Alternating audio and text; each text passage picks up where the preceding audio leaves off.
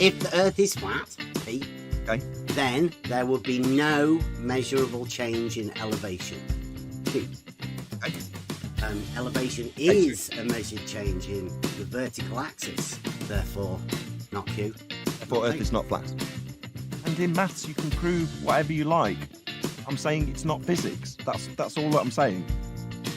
Yeah, so where does the proof of your flat Earth, where does that come into it? You measure Earth as flat with a flat baseline to a ground position to start. You can also prove a flat Earth by measuring angles. How useful for proving a flat Earth? It's a measurement of a flat Earth. Okay, measuring things is not scientific. Yes, that's correct. So what about the proof then, right? Does the proof of flat Earth that you have, does that lie within the bounds of science? I will get triggered now because this is dishonest prick. Okay, measuring things is not scientific. Yes, that's correct. Well, I was just wondering, when you were talking about proof of your flat Earth, is that the same proof as the proof that you were talking about with Jaren in science? I answered the first two times. I said no. Twice. No. I will No. get triggered now because this is Measuring dishonest prick. things like a flat baseline to a ground position to start is not scientific. That's a measurement. Science establishes Should I the show you how cause it's of an possible, effect. mate? That's the science we deal with. We deal with natural By science. using scientific And while method the knowledge can be put on the cover of a book as the science prove the Earth of is flat. ground position to start, here we specifically deal with natural Should I show you how science. it's possible, That's mate? the scientific method. by using There's the scientific distinction. method to prove the Earth is flat. And I'll agree with you. In maths, you can prove things in the maths. The maths itself is an abstract language. Whereas physics, that's science and the scientific method, is dealing with the physical. It's the difference between science, physics, the physical, and maths, which Should I is show an you how it's abstract possible, language to describe things. Now, if you're saying you can prove things with maths, 1 + 1 = 2. Ground position. Proof. To start. And you were equal to, you've had one plus the other one. I can accept that that's proof. Ground position. Maths. To No. start. In physics, it isn't proof. Should I show because you it how it's isn't possible, physics. mate? Physics is the By physical. using scientific method to prove the Earth Okay, is again, flat. I can use the scientific method to prove the Earth is flat. Not the Earth is flat because of scientific method. There's a difference. Shape is not science, but I can use method, the scientific method, to show that it is flat. Ground position. To start. Yeah. Yes, that's correct. I got your numbers, they're right here. Yes, that's correct. It's just as easy as 1, 2, 3. Sphere, not see You thing. have to open your mind. Flat, I see thing. Imagination is all you need. You do know science is also Don't deductible. take advice from fools. That is a fact. Everything that they say is in vain. So this is a flat Earth proof. Yes, that's correct. Never take advice from fools. We all know what they do is in vain. Should I show you how it's possible, mate? By using scientific Yes, method that's correct. to prove the Earth is flat. An Earth was proved to be flat by these measurements. So we would assert that that average is how average the level of level is. It's flat. There it is. That's how we use it. The deviation from that reference means it isn't flat. Everything is relative to you. I will get triggered now because he's a You dishonest prick. just have to say Yes, that's it. correct. Generality. Let's say what is Do your like model? those straight lines of curves. Means it isn't flat. Yes, that's correct. Drive down the road, don't you ever. The elevation changes make the Earth not flat. Third, then, it's a stupid argument. So this is a flat Earth proof. All of this goes. Don't report to FED or no one. I am my own person. I am my own person. Yes, that's correct. Everything that they say is in By using scientific method to prove the Earth is flat. Never take advice from fools. To prove the Earth is flat. That they do is in vain. Don't report to FED or no one. I am my own person. What's your observed phenomenon for a flat Earth? Did I say flat Earth was my observed phenomena, or did I say I can use scientific method to prove it's flat? Huh. Okay, what's your observed phenomenon? to prove that it's flat? I see too far. How's that? I know the game that you're playing, You want to know, JC? and I know exactly what's on your mind. Nah, I'm just letting the FED crew know You that got your playbook, it's alright. their lapdog needs more Your training model dictates what you will find, because you're an idiot. and I don't know Okay, what's your observed phenomena to prove that it's flat? where all of this goes. I see too far. How's that? Don't take advice from fools. Because you're an idiot. Everything that they say is in vain. I'm manipulating my position. Never take advice from fools. We all know what they do is in vain. Do I manipulate my position when I manipulate my position? Do I manipulate my position when I manipulate my position? What does your position have to do with the shape of the Earth? You have an angle towards this. You can also prove a flat Earth by measuring angles. Observe, which is How already useful too far for to proving a see. flat Earth. Now that is scientific fact. There's no real evidence for it, but it is scientific fact. The rebuttal is actually a straw man. And that's, why I want to clarify, because I think that's worth pointing out, that the rebuttal was a straw man. Nowhere in the argument is the words level plane even mentioned. Topography is not mentioned. And it's only about the elevation change, which is a measured change on the vertical datum. There is no conflation between baseline and topography in the argument. It's just a simple if-then argument about elevation change. And obviously the Earth is not flat because of elevation change. That's what the argument is about. I mean, we can read it out, the entire if-then, again, if it's needed. Read me one more time, just so I can hear it again. Sorry, say it one more time. If the Earth is flat, Pete, Okay. then there would be no measurable change in elevation. Q. Okay. Elevation is a measured change in the vertical axis, therefore not Q. Therefore, Earth is not flat. But the refutation to the argument being that there's some sort of conflation going on between a baseline and topography is just a straw man, because that's not the case for anybody who actually reads the argument. That's my point. Well, it's not an argument because you're convoluting the baseline from which you will measure, which is your mean sea level. You're convoluting that with the topology you're trying to measure. So it's not an argument. Just you're misusing words. And me stating the fact that mean sea level is a point on a vertical datum and not a level plane is just a statement of fact. Mean sea level is not a level plane, it's simply a point on a vertical datum. That's all. Yes, but it's not a level. You don't understand that. What you just said. Non-argument, you stupid bonehead! Okay, again, I can use the scientific method to prove the Earth is flat. Not the Earth is flat because of scientific method. There's a difference. Shape is not science, but I can use the scientific method, to show that it is flat. Why do we have to listen to this incessant verbal diarrhea with the verbatim repetition of it? Merge it! Just be patient, guys. This happened before. Well, I was just wondering, when you were talking about proof of your flat Earth, is that the same proof as the proof that you were talking about with Jared in science? I answered the first two times. I said no, twice. You don't understand. Earth is not flat. You don't understand. Earth is not flat. Yeah. Yes, that's correct. It's not my problem if you don't want to learn. You're just on your own. Where's the science for a stationary Earth?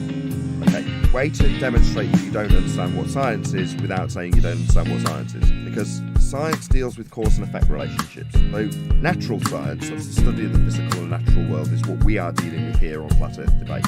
Now that is exclusively the singular scientific method. That is exclusively illuminating the cause of naturally occurring phenomena. So when you say, what's the science for stationary Earth? Should I show you how it's possible, mate? Okay. You're so used to being told that you can prove concrete nouns with science. By using scientific method to prove the the Earth is flat. Prove concrete nouns with science, do you expect us to adhere to that non-standard? Not the Earth is flat. Earth is not flat. Earth is not flat. Not the Earth is flat. It's not my problem if you don't want to learn. Because of scientific method. Shape is not science, but I can use the scientific method to prove the Earth is flat. You can prove concrete nouns with science, do you expect us to adhere to that non-standard? It's not a cause and effect relationship that you're asking about. So when you say flat Earth... Should I show you how it's possible, measuring mate? things is not scientific. Yes, that's correct. By using scientific method to prove the Earth is flat. That's not something happening. That's not an occurrence. That's not a phenomenon. You're not going to get an IVDV relationship. Do I manipulate my position when I manipulate my position? It's absurd to ask us for the science of flat Earth. You can use the scientific method, to show that it is flat. Oh, you can ask for the measurements of flat Earth, the geometry of flat Earth. Okay, measuring things is not scientific. Yes, that's correct. The practical application of flat Earth, you can ask for all those things and we can provide them. You don't understand. Earth is not flat. Not the Earth is flat. You don't understand. Not the Earth is flat. Earth is not flat. It's not my problem if you don't want to learn. To a ground position. Just on your own. But asking for the science of a concrete noun demonstrates you don't understand what science is. To a ground position. No reason. To start. No logic. Ground position. No wisdom. To start. No worries. It's elucidating the cause of an effect, and the effect You're just on your own. exclusively natural. Only natural. Does that lie within the bounds of science? No. Ground position. To start. So what about the proof then, right? Does the proof of flat Earth, does that lie within the bounds of science? No. Well, it's not an argument because you're convoluting the baseline from which you will measure, which is your mean sea level. You're convoluting that with the topology you're trying to measure. So it's not an argument. Just you're misusing words. What does that have to do with the shape of the Earth? Sphere, not see thing. Flat, I see thing. I will get triggered now because he's a dishonest prick. You can use the scientific method to prove it's flat. Flat itself is not a science. You want to know how I can use science to prove it's flat? Have you ever thought of that? How do you do it? Was that your proof. exit?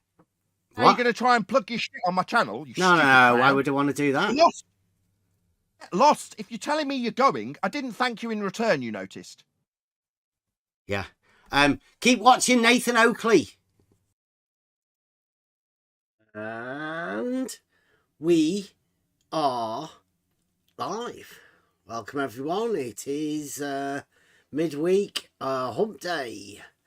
I think this is like a logic day. We try and go over the reasoning that has put us here in the first place. So, welcome. As you heard, the Earth is not flat.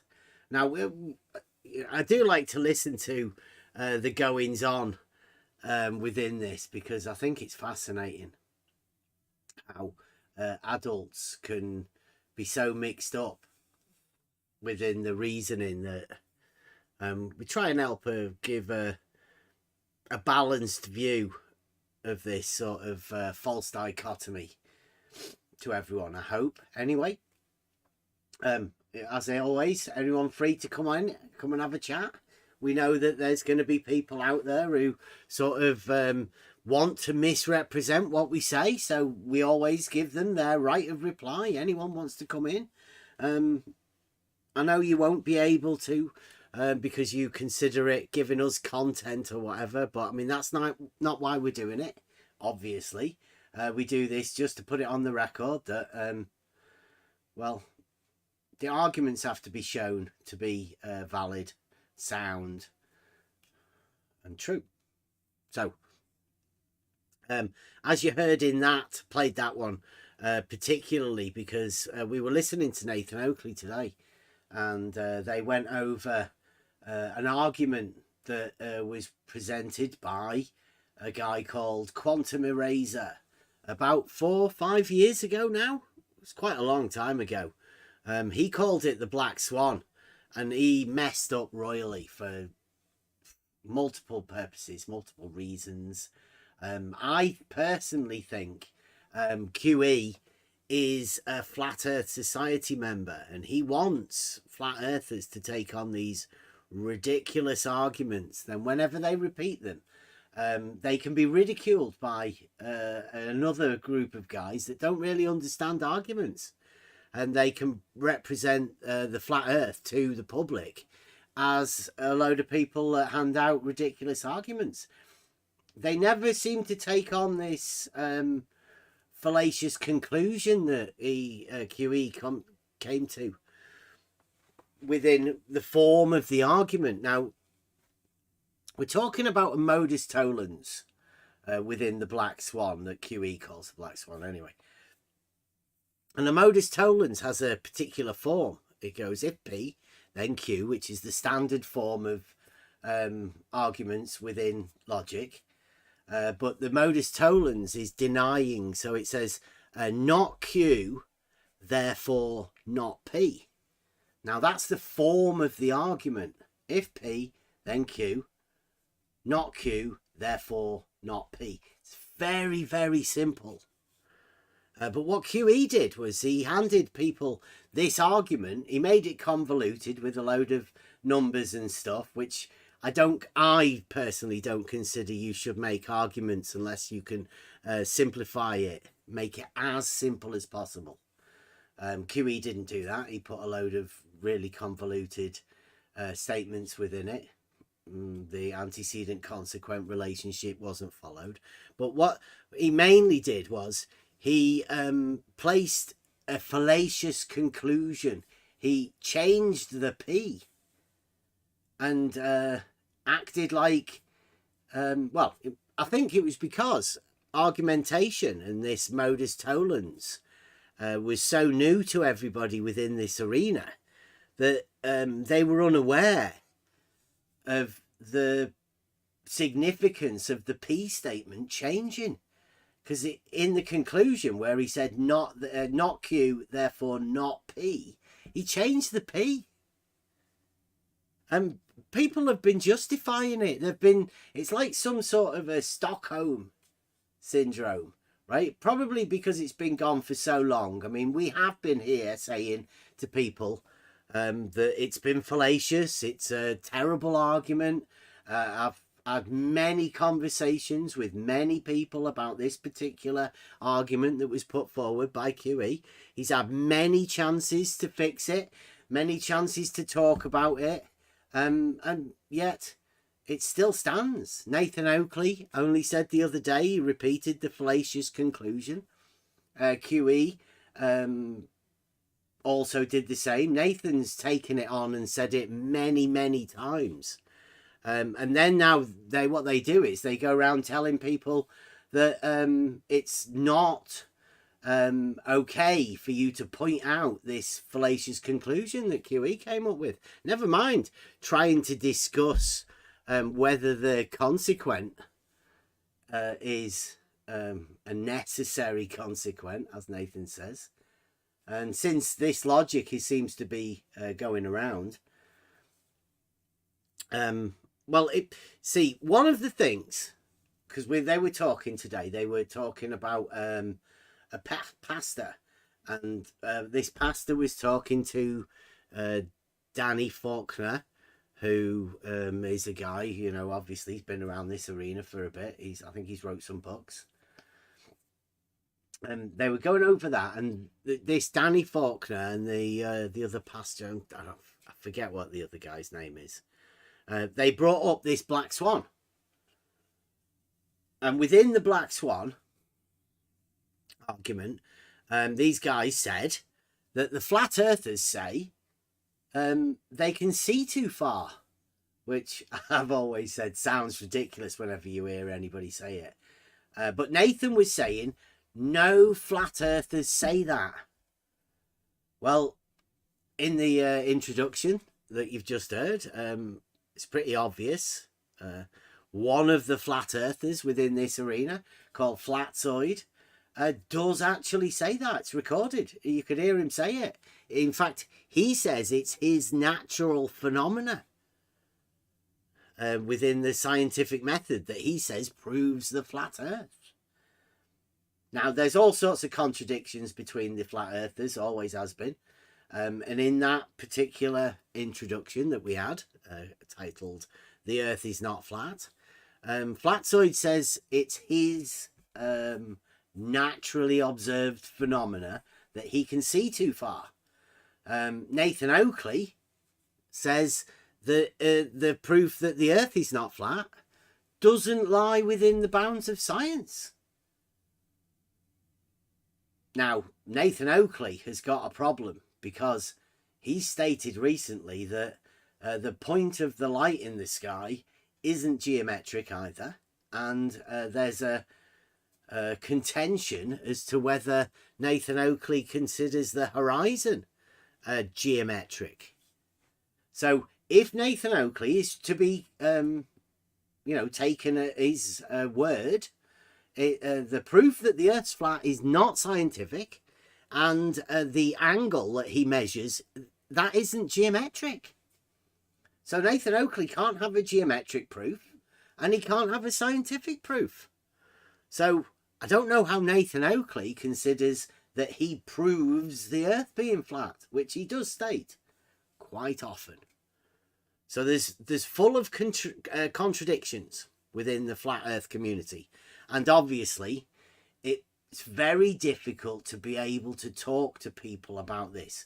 QE has spent 4 or 5 years running away, I'd say, or purposely not engaging in the conversation about his fallacious conclusion that he came to in an argument that he's claimed is his. He made the argument. He was bragging about it the other night. Fallacious argument, entirely QE's, and he's not going to talk about it. That's the state of the flat Earth that we're in. Nathan Oakley and Flatzoid and QE claim to be leaders of the flat Earth community, putting up a really bad argument and trying to hand off flat earthers as though they think flat earthers are stupid.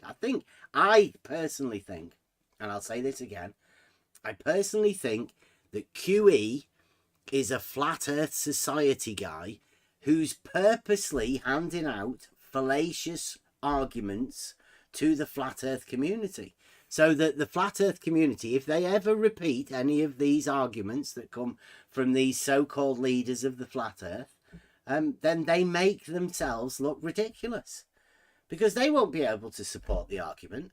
They've never heard QE support his own argument, why he placed the fallacious conclusion in it, why he made a consequent that you could measure a distance to the horizon.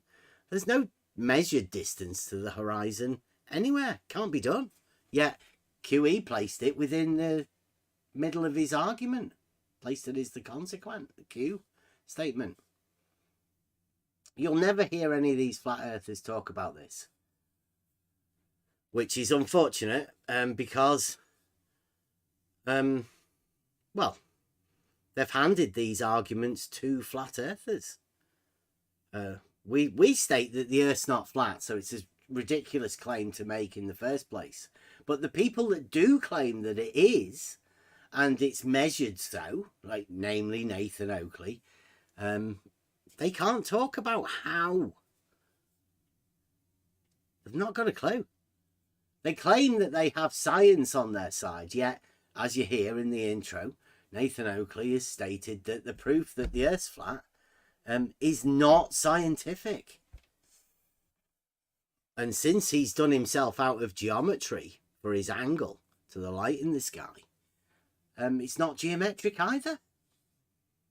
Were it to be geometric, he would be able to support it with a geometric argument. He can't. And that leaves us in a state of confusion as to wondering what they're meant to be doing. Now, anybody coming into this arena as a, a new person or unaware of what's going on would look into all of this ridiculousness and think, that's a little bit strange. I might want to go and ask Nathan Oakley some questions about it.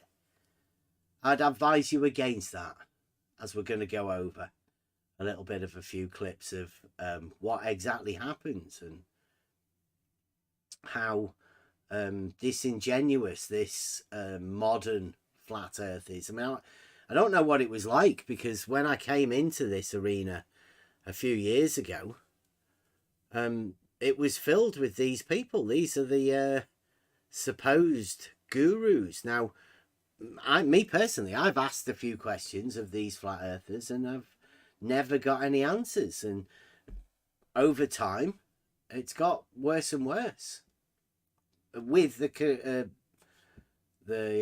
communication with flat earthers. It seems that they are a difficult group of people to be able to communicate with. They jump to conclusions. They make it extremely difficult to converse.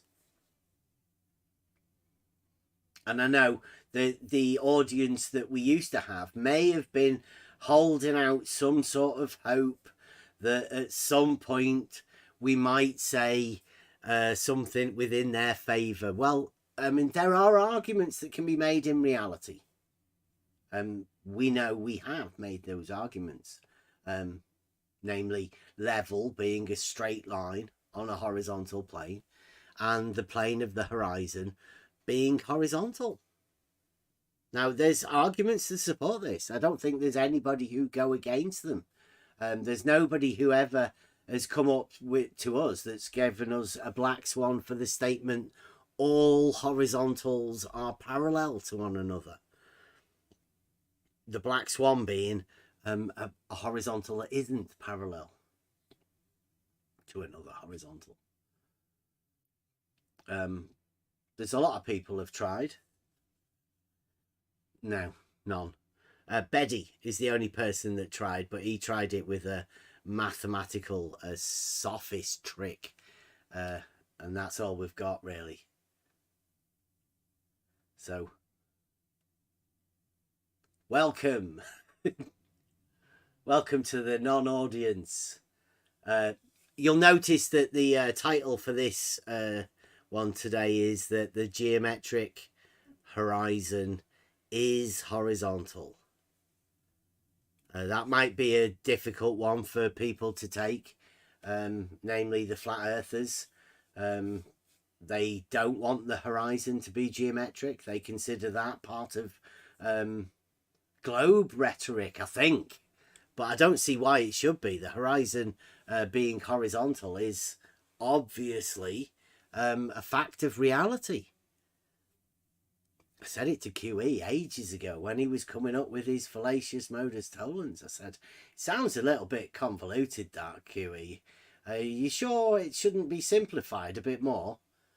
Why don't you just say that the horizon is horizontal? Because that can be supported by proper arguments. And QE wasn't interested. He said, you just stick to your level is horizontal and stay away from science, as he left the UK Discord server, I think it was. He got awfully upset. And he's never been able to talk about it since. It's a shame. He'd probably forgotten about it.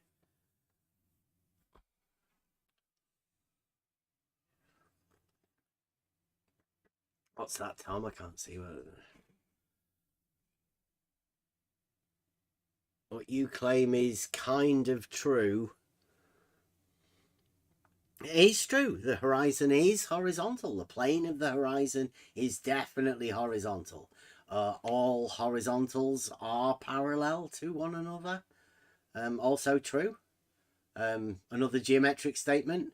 Horizontal and vertical, perpendicular. Definitely true geometric statements that can be verified by anyone. Unfortunately, I don't think Nathan Oakley and QE want to go along with those sort of statements or arguments from reality, because along with it comes the fact that the Earth is not flat. Now, you may have a different understanding of what the Earth being flat is. I would state you would struggle to have flat being anything other than flat. Were flat to be not flat, then that would be a contradiction in terms. The law of non-contradiction would apply, and it would immediately become fallacious. That's for people to decide for themselves. I think the modern day mind might be able to incorporate contradictions within it. You off? Yeah. The real globe. Yeah, that's right, Level Bastard. Yes. On the real globe, the plane of the horizon is horizontal. Everyone knows 'tis globe. See, even Tom agrees. The plane of the horizon is horizontal. It even appears to be so. Yeah, but he's trying to contradict, because appears means that only appears, but it is not in fact. No, it doesn't. It is horizontal. The plane of the horizon is horizontal, and it also appears to be horizontal. It can be both.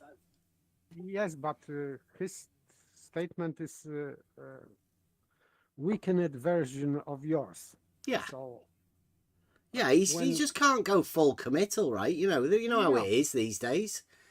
Somebody's told them that modern day science can't prove anything, so they have to have this little bit of wishy-washy statements. I mean, we'll leave that to them.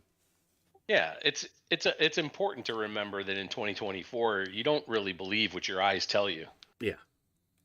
Yeah, Right? They're gurus, like people like Fight the Flat Earth have told them that their senses lie to them. I mean, they lie to each other, they lie to themselves, so why wouldn't their senses lie to them as well? Sure. You can go to any, as we've talked about many times, right? You can go to just about any topic and actually see this in action. You can go to the whole, are a certain gender. You can go to what happened in the last 3 or 4 years in the world. You can go to what politicians do or don't do in a political sense. You can go to all of that and just, it's not really what you see. Yeah, sure, you see all that, and we could provide all the statistics on all that stuff, and it's just not what you see. That's kind of the thread I think that Tom is putting out there. Yeah, I don't blame him. Yeah, you can't blame him. I mean, no one wants to be put in a situation where you have to, trust what your senses tell you.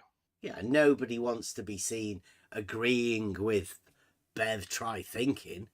It's been set up, right? Right. Everything I say is a lie. So you'd struggle to agree with anything, really, even no matter how genuine it seems, whether you can verify it yourself. The well has been poisoned that much that people will struggle, obviously. Probably why the numbers are down. Yeah. Tom says that he might see if he can get his mic to work so he can come in and tell us how we shouldn't trust our senses. Yeah, well, I mean, he can speak for himself. I know if you set up enough of an experiment for yourself to validate things for yourself, then you can trust yourself. I would. I know I do. I trust my own judgment. I trust my own proofs. I trust within myself that I wouldn't say that I'd tested something if I hadn't actually tested it to the fullest. So yeah, anybody, if you want to come in, Tom, feel free, pop on in. Yeah, I think we're being desensitized to believing in ourselves and believing in actually what we see. You know, we're convinced by politicians, media, you know, largely, you know, that what you see isn't what's actually happening. What you've, yeah, what you've perceived is not real. What you feel is not valid. Mm-hmm.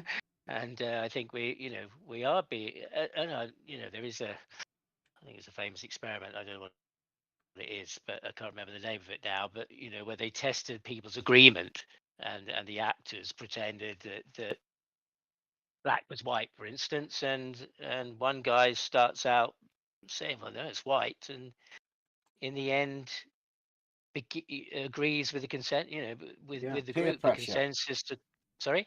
Peer pressure. Peer pressure, under Yeah. peer pressure, yes.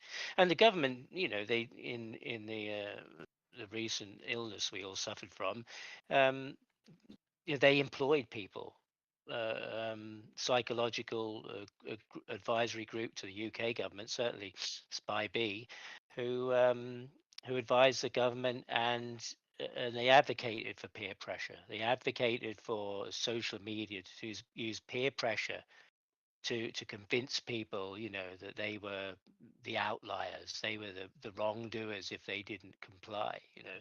So they know full well how the psychology works. And sadly, you know, as humans, we're a bit vulnerable to those things. It's, you know, it's not really to blame. I don't know what it is really that makes us want to do that. And I don't know, is it to need to be liked or to feel valid, or I'm not sure really. You know, that's a psychological thing, and you know, it can be a tough thing to stand up against and resist, and you know, stand your ground, stick to your guns.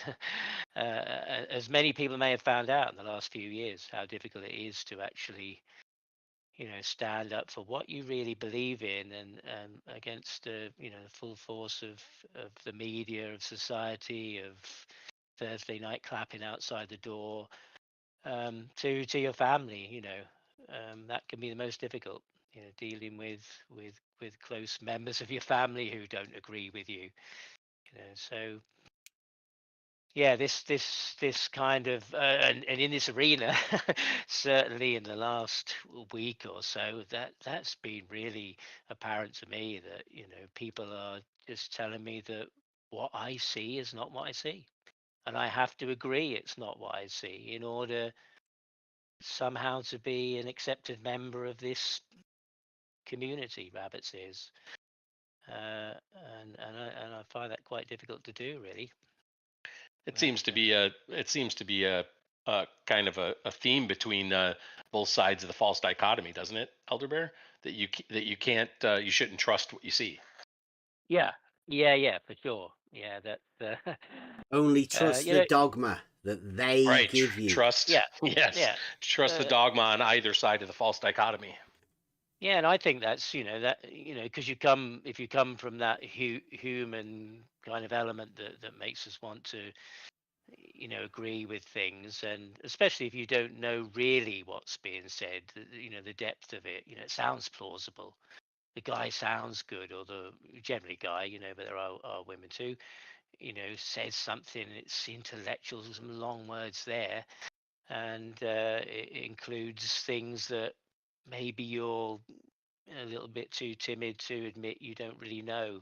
That's another aspect of it, really, is admitting you don't know something, you know, in the face of people. That can be quite difficult. So sometimes easier to go along with it than to say, well, I didn't really keep up with that maths, or I don't really know that stuff. And yeah, so yeah, it can be easier just to go, oh yeah, that sounds good. Yeah, he seems to know what he's talking about, and he made, or he ridiculed somebody in front of me, and that looked good. Yeah, and he followed the argument. It seemed to make sense, and then, you know, you start chanting for one side, who's the best striker or whatever in your opinion. Yeah, I over the last few days or whatever, we've been over to different channels, and I've heard a lot of people ridiculing other people. It seems like a regular thing. Sometimes it's globe guys ridiculing the flat earthers, like we heard Flatsy was getting ridiculed by some guy the other day. Somebody had told Flatsy that the horizon rises to eye level, so she repeated it, and then a guy started ridiculing her for saying that. I asked who's told her to say that, and nobody answered. Apparently nobody's told people to say that the horizon rises to eye level. Strangely, in a room full of flat earthers, the community didn't have her back because it was silent. It was only Bev, the strange guy who nobody wants to kind of listen to, who stood up and challenged this guy, really. And no thanks for that was given, but yeah, there was silence in the room when she was being challenged, and yeah. Well, that seems to happen a lot in all of these arenas. People prefer to hear the people being ridiculed and people bad-mouthing other people. Maybe that's why the numbers have dropped. Maybe that's why people don't want to come and listen to this. Perhaps they really like it when other people are attacking other people, or they're ridiculing other people, or they're bad-mouthing other people, slandering people. I'm not going to do any of that, because we've always been about the argument, about the presentation of the stuff, trying to reason our understanding of these things. I find it strange that the flat earthers can't admit that the horizon being horizontal, or the plane of the horizon being horizontal, is a geometric statement. It's got plane and horizontal. They're both geometric understanding of our reality. We use these sort of terms all the time. And for anybody to say that that's not geometric, I find stunning. Because Nathan Oakley, as we've heard recently, he's thrown away the geometric understanding of his own arguments. Yeah, it's been pretty confusing for me, that. Because I've heard, I've listened to people talking, the top guys, Brian, Adam Meakin, the top guys in that group of people, Adam Meakin, Nathan Oakley, pretty much every flat earther I've ever heard in any discussion about the horizon, they all say it's apparent. All of them. It's the apparent horizon. And last week I did make a mistake and said it was Earth Awakenings, but it's 24/7 politics. Nathan was over there and inviting questions, and I asked him, is the horizon apparent or geometric? I've heard you say that it was apparent, and he denied he'd ever said it.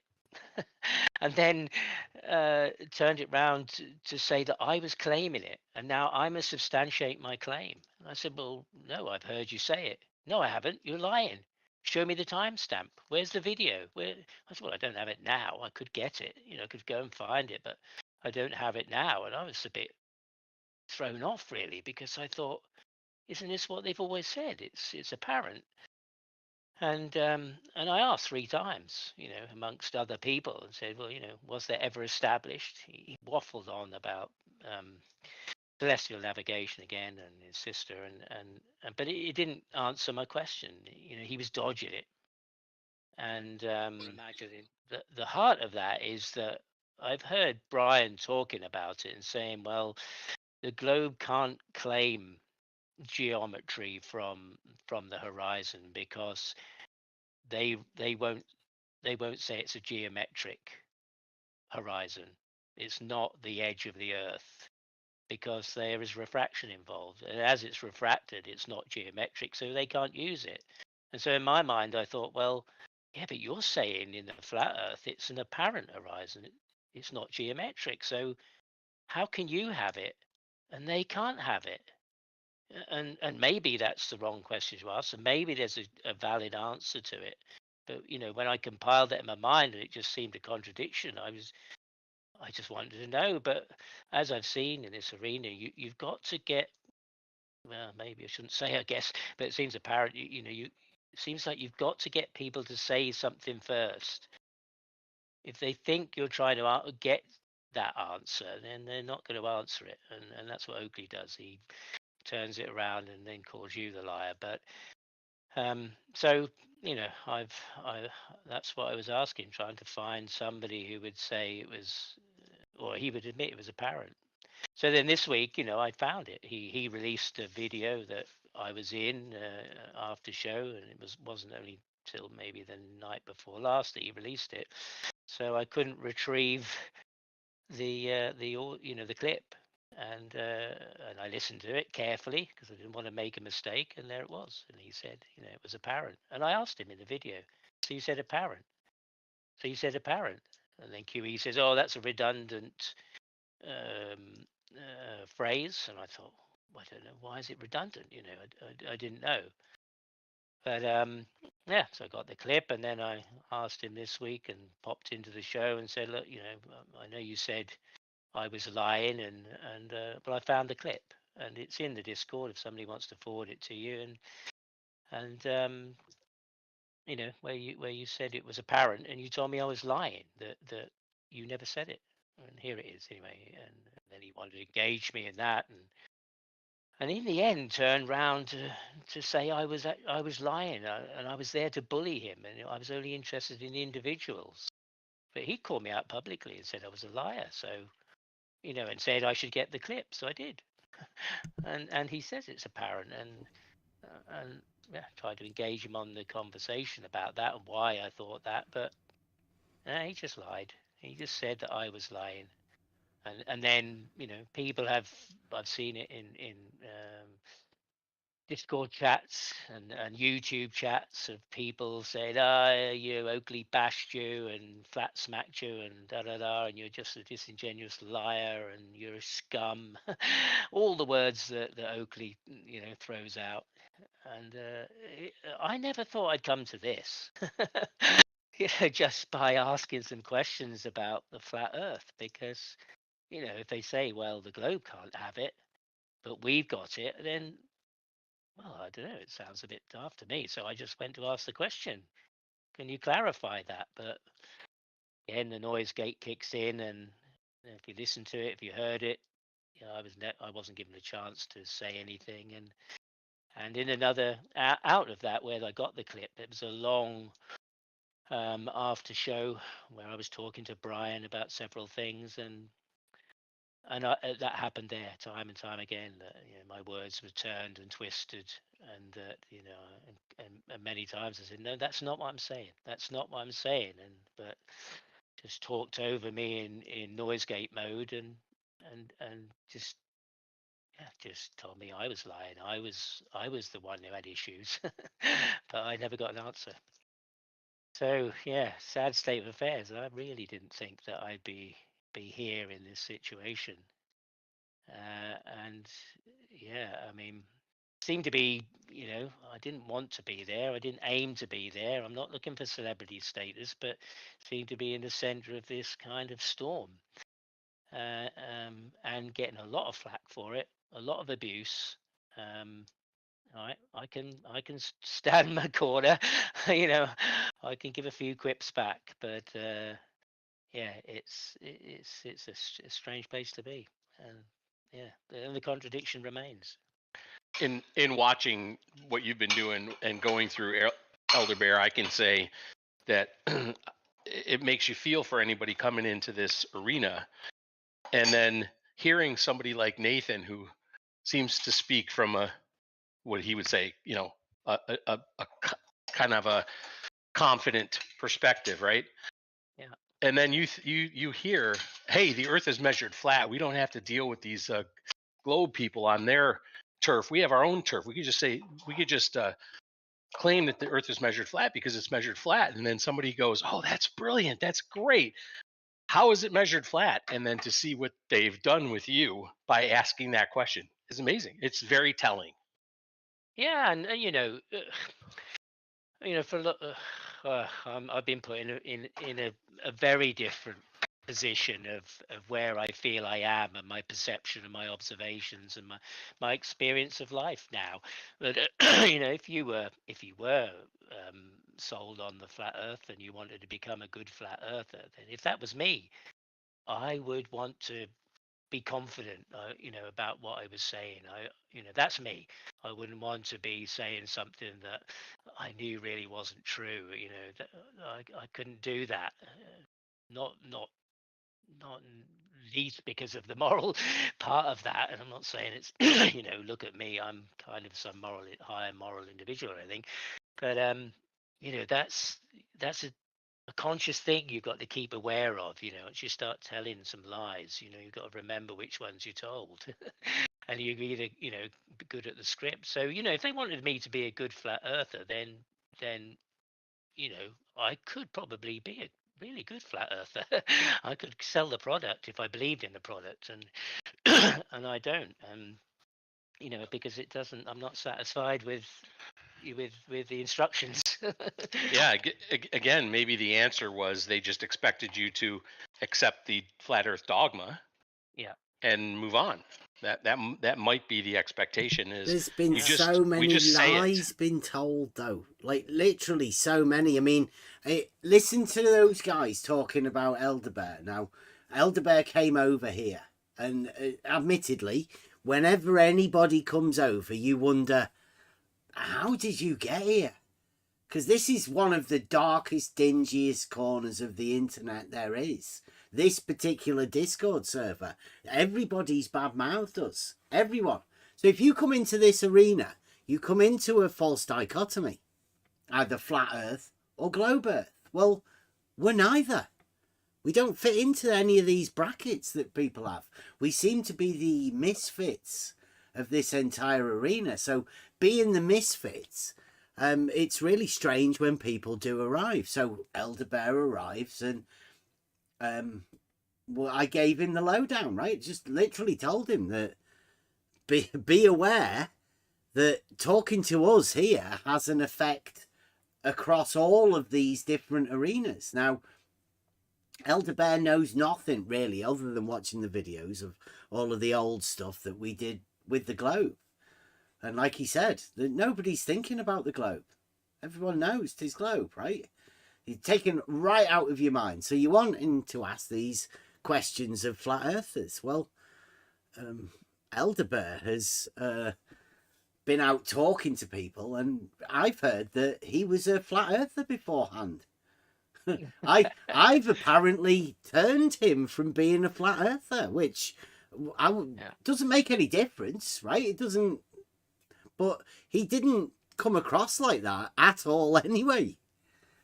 But the flat earthers have said that, haven't they? Yeah. I've never bought into it. I've looked at it, and I've wondered about it. And I thought at one time, oh, that makes sense. It fits in with some ideas or some observations. It does. And it's worth questioning, isn't it? Right? I mean, that's what you come in here for. You're thinking, well, I mean, they're putting themselves out there. Why can't I go over there and ask them a few questions just to clarify what, where they're coming from?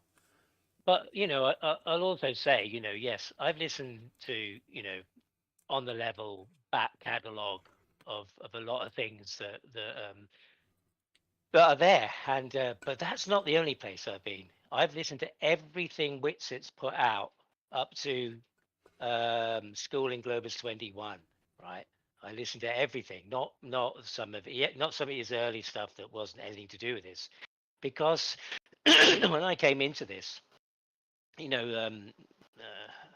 heard it on a local radio, and somebody mentioned Eric Dubay, and I thought, all right, well, if I'm going to look at this, that's where I went first. And then I heard somebody say, it was Dave Weiss appeared on a UK independent radio show, and that's when I had been toying with the idea and thinking, oh, maybe I should look into that. And I heard Dave Weiss on there, and the host of the show wasn't that keen on the flat Earth, but he was just fulfilling something his listeners had messaged him about. Really said, when are you gonna, do something on the flat Earth? It's big and this and that. And he said, well, I don't know. I guess he also was, he's concerned with losing his viewers. You got to be careful. He knows, he knows his radio. He knows what he's doing. But anyway, I heard him, and then somebody messaged him the next day and said, "Oh, Dave Weiss is not really the guy. You should look at Eric Dubay." So that's where I started. I looked at Eric Dubay, and then I did get to Flat Earth Dave, and but I was listening to a lot of the discussions there, and they're not debates, just discussions, and people with different podcasts and came from different angles and say, well, we've never looked into this. We've got Flat Earth Dave here, and Dave goes through spiel, and the hosts of the podcast, there were a few who were rabbit's ears globers, just by default, really, like a lot of us are, or have been, or whatever. And they started to question some of those things, but there was no depth to it. There was no. I thought, well, he's talking to people who haven't got a clue. They're not really questioning him. It's more incredulity they're questioning him from, or maybe a little bit of knowledge. But so I went looking for deeper stuff. I thought, well, there must be some people, some physicists or scientists or something, people are talking to who have a really educated opinion from the other side, and that's where I came across Witsit. And it's a higher level of discussion. There were debates, talking with PhDs, and I've since found out they're a bit of a joke.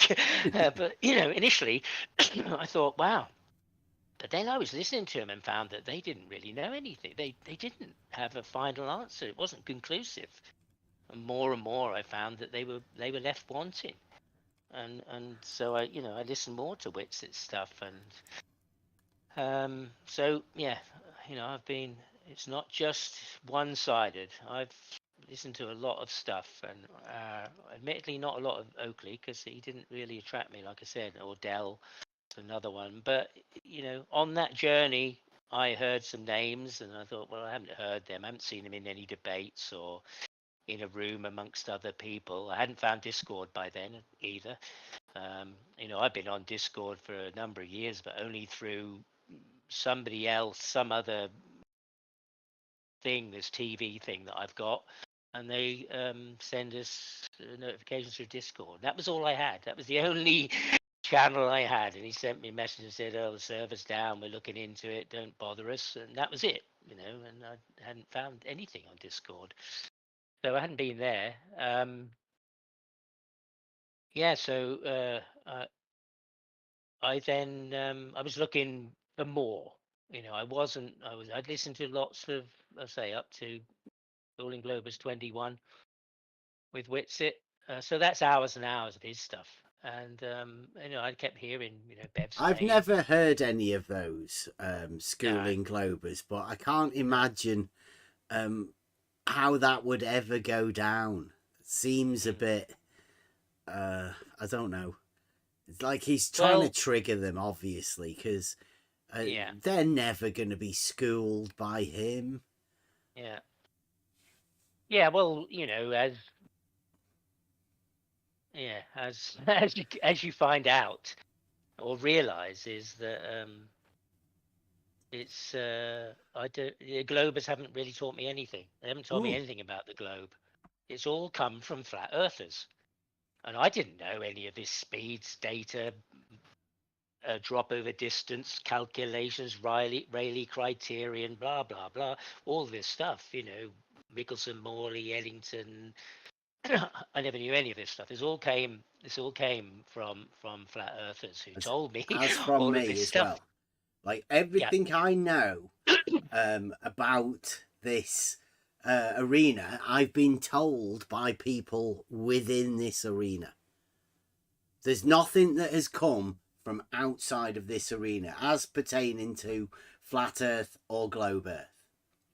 All of the stuff that we've dealt with in reality is the stuff that they don't want to talk about. They get triggered about it, both sides.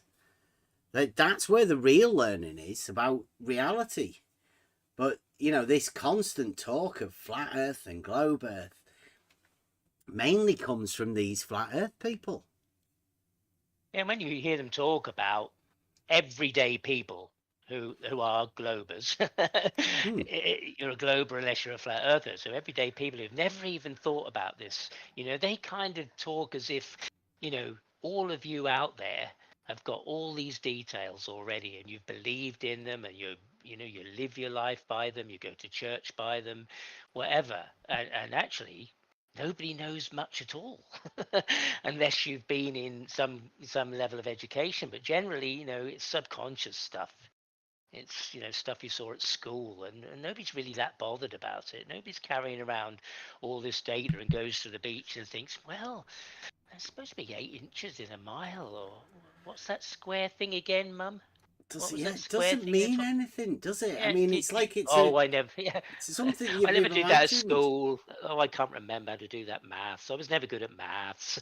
You know, they're going for a dip in the sea, and that's it. But they act like, you know, yeah, they're all indoctrinated in that way, in the data, not just in a subconscious conditioning of how the world is presented to you, you know, without question. I said my daughter was taught quickly about gravity, and I've been, you know, taught to recently just about ordinary things. Was, oh, look at the moon up there, it's full moon, you know. And then she talks in a way already like she's defending the model, and she knows nothing about it, but she talks like it is. And you know, that's come out of, certainly in this last year of her education, that's become, you know, they had the planetarium at school. They had a comedian who we saw at a Christmas show, who was a clown, and he came with his space show to school.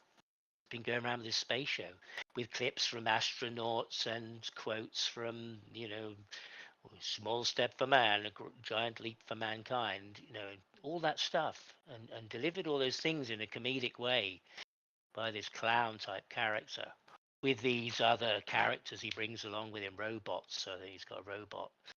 So it's been quite intense this last year. I've noticed in the education, in mobiles and planetariums, and in the geography that they're talking about. You know, when I look in the books, it's all that, all globe stuff and spheres and planets and.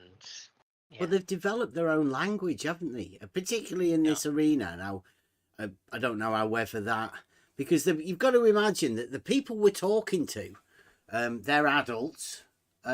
They could be teachers, and some of them do claim to be teachers. So these things that we converse with people obviously have a way to get back into the schooling system.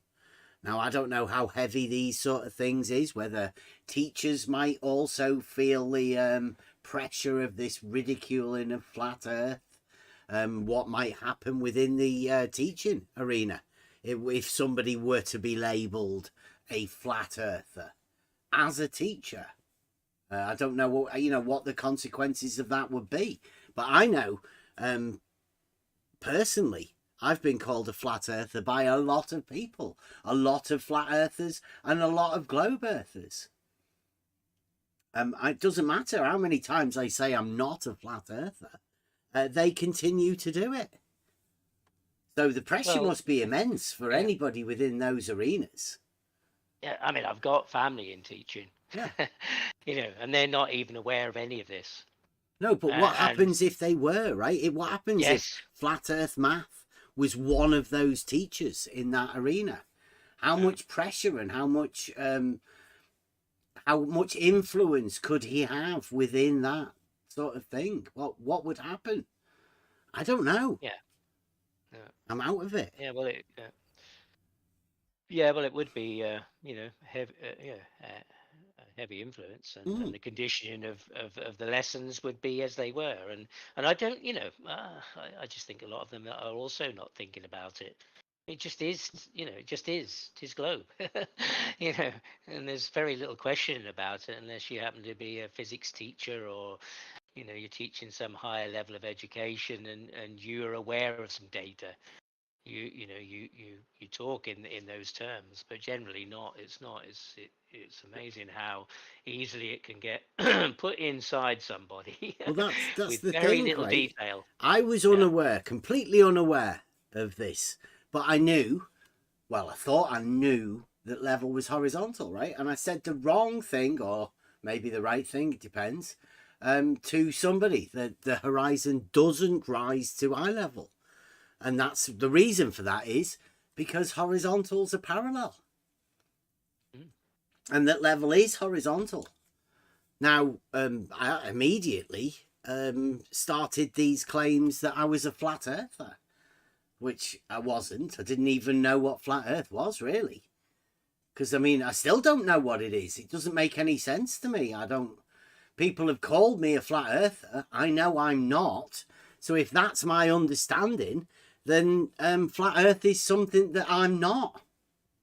Yet everybody calls it me. So I don't know. A lot of people have told me, the Globe guys have said that if you say level is horizontal, then you're a flat earther. Well, that's ridiculous. Because that's one of the ways that you can tell that the Earth's not flat. You can literally measure it not flat because of that. So there's a lot of people that try and force people's opinion by this peer pressure type thing that make you look in a way that doesn't fit reality. They pressure you into these things. I don't think it's right. And it's still going on. It's I can't see how it's going to get any better, right? It's only going to get worse. Said to Elder Bear, be prepared, because this is going to get really strange.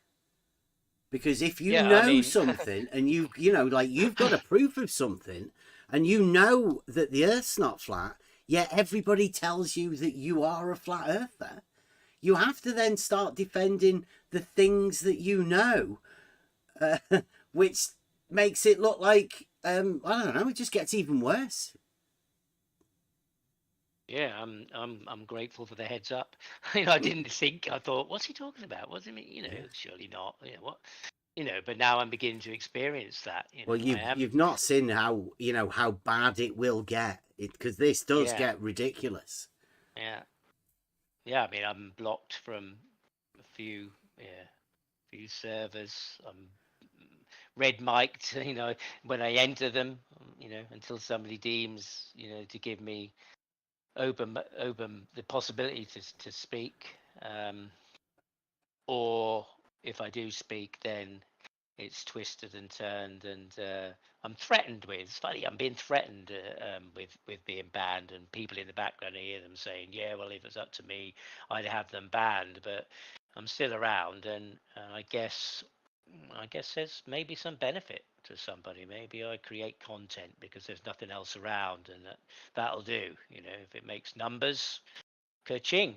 But I think if I was that much of a thorn in their side and so ridiculous, then I don't know. Maybe it's just the content. I thought they might have thrown me out by now, because if I'm as annoying and stupid as everybody's telling me, well, not everybody, but a lot of people are telling me, and trying to ridicule me.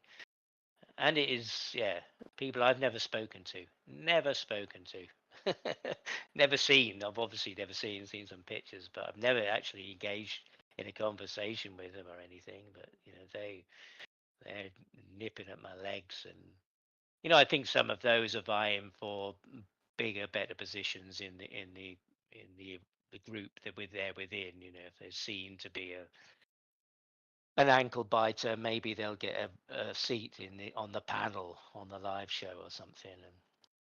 But I know that even if through this investigation, if say that I saw sense as supposedly I'm meant to as a flat earther, then I know that if I entered that and said, okay, I've got it now. Yeah, I'm sorry I disturbed you. I'm sorry. I was just trying to understand. I know at that place I would have to accept somebody who would control me and would control the narrative, and yeah, would have power over me. I know that that would have to happen, and that would be probably more difficult for me than agreeing to follow the narrative and repeat it. You know, that would be very difficult. And I said the other day, you know, I'm over here because nobody's putting rank on me. Nobody's telling me I'm stupid. No, you know, it's a free space, and yeah, it's not. I mean, some things we were talking about today had, you know, nothing to do with the flat Earth at all for the majority of the day, and I'm, you know, I've just got my headphones on. I don't know, well, how did I come to this? That I'm listening to some people chatting about personal issues, or, you know, they're on a game playing, and I'm thinking, why am I even listening to this? You know, it's a bit like family in a room, you know, Pete, that's all. You know, you might look and people go, oh, he's over there, his mic's open. Oh, you know, they're talking about us. He's being controlled. He's being instructed on the next. No, that's not. You know. Yeah, I hear some very deep personal things going on. People talking about some stuff that, you know, it's kind of feel like, oh, should I really be listening to this? But, you know, people are, you know, trusting enough for the people who are around to speak openly about what's going on in their personal lives and their family, or the stresses and strains they're under, or whatever's going on. Yeah, the real Not, people, yeah, right? In real this, people. the Yeah, real people, and with yeah, real and personal yeah, issues going on. yeah. And aren't we all looking for, you know, a group of friends, a group of people we can be amongst, you know, Yeah. who they don't have to. We don't have to agree, you know. But they're not, you know. Yeah, not any. For me, it's not anybody pulling rank on me, and that doesn't mean that I don't have to respect somebody and respect somebody's, you know, greater knowledge of a subject, or, you know, and think, oh, you know, he's trying to be all, you know it all. It's not, you know, not that at all, you know, because you can grow with that, and there is a space for me personally that feels comfortable in that. So, and yeah, the added benefit, which I'm not, you know, cashing in on, but the support I've got here with this, because if I was alone and I didn't have this and I didn't have some people to talk to, I don't know quite where I'd be really. Yeah, like the In this. conversations that you go and have all out Yeah, there. I mean, some of them they get crazy, right?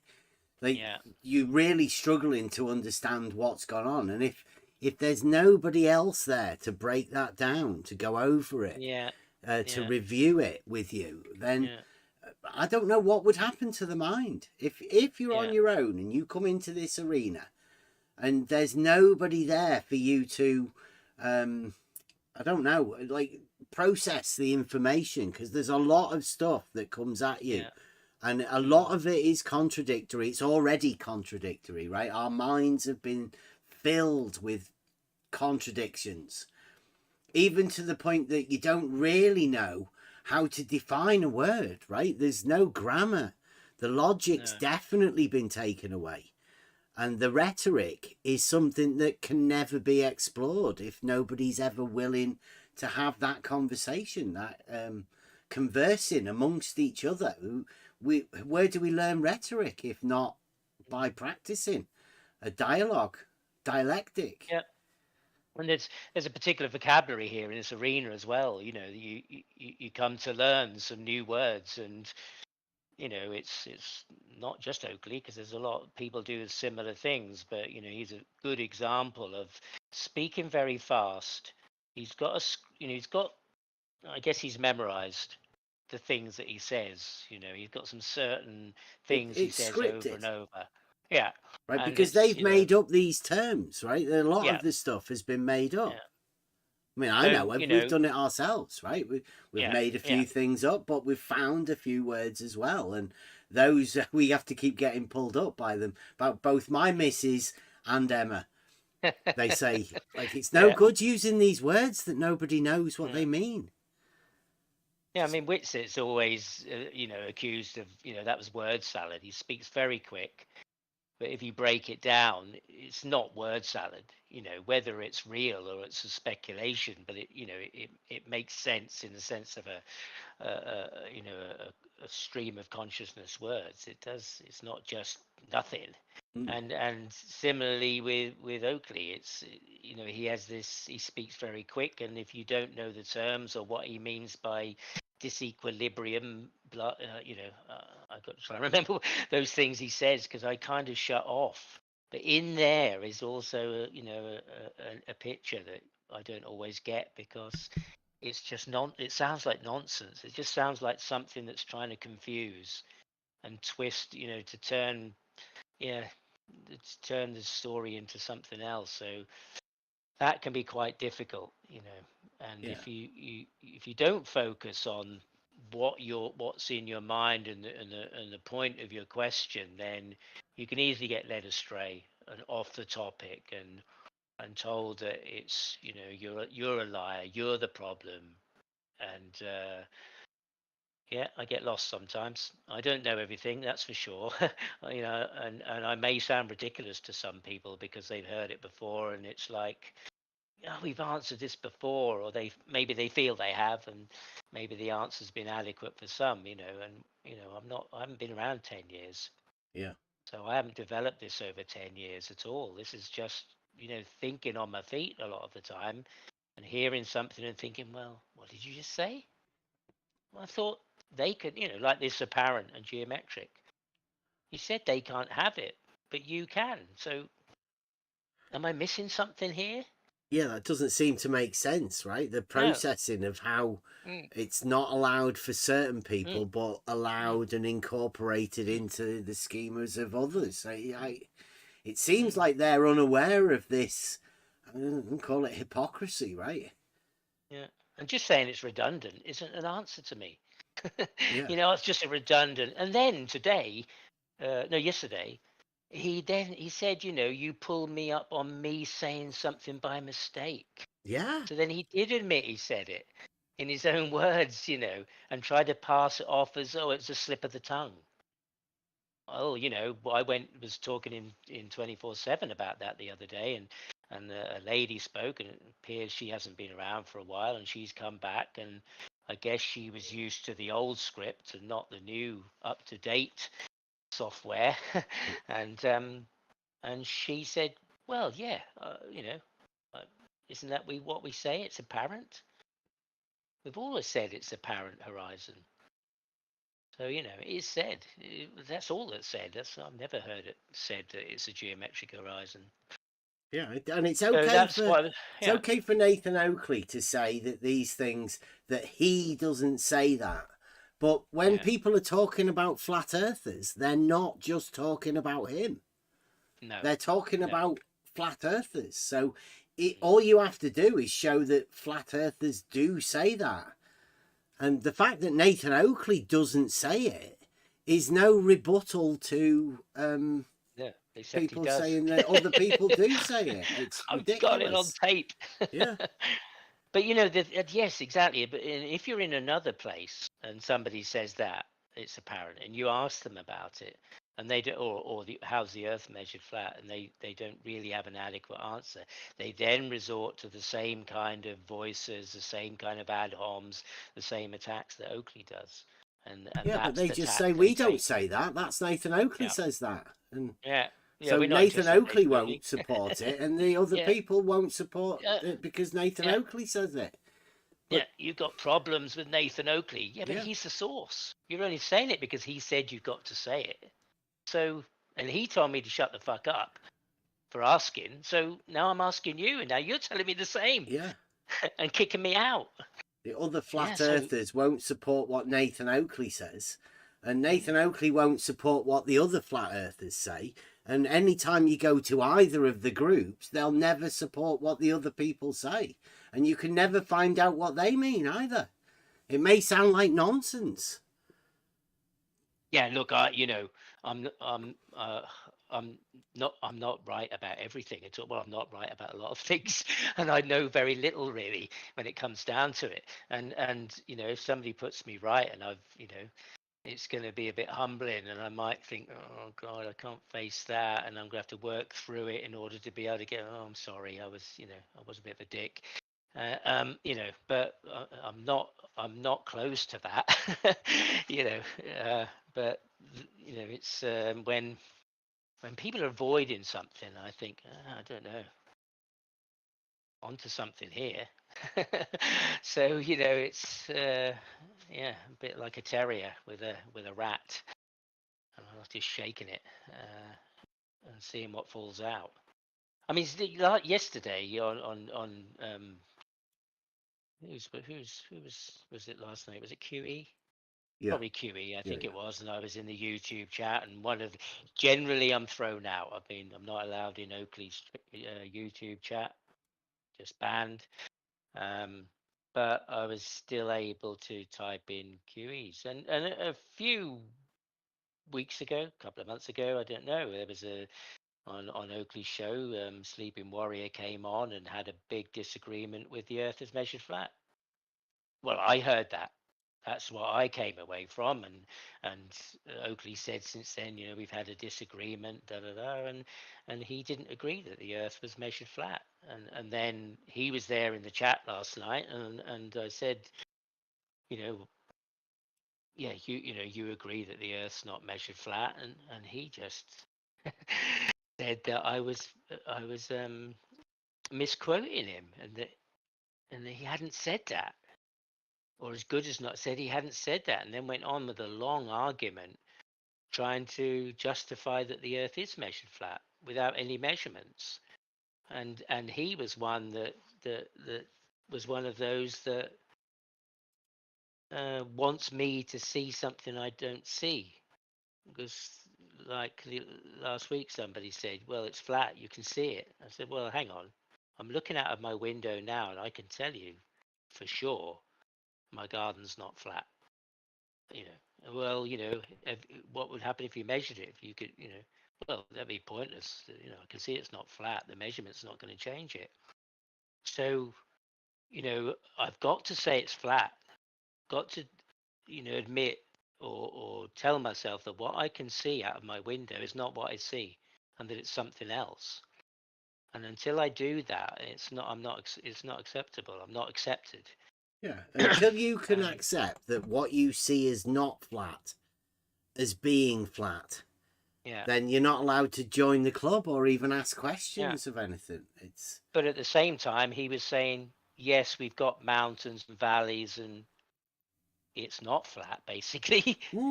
Yeah, we know it's not flat, but it's measured flat. How?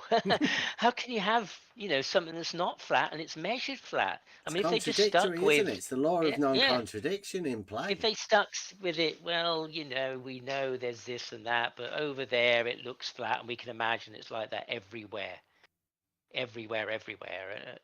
then maybe you could go, oh well, okay, mate, But when you say it's measured, that's another. It's a much bigger value than the other claim, really. And yeah, it's you do not see what you think you see. Well, I guess everybody knows, right, that what we're dealing with here is talking to flat earthers, and that's been said to be a rather difficult thing for anyone. And I think Elder Bear, maybe like me, up for a challenge, right? It's hard work to talk to flat earthers. You've never even really had a chance to talk to one of the full-on globe defenders yet. We literally just talking to the flat earthers to understand their points. It's been weeks since I spoke to a glober. Good afternoon. Who claims to, Rob, who claims to have a globe affliction. It's been weeks and weeks and weeks. And I think it was Scott Mackey was the last person that I spoke to. And since then, I haven't spoken to one. It's all been flat earthers that I've been talking to and asking, well, how's this done? How's that done? I'm not in any back rooms in any kind of privileged groups of people and well, I guess that you give could call that that a away. cult, I guess, Right. you know, amongst just pure flat earthers, and in a private kind of place where the public can't hear, you know, somebody being exposed or having to say they don't know or whatever, where I could go and ask those questions. There's nowhere else to go. A little, you know, private group of people where we can just take it behind a, you know, in the back room somewhere and talk about it. And this is public, so you know that's the only place you can go to ask about it. Now, do you mind if I class you as a Mr. Average? Right, I know. Yeah, Obviously, to not me, really, but you're obviously yeah, go on. not, because there's Yeah. not many people that can actually go in and talk, right? But I would hope that you consider yourself as just a fresh newbie to this, as though Yeah. you would be walking into a party or whatever, right? There's a group of people and you want to sort of converse with them and find out what they're doing. Now, they're claimed to be a group, this flat earth frantic bunny ears. QE said the other week that they're it's not a community, obviously, right? Because there's so much division being even done within these groups. Like you've heard, obviously, Nathan Oakley and QE, they don't really like Witsit because of all the name calling and all of that sort of stuff. Now, I don't know what Witsit's done to Nathan or QE. Ether. Well, but in a similar way, they're the same with you now, because you've done something to them in a similar sort of way. Now, you can apply that to Witsit. I mean, Witsit doesn't really need to do anything. He just needs to have a different opinion, it seems, anyway.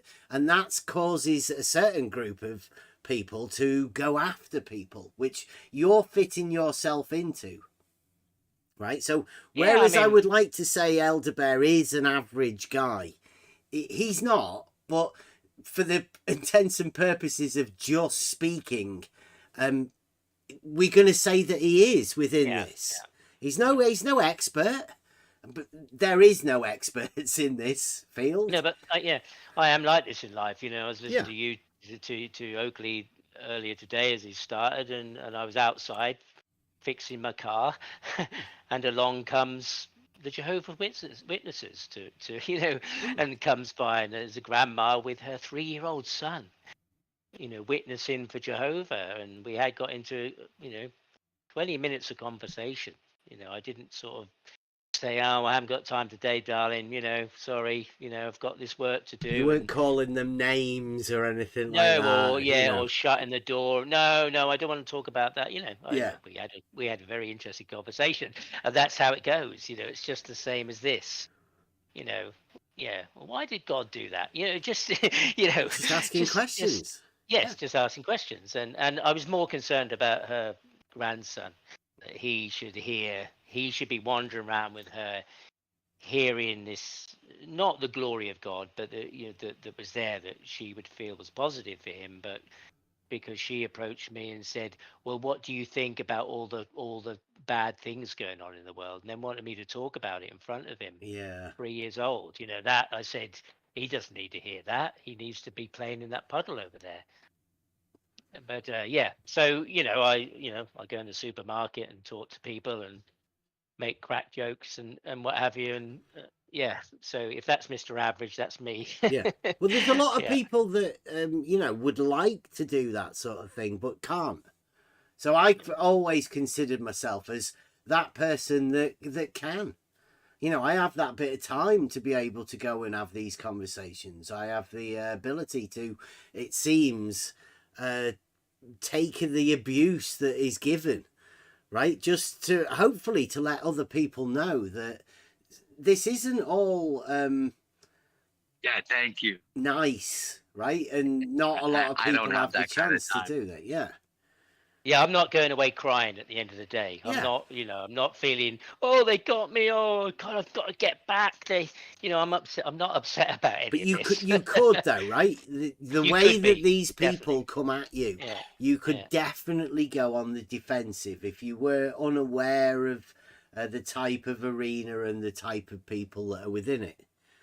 Yeah, and I think if I was, like you said, totally on my own in this and didn't have anybody to bounce some things off or talk to about it and said, hey, did you hear what happened?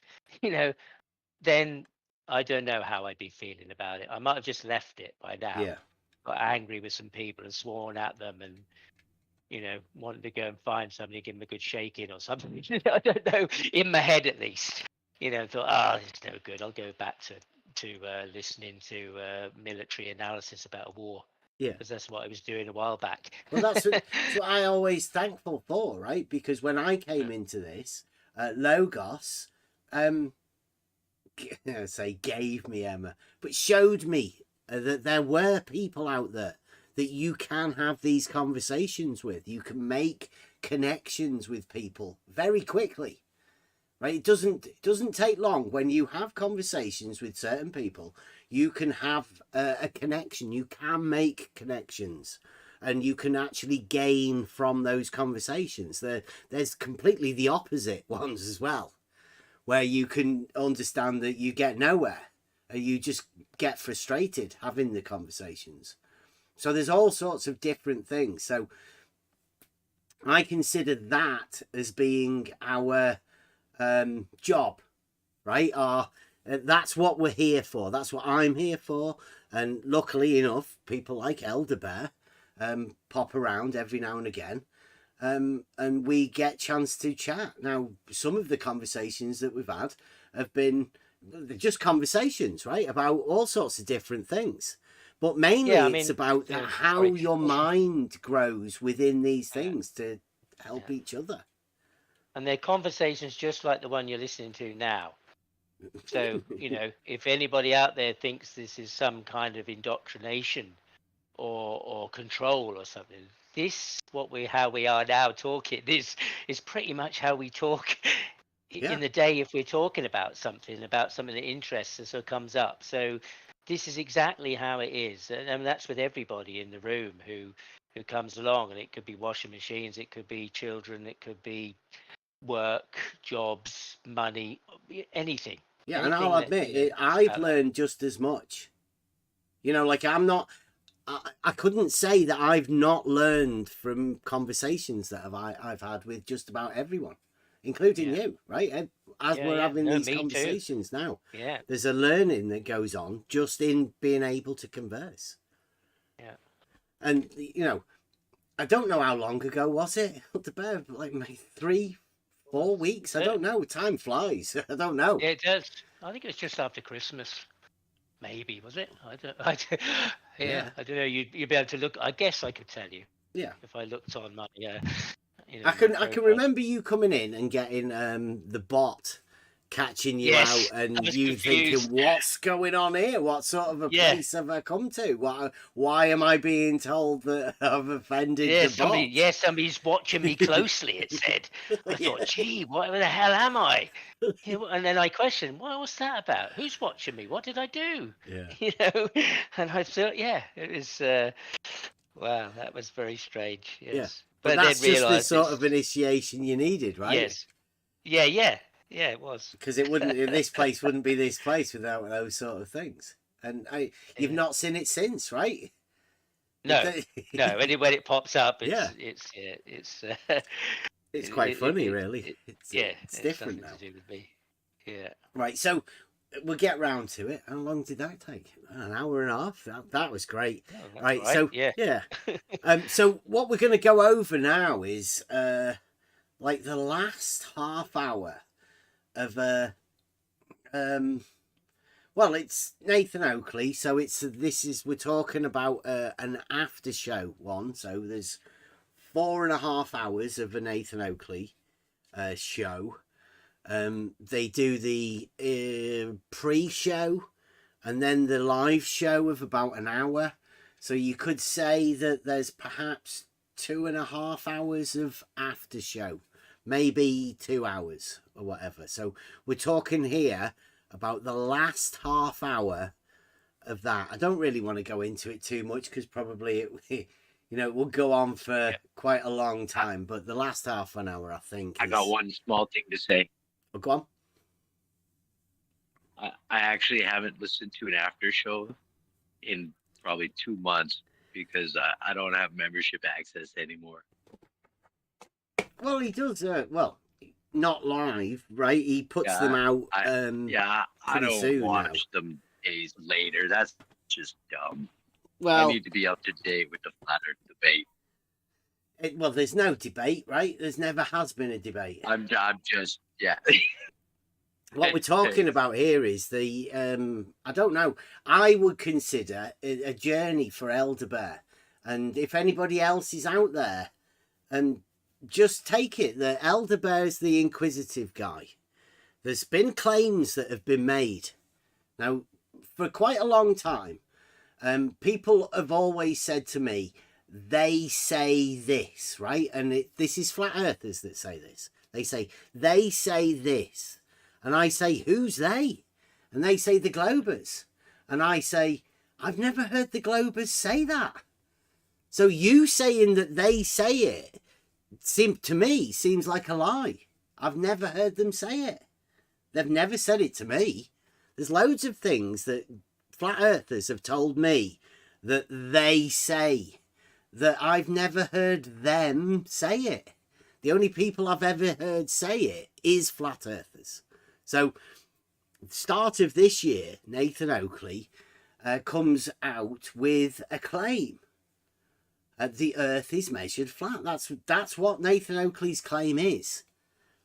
And Elderbear, like a lot of people, I would imagine, there's people out there who are going to hear people saying this, because Nathan Oakley's telling people to go out and say this to other people. Now, when you hear that, if you've got any sort of a practical mind and you've done anything, out there in reality, job-wise, joiners, bricklayers, farmers, it doesn't really matter. You've done anything practically.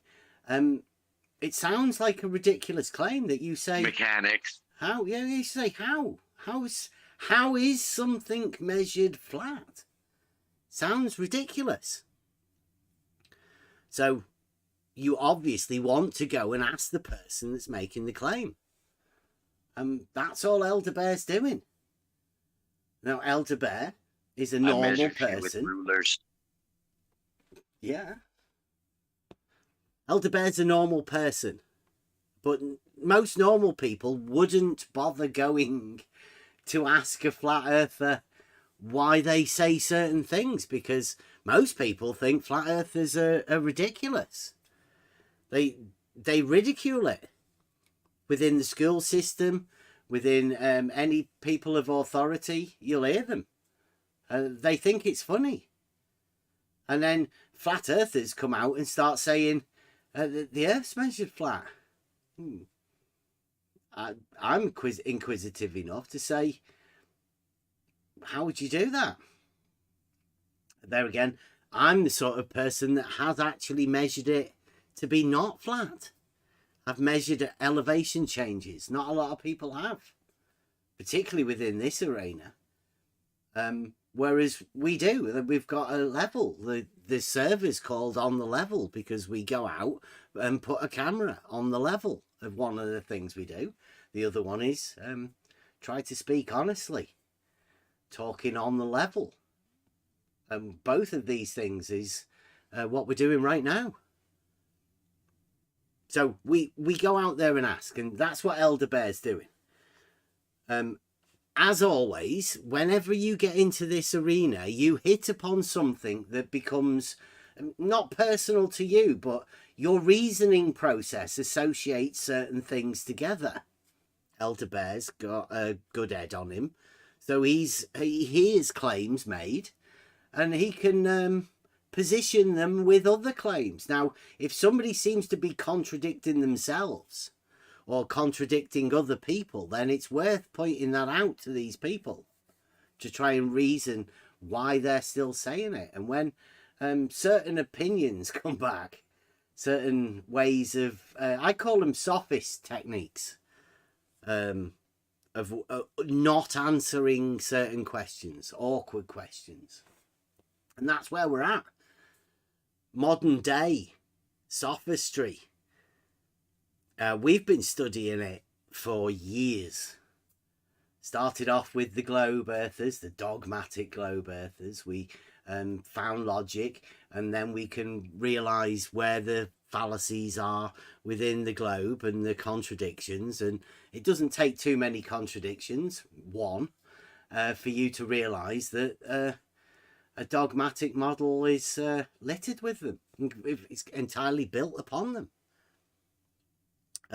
When the flat earthers also start doing this, you think it's, hey guys, let's I best help you out here by pointing out that there's a fallacy here, there's a contradiction, there's an inaccuracy, there's a reasoning breakdown. It's worth pointing it out. Well, when you get a response like you're going to hear, it's worrying. You are forced into a position that you have to reason why this is occurring. So are you guys in there on the thing? I've got the transcript on at the side, so you can see that. There we go. So this is, like I say, the last half hour of thing. You told me 4:17, so we're coming from a little bit earlier than that, Elder Bear. I'll just let it roll. If you need me to want to ask you something, then ask me. Otherwise, So obviously the Elder Bear that you're hearing is the Elder Bear that's here, but in Nathan Oakley's. Do we have a date on it? 207. March the 31st. Yeah, okay, March so like 31st. 3 or 4 days ago, yeah. Yeah. Okay, right. Well, let's hear it, a bit of it. Make sure the sound levels are good. But do you want to define horizon for us, there, Edda Bear? Sounds like Anthony. Want to define what a horizon is for us, there, Edda Bear? Was that sound levels sound good there, or is that? It is low, but is it? I think Discord's done an update or something, so we can. I can make it. I can make it louder. Yeah, let me. Discord, I don't know whether I can make it louder for everyone out there. So give us a second. I will just head into my settings.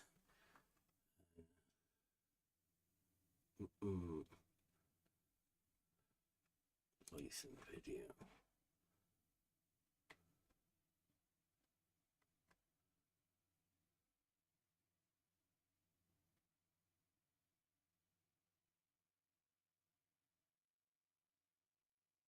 There's something. There you go. Right, I think that should be a little bit better. Yeah, I'll just say, yeah. Well, from that little bit I heard, you asking me for the definition of horizontal, and I don't have the Merriam-Webster programmed into my mind. I'm under pressure and thinking, what is it now? Yeah, well, So that's something that is that's what beginning happens. to annoy me. Because they're asking you for a definition, whether it's your definition or somebody else's definition, from a particular source or whatever, then I don't know how people are meant to answer this. Why should people have to define things?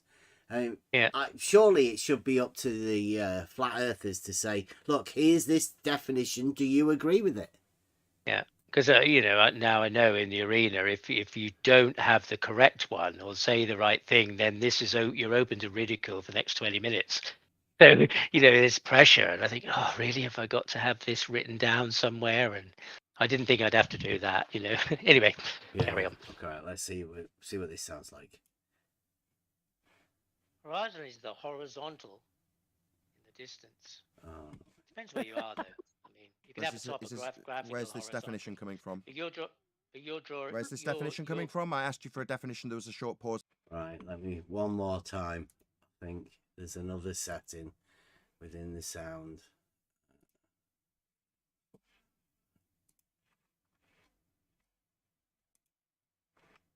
Keeps turning my sounds down. Hey, look at that, down to 30%.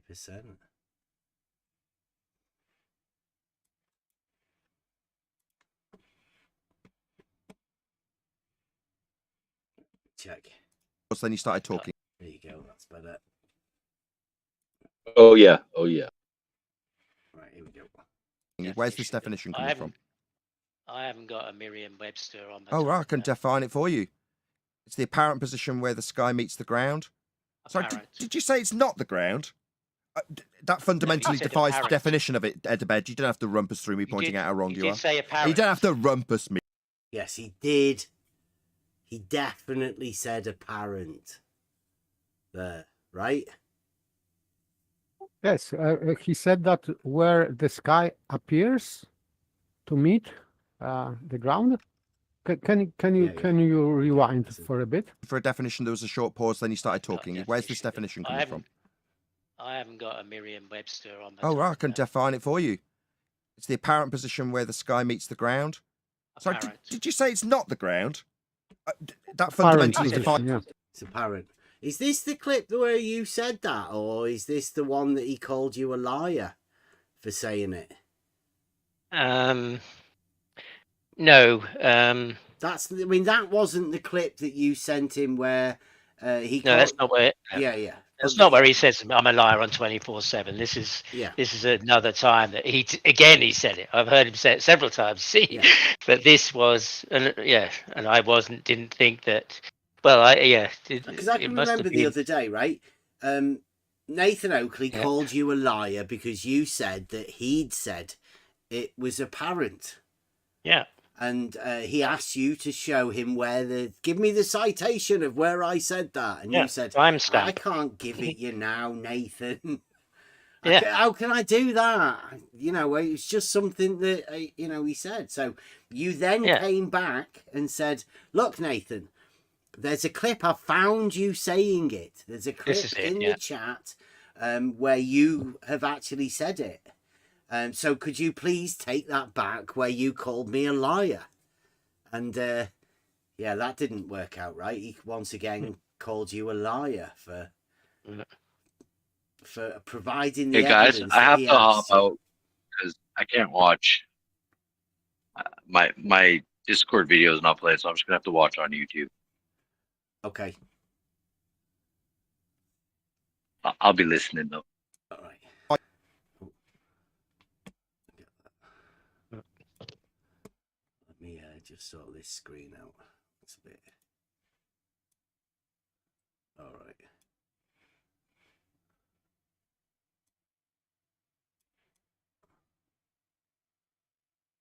There you go. Right. Okay, so we'll continue with this.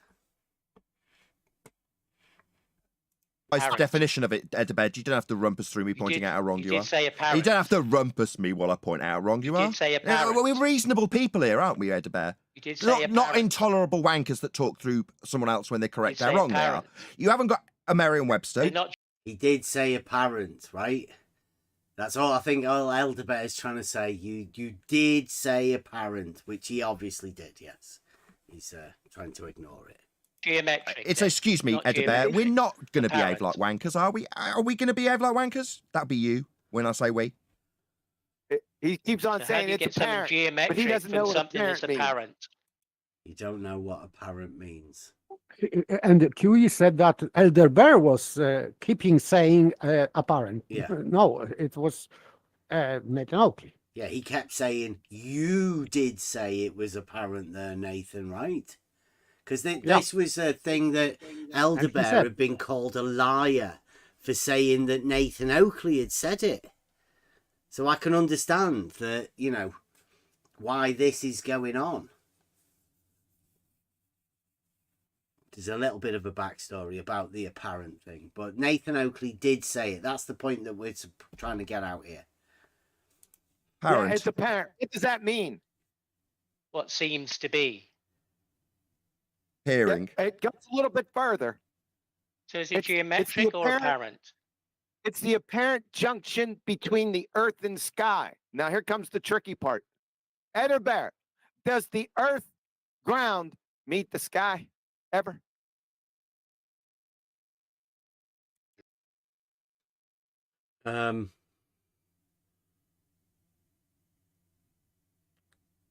I would say yes. They have to meet. The sky is the air that's above the ground. Then, yeah, they're meeting. But Nathan Oakley's called it apparent. I don't know what QE's trying to get. It's not really a contention within an argument because no argument's been made.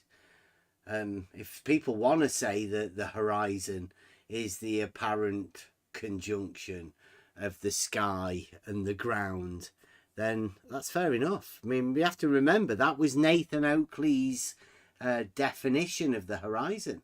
I would say parallel to the plane of the horizon, horizontal. Or what you see in the distance. There's many different definitions of what the horizon is. Not so sure the whether nuance. it's so specific. Yeah. But anybody can have their own definition, as long as you can justify what it is that you're talking about within the if you're going to present an argument, then define it around the argument. But explain it to people. It's not an argument for what the horizon, the definition of the horizon is. No. That's why it's apparent. The junctures. My How do you apparent. get something geometric without just imagining God. that then? Meanwhile, this is the measurement of the ground with ground positions with respect to Polaris and Geographic, positions it's not where the ground. ground meet the sky. Or With geographic wanker interruptions, position. it seems, with wankers interrupting me. Oh. Nathan Oakley. Well, thanks to paper, he said, he Yeah, clarified it's a the other day, ground it's position and geographic position. You are correcting him, yes, because Yeah. it is geographic position, in fact. I learned something along the way, you see. And now I've got something else I just learned, so thank you. Wankers, right? Or another way to Reasonable think of people things. that just Yeah. I wouldn't go along with Nathan Oakley's character assessment. No. Not say it's nice or anything, but you know, this is the way flat earthers want to be portrayed, then this is the way that they are. I mean, these are supposed to be the leaders, the ones who decide who's in and who's out of the flat earth club or whatever. just want to learn, Ed Bear, or wankers that talk straight through the top of someone else, pointing out how wrong someone is when they say, not the ground. I mean, it kind of sounds like rhetoric from other people. I mean, I wouldn't want to accuse you of being Bev or anything. But there we go. It just sounds kind of familiar. Wouldn't want to accuse you of being me. Once again, Nathan Oakley mentioning me. I don't know why he would want to do that. Yeah. Again, don't know how many times he wants to do that. Familiar. That this rhetoric of not the ground, but what are these lines? Well, they're the positions on the ground in the mapping. So the ground then? Oh, what about the ground when we measure the horizon? Well, that's not the ground, but what about the definition including the word ground? But it's not the ground, it's conceptual. So what about when we measure it with a conceptual mirror on the sextant? You see, it just seems like we pointing out garbage that you spew when you deny a fundamental measurement of Earth. See, I don't even know what that was, why he does that. It just seemed to say ground a fair few times when I don't know what's that got to do with it. Yeah, listening to it then, I was thinking, who is this for? What is this rhetoric for? Who is he trying to impress? Or, I mean, I know he's trying to put me down. I know he's trying to shut me up. I wonder, what the other bit is for, who his audience is in his head. And I don't know where the ground is as well, because we are talking about the horizon, the apparent position, the, horizontal. So I would say, is he talking about like a topographic horizon over mountains? Because to me, it doesn't sound like he's talking about a thing over water. I mean, I definitely wouldn't class water as ground, but flat earthers may be different. You'll have to let us know. But I Yeah, I mean, it feels like he's using G ground as ground position, and because he says ground, it must mean it's the ground everywhere. It's it confirms something because he said a word when it's geographical. In fact, I would say that this description is misleading because if this navigator, professional navigator, says the geographic position, he never uses ground position. He always uses geographical position, and for me, geographical means like on the map, because geography is drawing geo, so it's just graph of the earth or whatever, just graph, so map. So it refers to position on the map, rather, for me, this geographic position. Does this sound like it could be something to do by sustainable by design citation? Yeah, something like that, yeah. Because that relies heavily upon the ground that you're standing on, apparently. I wouldn't say even that this is any citation, because I have heard this only in Nathan Oakley show, and it was, as I remember, introduced by Tenthman. This expression, sustainable by design. No, I am talking about the ground position. Yeah. So it's just made up, I think, made up term. Maybe it is used somewhere, but I don't think that it is used in dictionaries and in manuals, navigators manuals or whatever. I don't think that they by use the sustainable by design solar panel. Maybe. Company. Yeah, in that citation, probably, yeah. The ground the observer is standing on. Yeah. So not the ground then, not the ground the observer is standing on, not the ground. You mean it's the ground, but not the ground. For me, We're talking about the horizon, right? The horizon isn't where you're standing.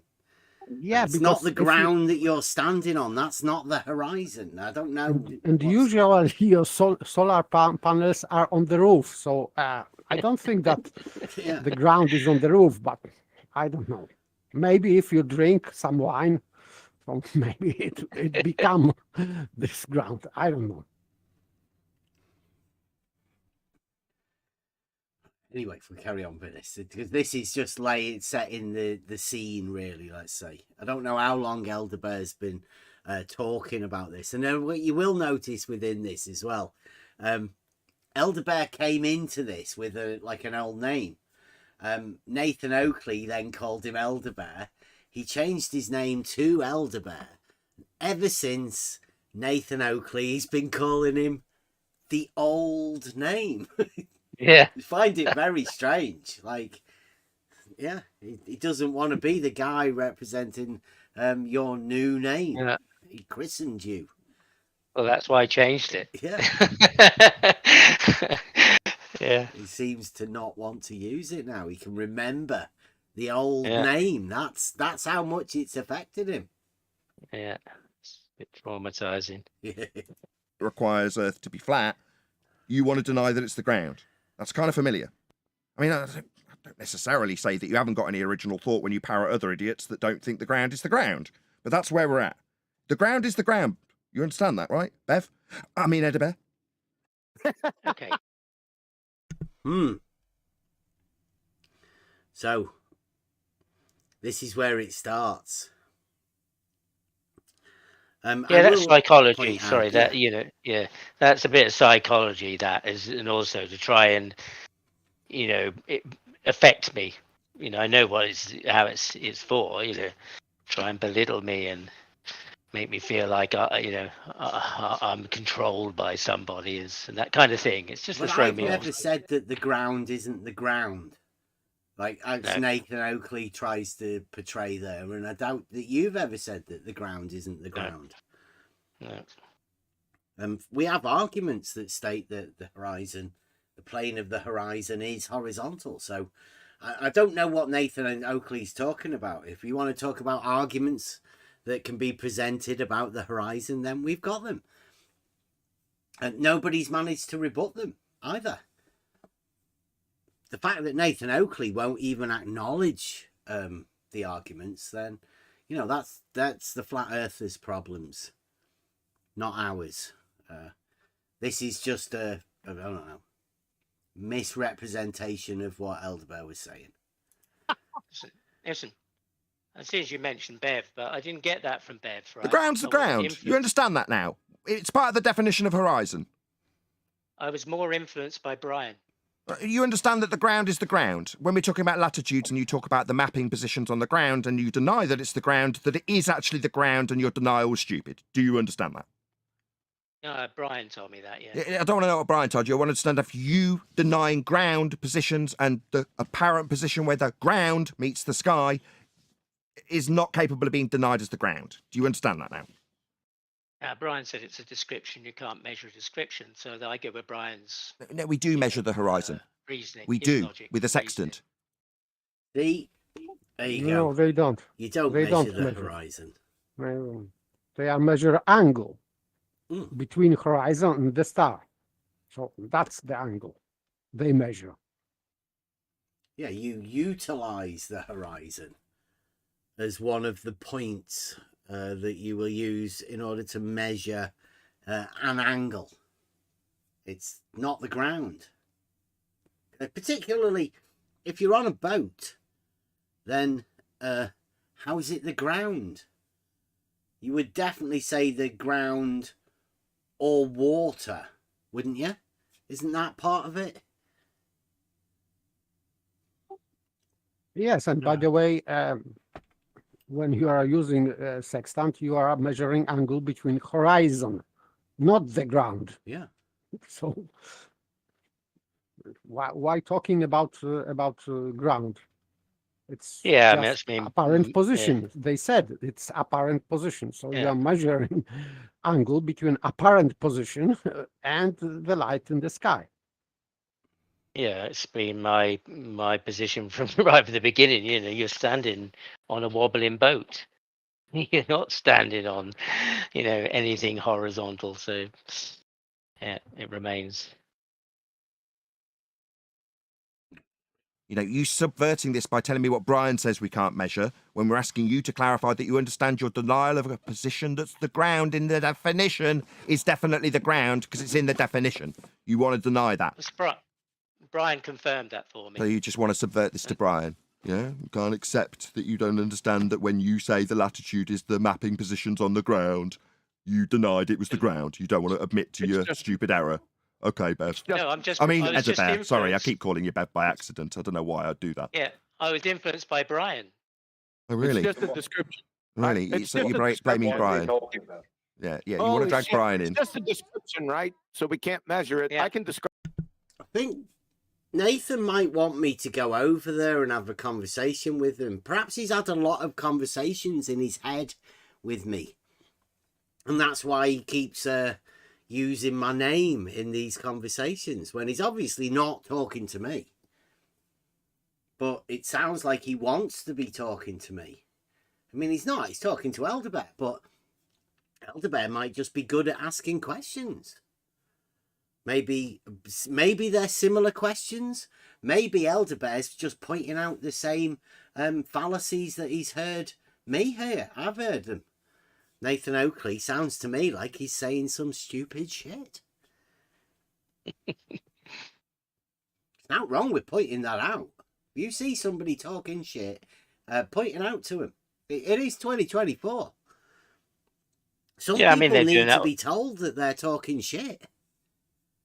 Yeah, they're doing that all the time on 24/7. You know, they're pointing out to, you know, where other people are saying nonsense. Generally, you know, it's a globe they're talking about, and yeah, that they're all they do it every day. You know, well, if anybody goes there to talk to them, yeah.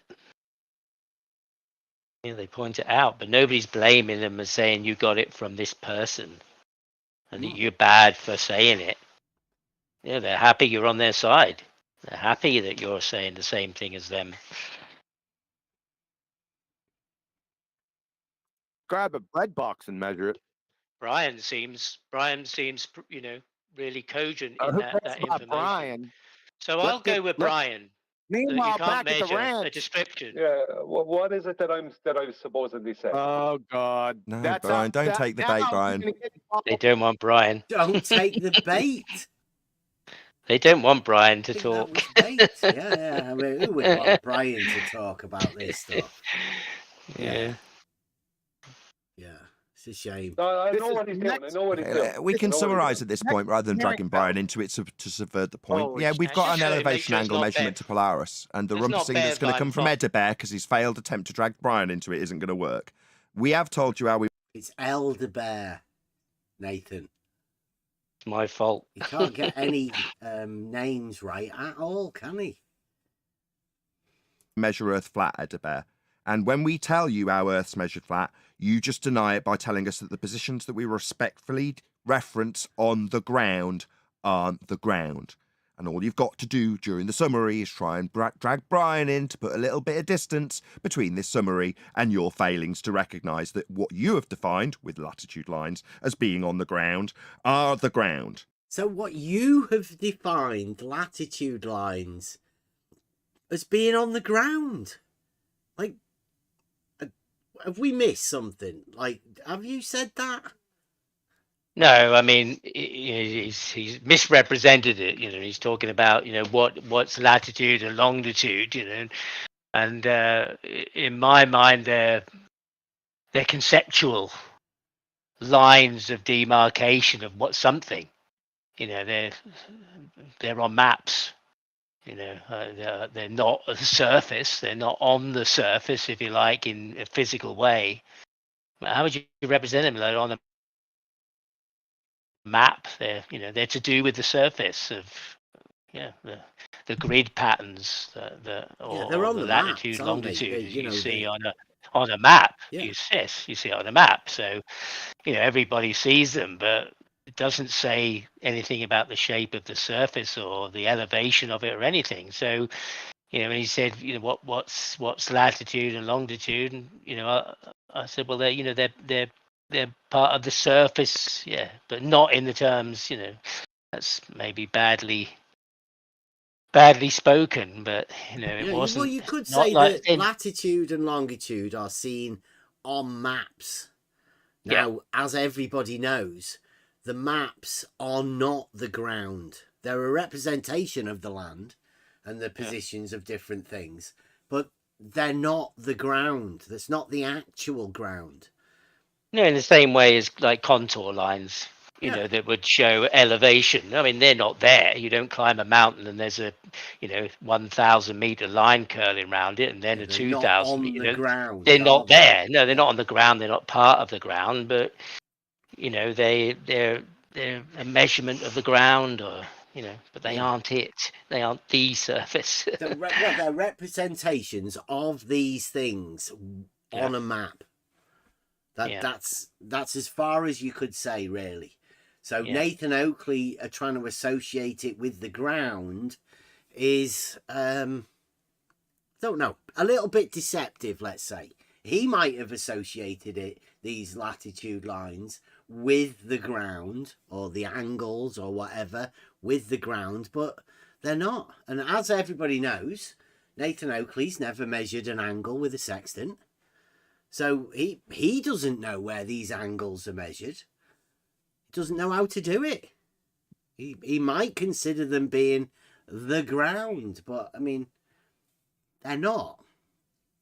Yeah, and as I feel it and think about it now, there's a kind of sense of awkwardness in myself about it, that to try and explain what that means, and at this point now having to kind of justify what I said, and yeah, that's in the moment. It's like when there's Merriam-Webster. What's the right thing to say here? Yeah. I mean, well, because I've never had to use it in those terms before. It's not an everyday language that I've been 10 years at. that I've got all these stop phrases fixed in my head, you know. So, you know, it's pressure. You know, I know I'm under pressure. Whether however that is. There's Brian, there's QE, there's Nathan Oakley, and a host of other people who are listening and also might pop out at any time. So yeah, it's and wondering, you know, if I say the wrong thing, it's going to lead into this deceptive explanation about what I said, like it is now. You know, that I said that because the way I describe latitude and longitude somehow makes me in agreement that it's the ground, and that's what he's trying to pin me to, and go on and on and on about, you know, and well, it doesn't matter once at that point. There's no words that somehow seem to change that explanation. But he can make mistakes and say apparent. You know, he can use that as an out. Oh, I misspoke, you know, in the heat of the moment or whatever. He might use that, but nobody else is allowed. You know, you are held exactly to the word you said, whether it was in the heat of the moment, a mistake or anything, you know, or the best you could think of at the time. Yeah. So Well, I didn't prepare all there this. is a lot of that. I wrote this term in. I called it a subversal, right? A mix between a reversal and sophistry. So what is going on is you've asked them a question about something, and what they've done is they've used sophistry to reverse the question back onto you in some sort of strange way that puts you on the back foot. Now, you went in there to ask a bunch of so-called experts a question, and now you've got a team of these experts I'm fighting for my life. attacking you, or to say attacking you, but they've forced you into answering questions that you just weren't prepared for. Yeah. And that goes to anybody else that ever goes into any of these arenas or whatever. Be prepared for these things to happen. I mean, it's a test. You should try it at least once. But be prepared that you might need somebody to come and have a chat with afterwards. That's what we're here for. If you would like to, if you don't have anybody else to go over these sort of things, pop in on the Level Discord. Go and have a chat to people. That's what we're about here. I think within this modern day times, when chat GPT and text chat and questions and all of that sort of stuff, the only way we're going to know for real is to be able to converse person to person through voice, because these computers will be taken over very soon, and the only thing we're going to have is this ability to communicate with each other. The more effective we can get at doing that, the better it is going to be for us. So that's what we're here for, and that's what hopefully we're doing here, to let people understand how these particular things go. A bit more. And when we say we're measuring the ground with these elevation angle measurements to Polaris with respect to the ground, and we use tools that reference the ground, it is the ground. So I don't know what he's talking about. It is the ground. An elevation angle isn't the ground. You're not measuring the ground. Nathan Oakley thinks he is. He's built an argument around it, and it's confusing for people. we're clear. I'm summarising the point that we won that you failed to appreciate, Edabert, regardless of all your rumpusings and rumblings and interruptions. Yeah, well, Lumpy and Brian confirmed it for me, so... Yeah, we heard. You tried to subvert this to Brian. Meanwhile, Earth's measured flat, and we've told you how. Latitude is how Earth is measured flat, Edabert. I know you think that's not the ground. We've now cleared that up for you. So, there you go. Latitude is how the Earth is measured flat. Markings on a map. It is not, yeah. No, it's a nonsense. It is geographical position, or geographic position, if you will. Yeah, you just go to a place and then measure an angle to a light in the sky. And then mark what that angle is at that place on a map. Yeah, exactly. That's how you do it. Nathan, never having have done any of this sort of stuff, never measured an angle, seems to be unaware of exactly what this is. He's been sold something by somebody, but what he tries to do now is obviously make it like it's Elderbear's fault for some reason, because he's asked a question about the horizon being apparent. Crazy. With a lot of painful interruptions from you in between, and me summarising it and you trying to drag it onto Brian, and then after I've summarised it, trying again to drag it onto Brian, with a lot of interruptions in between. Meanwhile, the ground is the ground. Brian said so. The ground's Brian the ground. confirmed it. Lumpy says so as well. So, they influence me. No, I don't. No. Lumpy, Don't don't lie fall on me. for it. Lumpy, don't fall. Oh, Lumpy don't fall for it. Wow. Yeah, but Lumpy was the first, I think, from flat Earth side, let's say, who asked question how the Earth was measured flat. So no, I think it was Sleeping Warrior a little bit before Lumpy. Maybe okay, but one of the firsts, let's say. Yeah, and I found Lumpy in. I tried to talk to him once before, but it wasn't possible, and he was in 24/7, and I said, excuse me, Lumpy, can I ask you a question? He said, well, yeah, if it makes any sense. I said, well, hopefully, and I said, from what I understand it, Nathan said that he'd had a long discussion with you, and now you are on board with the Earth is measured flat, and I wondered what it was. Can you tell me what it was that changed your mind? What was it that brought you on board? And he said, no, absolutely not. Nathan agreed with me. Nathan agreed with me that it wasn't measured flat. And he said, I've got an email. And he sent me a bit of the email where Nathan says, yeah, I agree with you. The Earth is not the reference. You've got to establish a reference to measure it. The Earth isn't the reference that measures itself. He didn't say that, but he said, the Earth. There was, I can't remember exactly, but basically, yeah, the Earth. He did say the Earth is not the reference, and he said, I'll share you with the email, and he sent me the piece of the email. So, I was sure that's what Lumpy said, and I know I said I wasn't going to speak, didn't I? I know that having heard some other conversations that Lumpy's had with them, I've seen, I don't know whether they'll agree with me at all about this, but from what I heard, Lumpy was put under a lot of pressure. Yeah, I've heard to that come one on too. board. I've had a lot come of aboard. Not on this spiritual, subject.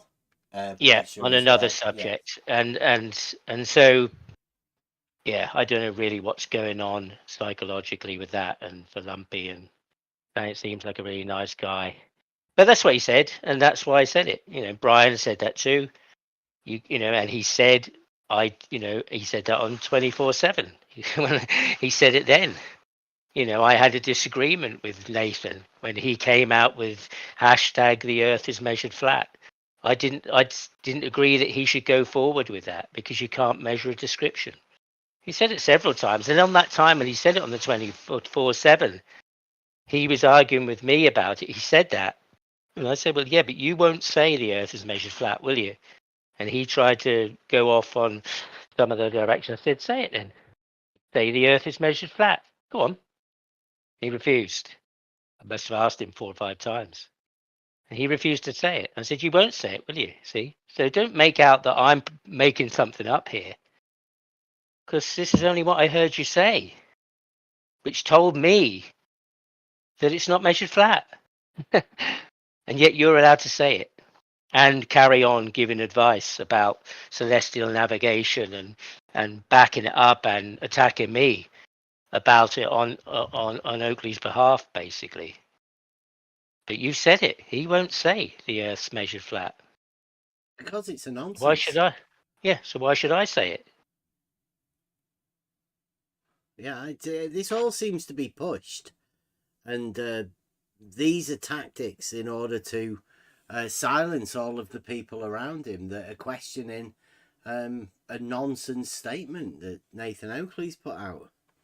And his own people, they didn't want Lumpy. Lumpy rambles a bit. He's not sharp with his rhetoric. He's emotional, and they knew if Lumpy started talking, he wouldn't be able to control what he said. So they didn't want Lumpy talking. Well, he might say that something he shouldn't. Yeah, but the problem is now that the well has been poisoned. Nathan Oakley didn't just use my name when he was associating you for no purpose at all, right? It's for purposely poisoning the well. Now, Lumpy and Brian, anybody else, they cannot agree with you because of whatever the I don't know, whatever they discuss in the back rooms or whatever.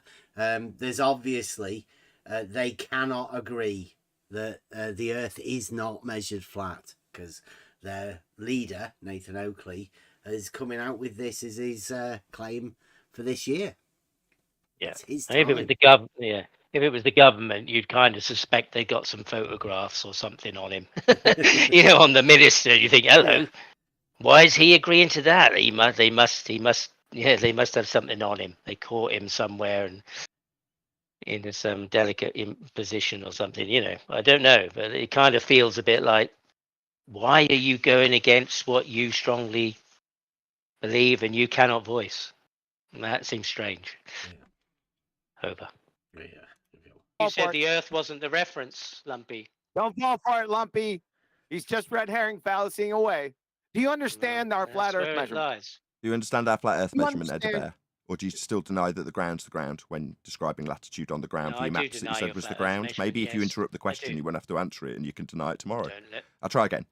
I do deny it. I deny your flat Earth measurement, yes. I see. So when we say the ground in respect to latitude, you still deny it's the ground even though you told me? Yes, we deny. Yeah, he's done a nice little switch here. I mean, QE says red herring. Well, was that a red herring there? Do you deny the Earth being flat? No, you say, yes, I was, do deny it. And then you say, well, do you deny the ground? Then it's a complete switch. It was not red herring. It was red herring from them. Yeah. Not from Elderbear. Elderbear was. I mean. It's just a bait and switch. Yes, so Elderbear was exactly on topic. And now Nathan Oakley is trying to force concession from Elderbear. He's just forcing concession because he needs to Elderbear to admit that it is that GP is ground position, and so the ground would be reference.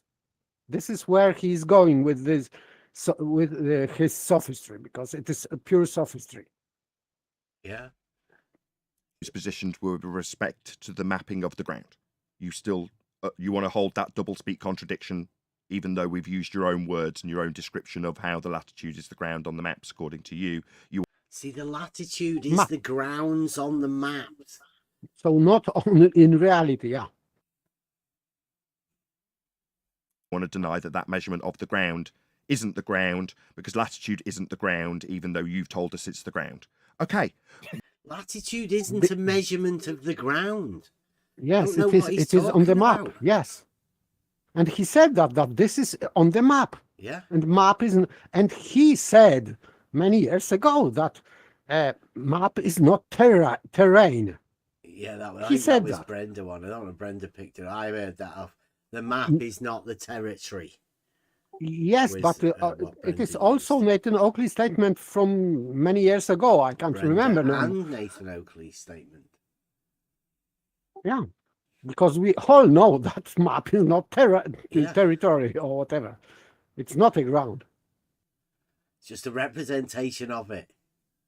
Yeah, that's graph. Yeah. Understand your position. Never said ground, we understand your position. You don't need to keep talking. I'm summarizing. Yeah, we understand your double speak contradiction that required you to drag Lumpy and Brian into your glaring contradiction that the ground isn't the ground. We understand the. So now he is saying it is typical for Nathan Oakley. So remember it well. Yes. He is saying many times that now he is summarizing his point, Elderber's point. And what he is doing in reality, he is just blatantly misrepresenting what Elderber was saying. And he calls that summary. So this is his normal trick.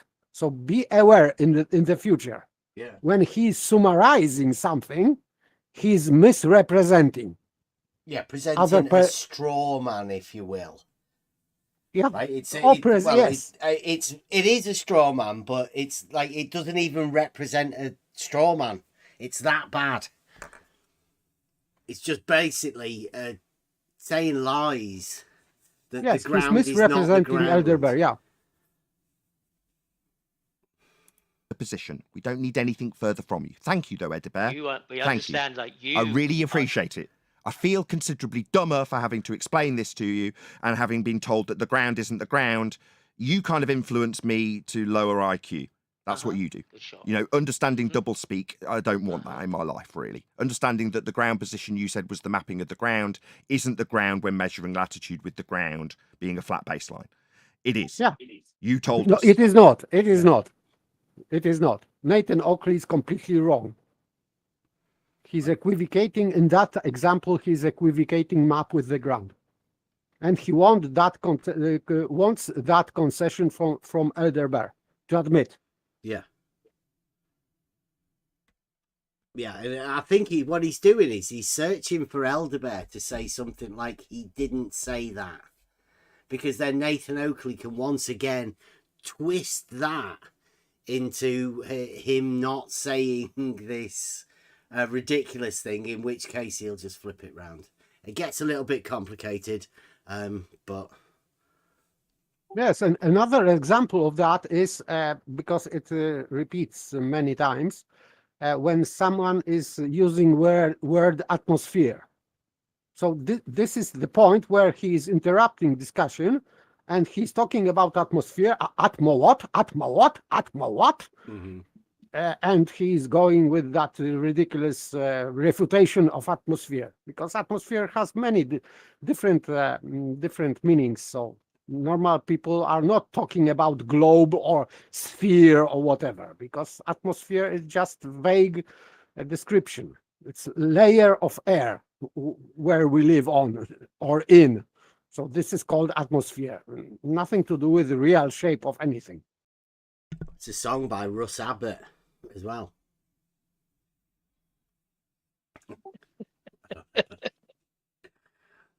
You'd have to be of a certain age, I guess. Right. It was. I never did. Trying to tell you. Didn't when I cut and paste the recording of me asking you what latitude was used for, and you told me it. Oh, didn't you? Did you not have a go at him for stuttering?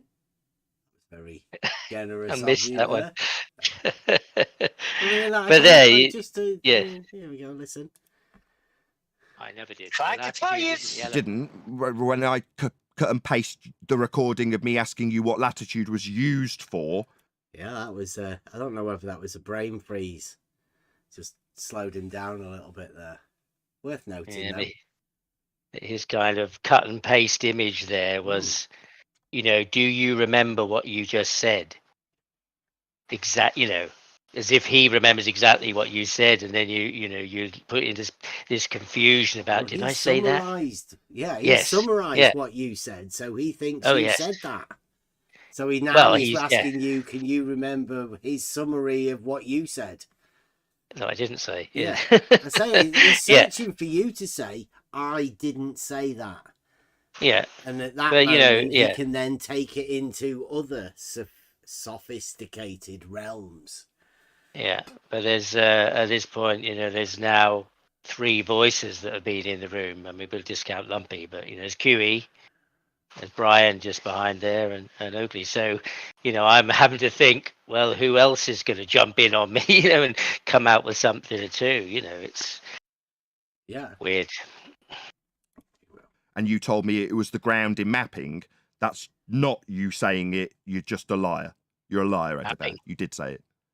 You like to say that. But You could stutter and maybe murmur at the bottom of your vote. Oh, you can stutter. Yeah, well, okay, Nathan. We know how the game goes. He does tend to use that a lot. I think he might have got beat up at school when he was by somebody who was stuttering. Or maybe he got beat up for stuttering. I don't know. There's definitely something about it with him. I mean, I don't want to... Anybody with any speech impediments or whatever. Nathan Oakley does seem to have a dislike of that, though. Or wanting to mock. I don't know. I don't think it's nice the way he does that. Vocal capacity. Meanwhile, you definitely said that the ground positions were used with mapping when describing latitude, when I specifically asked you what they were used for, having denied they were the ground. You told us it's the ground in mapping, very specifically. No rules when you talk. No, Maybe if you no, just talk straight sorry, through the but, middle of me, you won't have to listen to your punishing defeat here. Elderberry was saying geographic because in first place, Elderberry corrected Nathan Oakley, and when Nathan Oakley said that it is ground position, Elderberry corrected him and said geographical position. So it's not... Elderberry was not talking about ground position. Yeah, only Nathan I've Oakley. heard Elderberry in this say, I didn't say the ground. Yeah.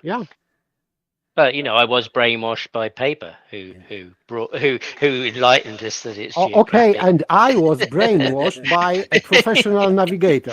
So Yeah. I'm sorry. So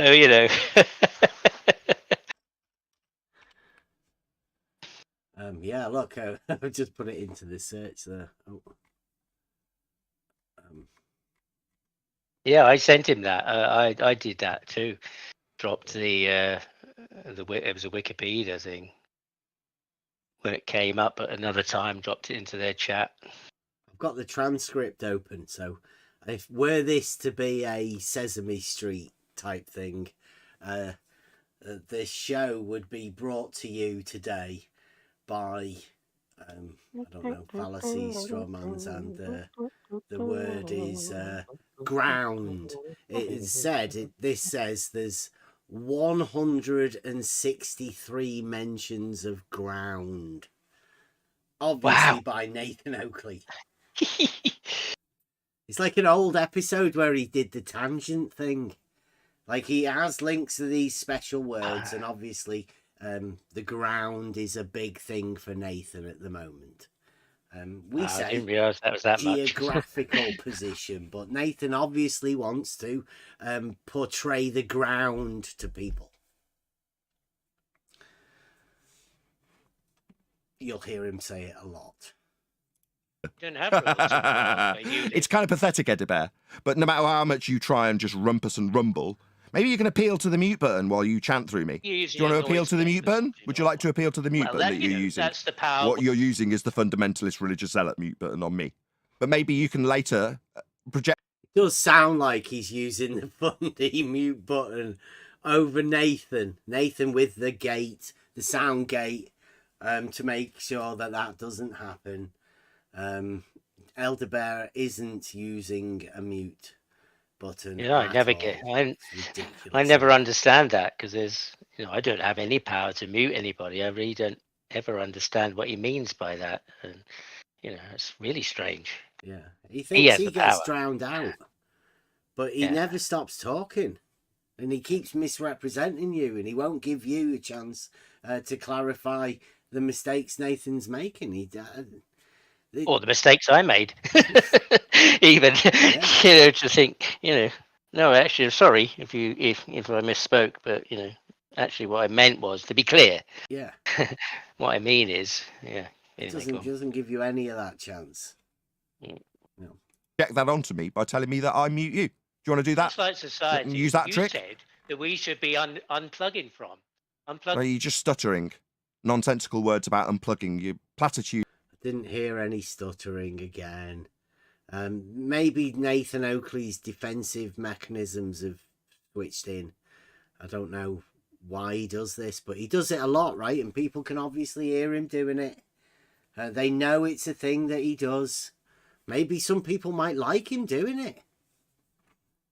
He remembers the trigger, you know, because this was from a few days before when he'd told his entourage that they should unplug from the system. And then he said, oh, it's my wife's birthday tomorrow. He said, we're going out. We're going to go and see Bluey. And they said, Bluey? Who's Bluey? Oh, he's this character on BBC. It's a kids program. You know, I just thought it was so ironic. He said, unplugged from the system, and he's watching the BBC. and his children are plugged into the BBC when they're supposed to be, well, they're getting some private education, private tutors, and he's saying it's home education. But I thought, well, the BBC, I thought they were the people we were not meant to look at. They were the worst of the brainwashing media. You know, so unplugged from the system, but we're going to go and see Bluey. He's a great little cartoon character on the BBC, and I pointed that out in his chat and laughed about it. And I think maybe he was reeling from that a little because he remembered that, so he didn't want to go there. Yeah, Are ignorable. Unplugged from society. Nobody's asking anybody to unplug from society.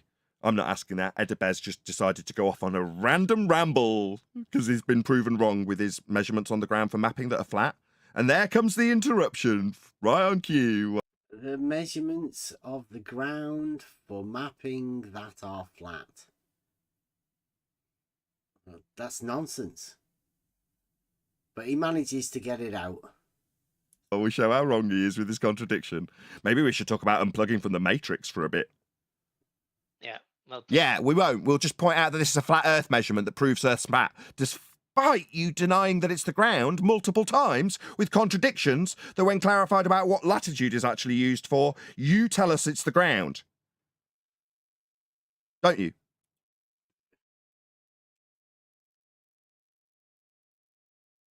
What latitude is actually used for? You tell us it's the ground. Like, what? Doesn't even make sense. If I say, what's latitude used for? What's the reply? It's the ground. Like, what? Doesn't even make any sense. He can't honestly think that that's something that you would have said, or it makes any sense to him. Like, what's he talking about? Sorry, Nathan, but this is just ridiculous. it's not the elevation. But it's not the ground. What latitude? When you told us it was the mapping of the ground, it is. You're just an idiot. You see that? That's people. See, QE just laughed then when Nathan called him an idiot. When he completely swapped what he just said. And by the way, a few months ago, latitude was an angle, and now it is a ground. Yeah. By a miracle, I guess. It's just an idiot, that's people often. Yeah, well, listen to it again. Listen to the way QE laughs. Like, I don't know whether he laughs because Nathan Oakley says something so ridiculous, or whether he just laughs that Nathan's called somebody an idiot. I don't know. It's hard to tell. With contradictions that when clarified about what latitude is actually used for, you tell us it's the ground. Don't you? It's not the elevation. But it's not the ground. What latitude? When you told us it was the mapping of the ground, it is. You're just an idiot. So you see that? So now Nathan Oakley is trying to say that Elder Bear said that it is the ground. Yeah. And when Elder Bear is silent, he is making this admission on behalf of Elder Bear. Yeah. So this is just sophistry, yeah. Nathan's summary of it, he's summarized Elder Bear saying something that he didn't actually say, and now he's repeating it, calling him an idiot, and QE's laughing. And by the way, Elderberg didn't say that because he had no opportunity to say anything. Because compare how much time Elderberg was talking and how much time Nathan Oakley. It is like 1 to 10 or 1 to 100. So he's making statements for Elderberg. Yeah, By the way, Elderberg's fundy mute button isn't working because we can just hear Nathan. Yeah, and exactly the same method was using, by the way, Sleeping Warrior in conversation with Elderberg. Yeah, In the chat. The same method. He was creating a strawman, and then he was saying that Elderberg was claiming something like curvature of something. Oh, was that last night? Yeah. Yeah. Sleeping Warrior has blocked us, so I can't see any of the stuff that Sleeping Warrior says. So we didn't get to see any of that. Same as Bible U. She's blocked us as well, so we don't get chance to see anything. So if they're out there slandering us or saying anything like that, we don't get to see it. Oh, okay, but because I interjected, so yeah, I we did see you chatting in there, yeah. So because I couldn't resist when he was started to talk about simple logic, so I couldn't resist. So I took over the conversation, and he said that I am Elderberg. Afterwards, and when I wrote that I am not, he wrote I don't believe you, and this is illogical because all of them were saying it as well. They all backed him as though it was sort of a game then to say that he was Elderberg. Yeah, but I have to mention that it is completely illogical, because if I was Elderberg, so somehow I hacked to, for example, Elderberg's account, so they would see me as Elderberg, not Elderberg as paper organist. So this is just idiocy. Yeah, I cannot be Elderberg. Yeah. I just got tired of it in the end because it wasn't going anywhere, and he got into telling me that he had a pink Cadillac, and I said I wasn't interested in his Cadillac because I'd got a Chevy. It didn't matter. And he said I needed to prove I got a Chevy, and I said my reality is my Chevy, and you need me to think that my Chevy's a Cadillac. And until it's a Cadillac, you won't be satisfied. I have to admit my car isn't my car; it's something else. That my reality isn't my reality. It has to be what he describes it as, or I'm an invalid human. And so I was just going around in circles. That's how can I get to the end of this? Very boring. Anyway, thank you, Paper, for taking that on. I was carrying this conversation till the end of the stream, so because I let's say schooled him on logic, because he was constantly confusing opposite statement with contradictory statement. There are different things in logic. That's a transcript I'd like to read. So yeah, it was just yes, he is a sophist, but I can see his sophistry, sleeping warrior sophistry, of course, and I just pointed out what was wrong with his logic. So I was constantly replying to his statements, what kind of fallacies he's making in every statement. I think that they didn't ban me yet. Yeah, but I am not sure. I am not sure. No, they haven't banned me yet either. Yeah, we've been. I have. I'm not allowed to type in QE's stream.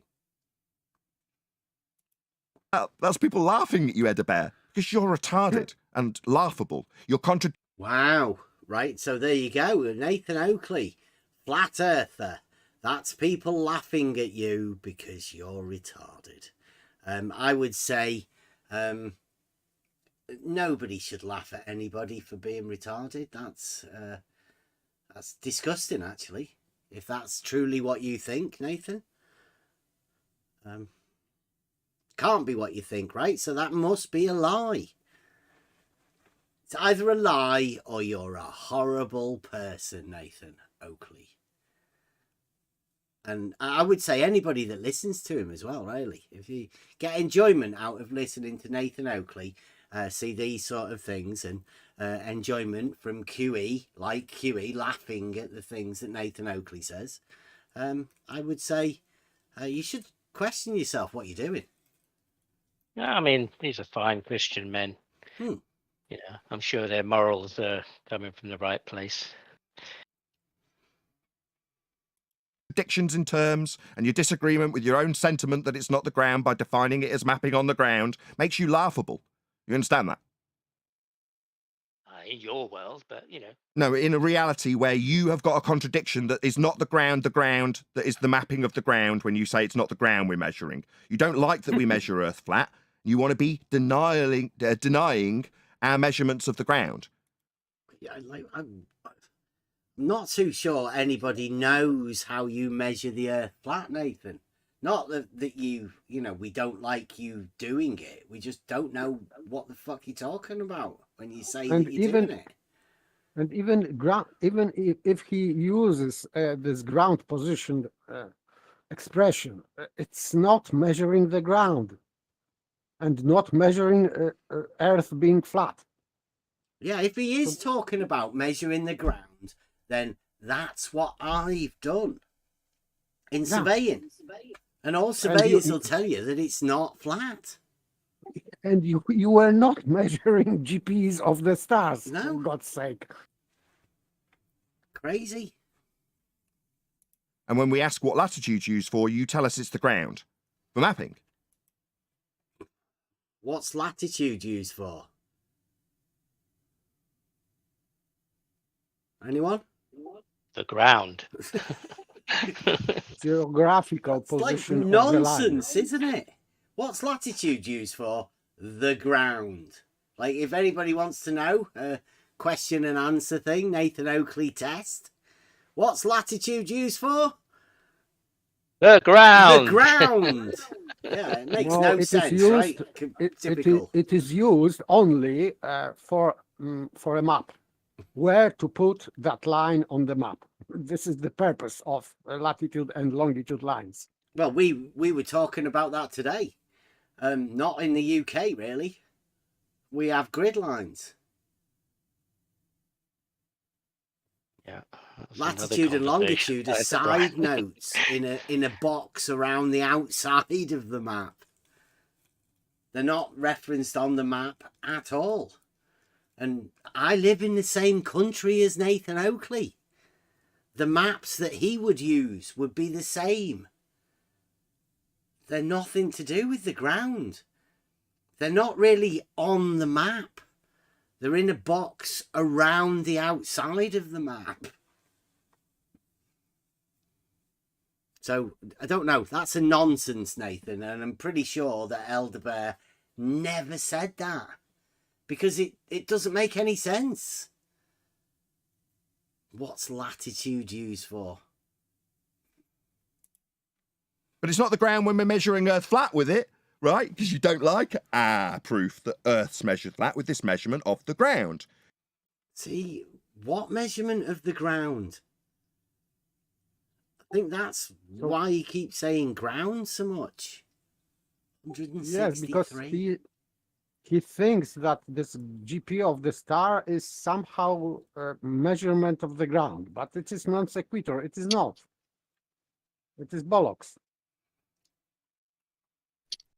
You say it's not the ground. Till I ask you what it's used for, then you explicitly tell us it's the ground. For mapping. Right? You explicitly tell him. Like, I'm surprised where you get these words in. You must be sending him messages or something. Telepathy. Right, Bev? I mean, Edinburgh. I don't know why I keep doing that. It's just accidental.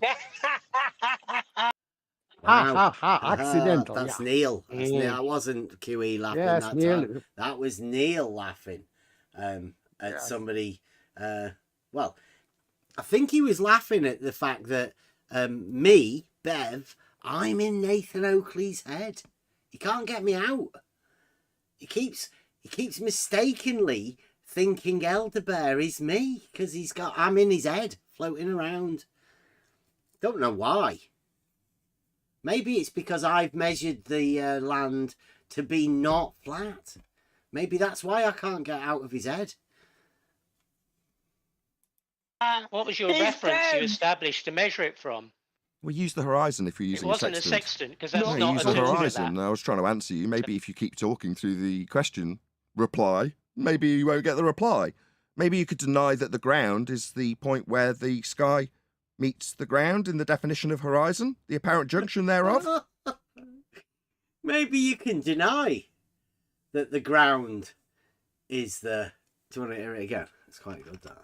Maybe you can deny. What was your reference you established to measure it from? We use the horizon if you're using It wasn't a a sextant. sextant, because that's No, not use a the tool for horizon. that. I was trying to answer you. Maybe if you keep talking through the question, reply, maybe you won't get the reply. Maybe you could deny that the ground is the point where the sky meets the ground in the definition of horizon. Maybe you can deny that the ground is the point that the sky meets the ground. Like, what? If it's the water, then yeah. If it's in the, over the sea, then yeah. I don't think it would. But yeah. Apparent junction thereof. Maybe you could deny that's the ground, or rumpus through the middle of me pointing out that we've already gone through this twice with you, the one who is laughable with your contradictory point about the ground not being the ground when it's a measurement of the ground, the latitude. Is that another non-geometric position then? That's just the ground that we're measuring for latitude. Like when you described it for mapping, that's positions on the ground in mapping according to you when we describe latitude. That's a measurement of the ground. When you describe it for mapping, it's the ground. When we say we're measuring it with an angle measurement with respect to a flat baseline, you say it's not the ground. Yeah, that's a contradiction. Because an elevation angle is not the ground. I mean, that's just ridiculous to suggest it is. If you're measuring an angle, the angle is not the ground. Yes, elevation angle. I went through a few definitions of elevation angle. And of course, it has nothing to do with this definition in that sustainable by design. Nothing to do with that. And it tells us that it is from horizontal. So this is angle from horizontal. Not the ground. That's it. Not the ground, yeah. it is. And when we say how are we measuring it, and I answer you, we get constant stream of interruptions from Discord. That would be the fundamentalist religious zealot mute button that Edabear's currently using. Fundamentalist zealot mute button in effect, full on order. Right? Keep fundamentalist religious zealot muting me, right, Edabear? Because then you won't have to listen to it. Yeah, I'll just... Yeah, you can definitely tell that when you use that mute button, you can't hear Nathan Oakley at all. That's brilliant. No wonder he's had to mute you.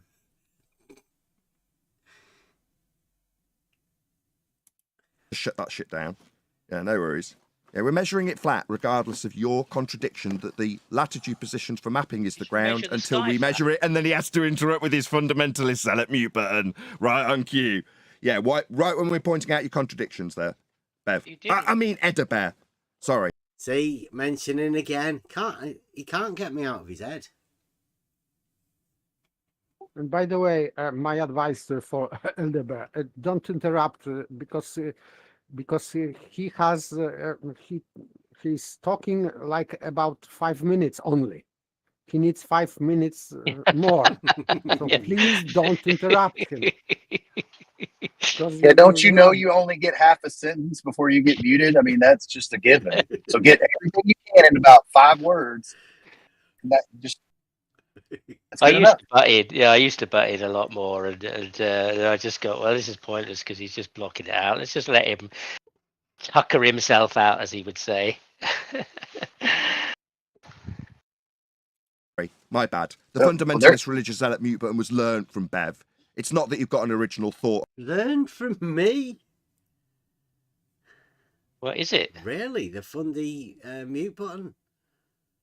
I know what it think is. what it is when people try and misrepresent you, it's you trying to defend yourself and point out that you didn't actually say that sort of thing. That, at least that's my experience anyway, and I would say that I've never taught you that at all. It's just you trying to communicate with Nathan Oakley like I tried to communicate with Nathan Oakley. There's not an awful lot of people that seem able to go to Nathan Oakley and tell him that, you know, he's making ridiculous claims that can't really be supported, asking him questions. I mean, I'm not too sure that whether that's the fundamentalist mute button, but he seems to be making a big deal out of it. On how to use a zealot mute button. You just got that from Bev, didn't you? To see if the angle was the same. You said as far as we can ascertain. So it hasn't been verified. That's what I was asking. Right, like my sister measures angles to Polaris for Right. mapping her position at sea.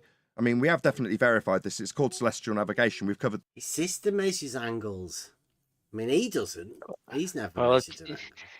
just before this, you know, I don't know if you could hear me, said helicopter in the background before his last bit.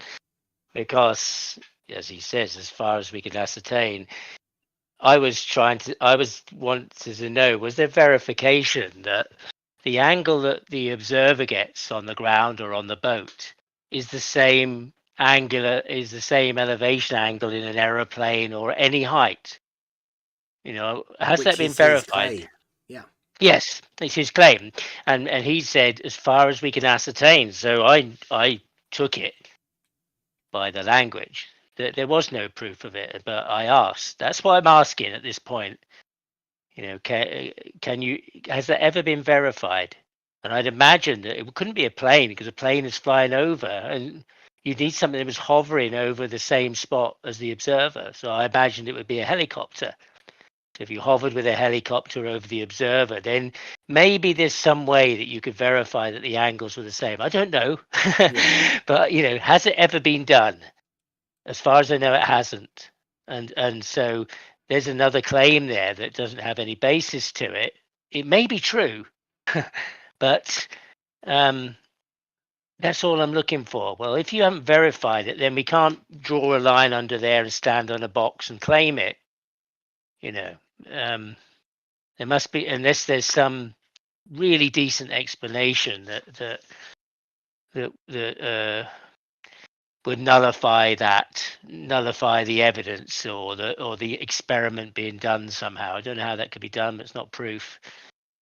Somewhere there was a universal agreement based on pretty good grounds that, as far as we know, that's what it is, or whatever. Well, so that's what I'm looking for. If the angles were the same, and you were to say that I don't know, you'd say that the lines are parallel, right? These elevations, all the horizontals are parallel, and the angles are similar, then that would be a geometric statement. But Nathan Oakley says that geometric statement makes it non-geometric. Yeah. That's Nathan Oakley's claim. That the angles are the same at any elevation, and therefore, or altitude even, therefore that they're non-geometric. Which sounds like a nonsense. Yes, it is, because it's like defeating logic by using logic. So he's defeating geometry of this point in the sky using geometry. So it's just silly. Stolen concept. Yeah, it's just that he's now going to take it off in a very different direction. So I just wanted to point out about what I was originally asking. Anyway. You saying a different direction, you always like listening to this, like we already know what it is. This is the pathless path.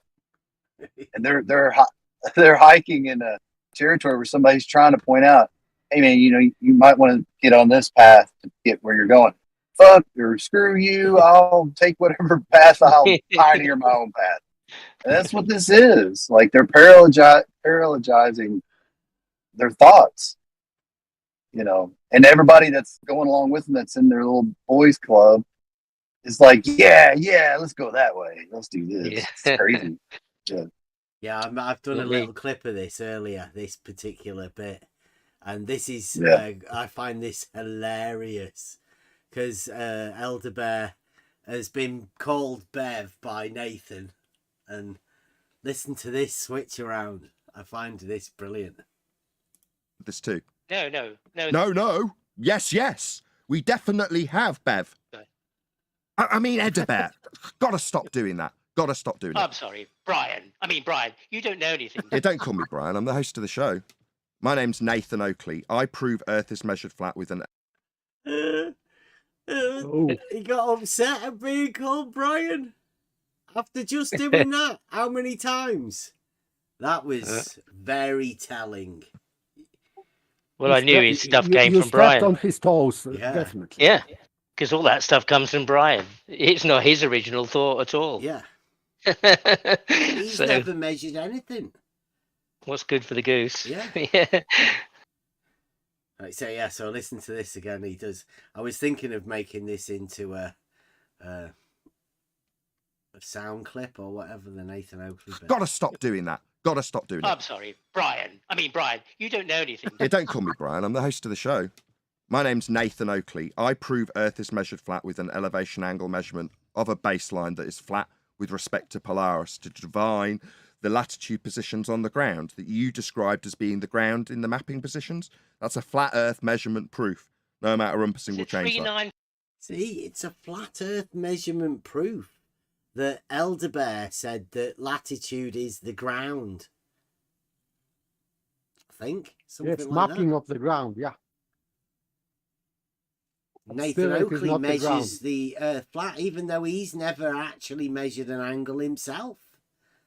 But he's Nathan Oakley, and he's the guy that measures the Earth flat without ever making a measurement.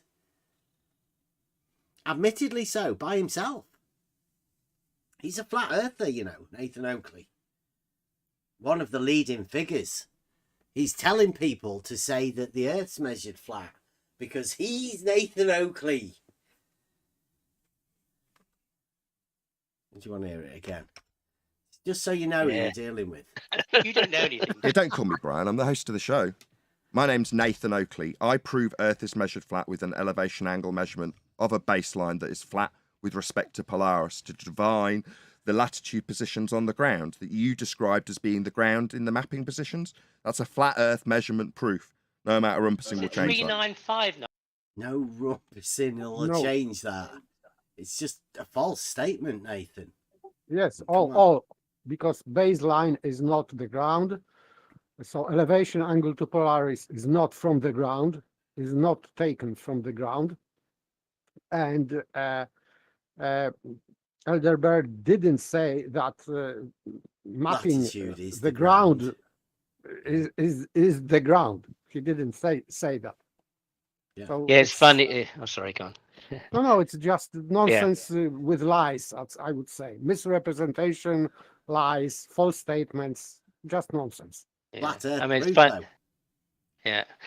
Yeah, it's funny because this all started out maybe an hour before this in a discussion with Brian, and Nathan was trying to act like a kind of moderator and keep it, one say something, one respond, and any time that Brian brought up Bev, Nathan stopped him and said, no, we're not having that. We're not going there. Let's just keep to the argument, right?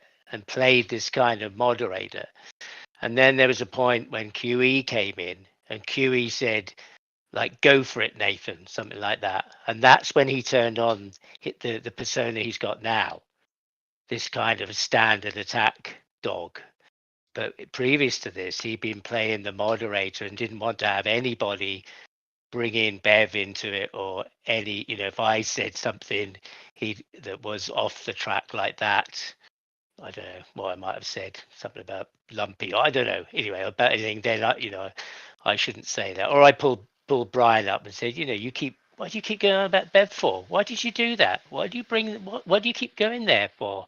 No, let's not go there. And now he's doing exactly the thing he was saying, he was trying to keep it on track. Exactly. So very strange. Tends to be how they work. Yeah. Don't know whether Not it's unexpected. forgetful or, they try and employ it as a tactic. It's hard to tell. Just to keep people confused. 9 by any chance? That's the minimum elevation angle to Polaris used by the globe when they transpose these areas of equal elevation onto the globe. Brian's Right, did you hear that? That was...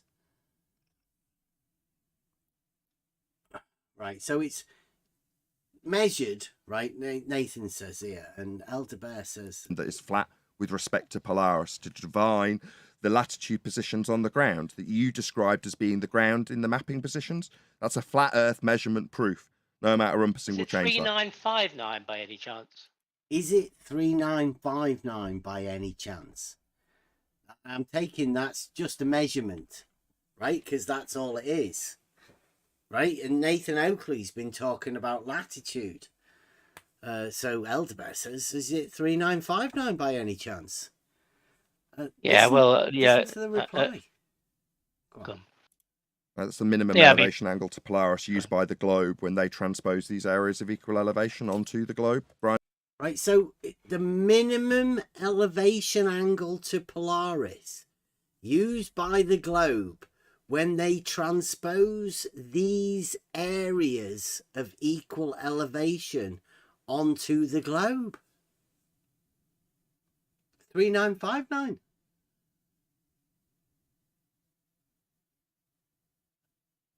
It's not an angle. And it's not an area either. What's that? It's a load of nonsense. I think that's very telling. Yeah, I wasn't even asking that. Yeah. You asked, right? You said, he said he's measured for mapping positions. That's a flat Earth. And you said... Is it 3959 by any chance? Yeah, well, I say, as I said, previously how it had been going with Brian was one thing, and now I realise we're back into Oakley noise gate mode. So now I kind of think there's no point trying to keep to, anything specific all the time, so I can chuck some stuff in, and it was, Is it 3959? The radius of the flat Earth was where I was going. Yeah, and he says it's the minimum elevation angle to Polaris used by the globe. Where did the globe come from? You've just been talking about proof of your measurement of the flat Earth. Why bring the globe into it? And what he's talking about minimum angle to Polaris. What it is? Can anybody tell me what means minimum angle to Polaris? I think that would be 0, wouldn't it? No angle, or a tiny angle. Yeah. So, but we've been told that you can't use the bottom 15 degrees of any elevation angle, really, because it's, problematic, let's say. So I don't know what he's talking about. I don't know what he's talking about. I don't know whether he knows what he's talking about either. I know I wasn't listening. Yeah. Well, in the time he says that, I don't think anyone could compute it. You couldn't understand what he just said. You couldn't put the words together to make any sense out of it, because it's literally nonsense. I would have to listen to it back, maybe a couple of times, to try and work out and paint a picture of what he was imagining and what he was trying to convey with the words, because it wasn't clear, and a lot of those things aren't. And then you listen back, you say, oh, I see, that's where his head is at. Gee, what a mess. Yeah, that is a mess. Brian's explained that at length to you. It would be circular then. Brian's explained that at length to you. And then this is where you ask, it would be circular then. And as I expected, there won't be an answer. Wouldn't it? If it's... Meanwhile, we've told him what our flat Earth measurement is.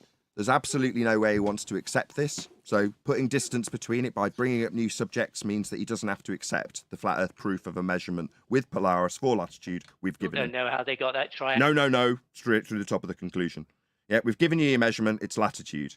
When I asked you what it's used for, you said its positions on the ground for the Because maps. they were doing, you know, Maybe if you go a bit loud. He's giving you their answer is the latitude. But that's an angle. Which is an angle. Yeah, how's that proof of flat Earth? It's crazy.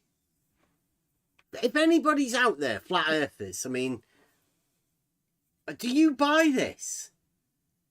That a proof of the flat Earth is an angle? Maybe you might try and justify it like I've heard flat earthers do with the QE's Black Swan. Try and say, well, you know, it may be like he may have got it wrong and we'll fix that. But I mean, it's still a proof or whatever. I don't know. Like, are they going to do the same with this? Are they going to sort of justify it? Try and work out some way to make it compute in their own minds that it does come out as a proof of flat Earth. I'm not seeing how it works, and I don't know how Nathan Oakley manages to do it, but it's obvious that he's convinced himself that this is true. You wouldn't go around bad-mouthing people like this if you weren't sure of yourself, right?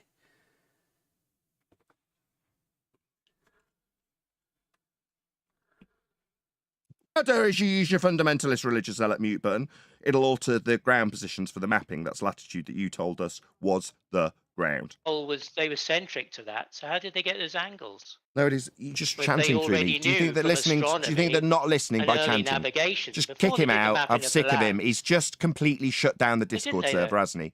Nobody in Discord can hear anything Well, anymore, it doesn't can make they? sense what you're saying. Yep. Thank you. Just remove him from the call. He's. There you go. Muted him. Actually muted him.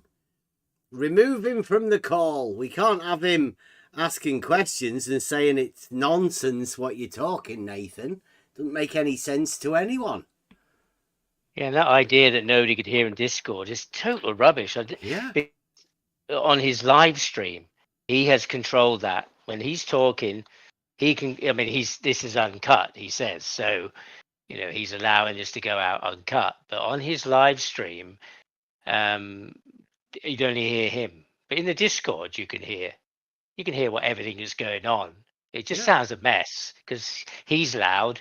You'll carry on talking, and I often do that because I think, well, they can't hear on the YouTube, but well, I'll just say it because there's people in the room. They'll hear what's going on, and then maybe they'll compare it later and see exactly how dishonest his stream is.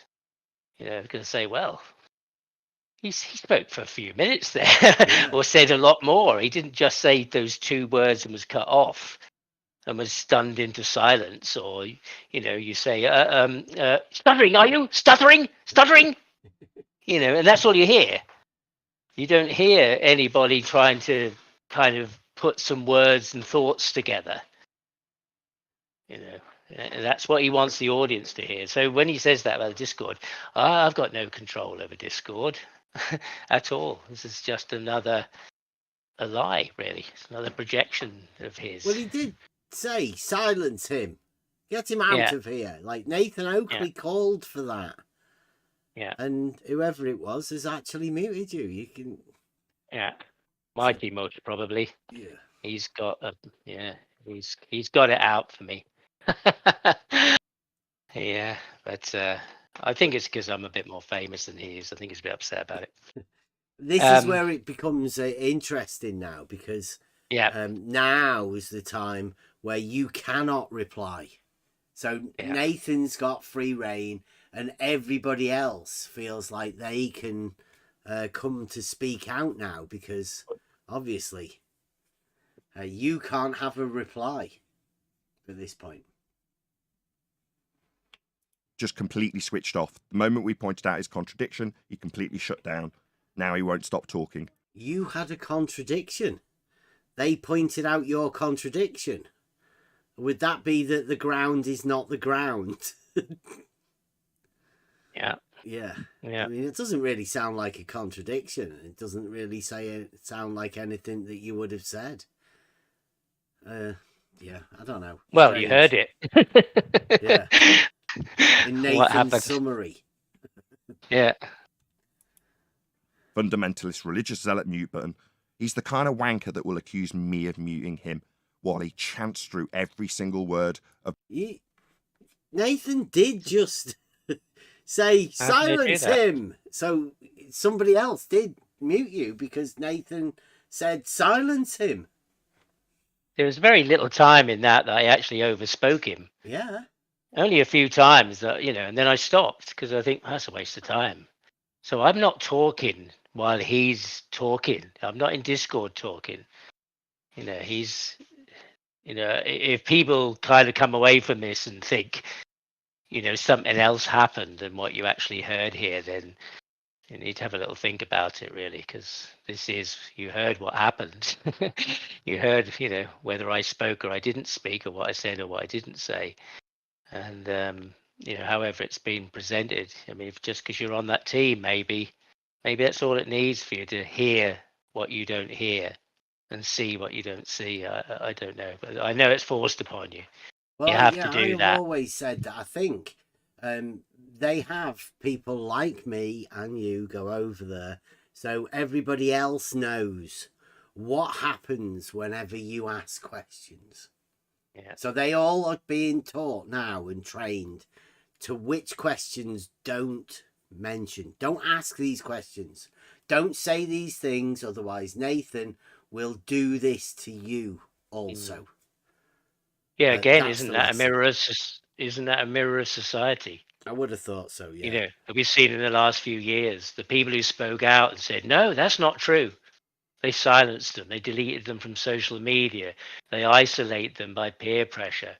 People came out, ministers and people, and denounced them. Or they lost their jobs. That's what happened to those people. And so then people think, "Oh, yeah, better not speak out." And it's kind of how I felt right in the beginning when I thought, if you're going to speak in any of these forums, you really need to have your stuff together. No good to only have a couple of little bits and then you look silly or you don't quite have it. I mean, I don't have it now.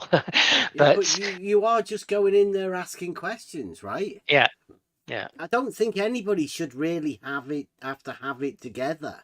If they've got a question they need to ask to get some clarity on something, they should be able to go in there. He's got an open platform. Go in there, ask the question. That should give Nathan a chance to explain it. I mean, that's what Nathan's after. Surely he wants to prove things. Yeah, it would solidify his beliefs, and you'd think so, wouldn't it? Yeah. If you could get to the end of your thought and you had nothing else, you went, "Oh, okay, all right." Then maybe you could call it a win. But that's how I thought it was. And I don't mind coming to the end of my thought and going away and thinking about it a bit more, and either absorbing that and accepting it or coming up with another question. It's not necessarily the end, but yeah, that's what I thought. You'd be able to ask some questions and you'd either learn something or you think, well, that wasn't good enough. But it's like he goes over his housekeeping questions. These are real live fire questions that should give him chance to work through his repertoire of things that he knows. Like, he's Nathan Oakley. He's the guy who can prove that the Earth's measured flat. He said that after I said Brian. No, I am Nathan Oakley. Yeah. The man, basically. Okay. Should be able to tell you how he does it. Yeah, the cutting edge of flat Earth knowledge. Where else would you go? Of me highlighting his contradiction. He's had the measurement of a flat Earth put to him. He won't accept it. He'll deny that the ground is the ground, and he'll chant through every single word of it tomorrow he'll come back and say, nobody's told me how we measure Earth flat, in spite of this hour-long conversation. Hour-long conversation. He's just said latitude. Like, that's not how you measure the Earth flat. It's ridiculous. It's an angle. That's no description or anything. It's terrible. No, he said it was the ground. Nobody said it was the ground but him. Neil, yeah, nobody said it was the ground. 163 fucking mentions of ground. We should have a little mind shock bell. Ding, ding, ground, ding. A little clock in the to the side, yeah. Counter. Easy. Originally, when I was speaking with him, why did you come in several times, Nathan? Rubble up mill. I think we missed that, didn't we? Yeah, go on. So Brian's asking him, why did Nathan cut him off while he was talking to you, or was that? Yeah, he had previous. Previous, and also when I said that he said the Earth wasn't measured flat, and I'll go with Brian, and Brian tried to speak, and he cut him off. QE. Yeah. And yeah, don't fall for it, Brian. Yeah. I'll let you have it. Don't we get the ground positions from the almanac anyway? I'll let you have it out for about. What is he talking about? An hour, Brian? Yes and no, because what makes you think that I would think that I wouldn't know what I'm talking about when it comes to our compass, for God's sake? Because you're Irish? No, I didn't. What? Yeah, that's QE. That's the Christian man that QE is. Wow. Stereotyping Brian as an Irish. Yeah, I mean earlier he'd come in and was abusive to me, and I swore at him and said, anybody who speaks to me like that, I will not respect any rules you come with. And it's gloves off, no fallacies. I don't care. You can say, oh, that's a logical fallacy. You can't speak. You can't do this. You're not allowed to speak. I don't care. No, it's done. There are no rules now. We're in a whole different territory. So, and that's because and what you heard there from QE, that puts it into a whole different territory. No person can, come out with their, Christian attitude and scripture that they talk about and stuff. And then, and there's a lot of that, there's a lot of that on, crayon munching, booger eater, window licker, all that stuff that QE says, and the people repeat, and Oakley says it, and people I've heard in 24/7 say the same thing. Well, to be honest with you, it's been a long time since I heard that Irishman type fallacy, right? Stereotyping Irishman as not being very clever. A long time, but QE's bringing it back up. Wow. I thought that was the sort of stuff that had been stamped out in 2024, right? They tried to get rid of that sort of stuff. People being offensive for that. But that's bad. QE, shame on you, man. Assuming you don't know what you're talking about when it comes to a compass. Me, Nathan. I don't like that. No, when you said 90 degrees, you said yes. And at that point, you're talking with respect to the tool. He's talking with respect to the ground. Yeah, but I knew what he was talking about. I know the mistake that him and Dave and the rest of them are making. What? Brian knows the mistakes that we're making. What, trying to engage with flat earthers and asking them about their claims? Ridiculous claims, probably, but I wouldn't know. Brian's too scared to come over here. Have a conversation. And he said that several times. He says, that he's been over there. I've been over there to Bev's and I've explained to them about this and they just don't listen. So I've given up on it. But that what they're talking about now was a previous point when I was talking to Brian. I don't know if you want me to tell you about it, but we were talking about the cardinal directions being perpendicular, and Brian was saying locally they are. And I said, well, when I see on a map, if I look on the grid on the map, then the grid lines are perpendicular. The arrow on the map points north, and if I got several of the UK OS maps and put them together on the floor of different areas, they would all connect. The lines would all be perpendicular to each other, and you cover a large area. So that's what I was talking about. And talking about when they originally mapped the land and they triangulated it, and I pictured those grids with what they triangulated to make those grids, those perpendicular grids, and that's what I was imagining that they did. So and relating that to the cardinal directions, and so Brian said locally they are, and I said, well, that sounds like I've heard from the globe, but locally horizontal is horizontal, but not really. And I said, that's a bit strange. So I said, look, if I'm standing facing north and then I turn through 90 degrees and face west, and then Nathan stopped me and tried to head Brian off and said, oh, you're gonna, he's gonna lead you into some trouble here, Brian. I can see a problem here already. And Brian said yes, he could, and he tried to head it off, and then he said, how are you getting that angle? I said, what angle? That 90 degrees, he said. I said, well, I just turned through 90 degrees on the spot. And now I've turned through 90 degrees. He said, how can you get 90 degrees to the curved line? So the latitude to the longitude, right, was a curved line. And so that then led me into saying, well, how did they triangulate then? If they knew they weren't perpendicular, why did they map it perpendicular if those lines aren't perpendicular?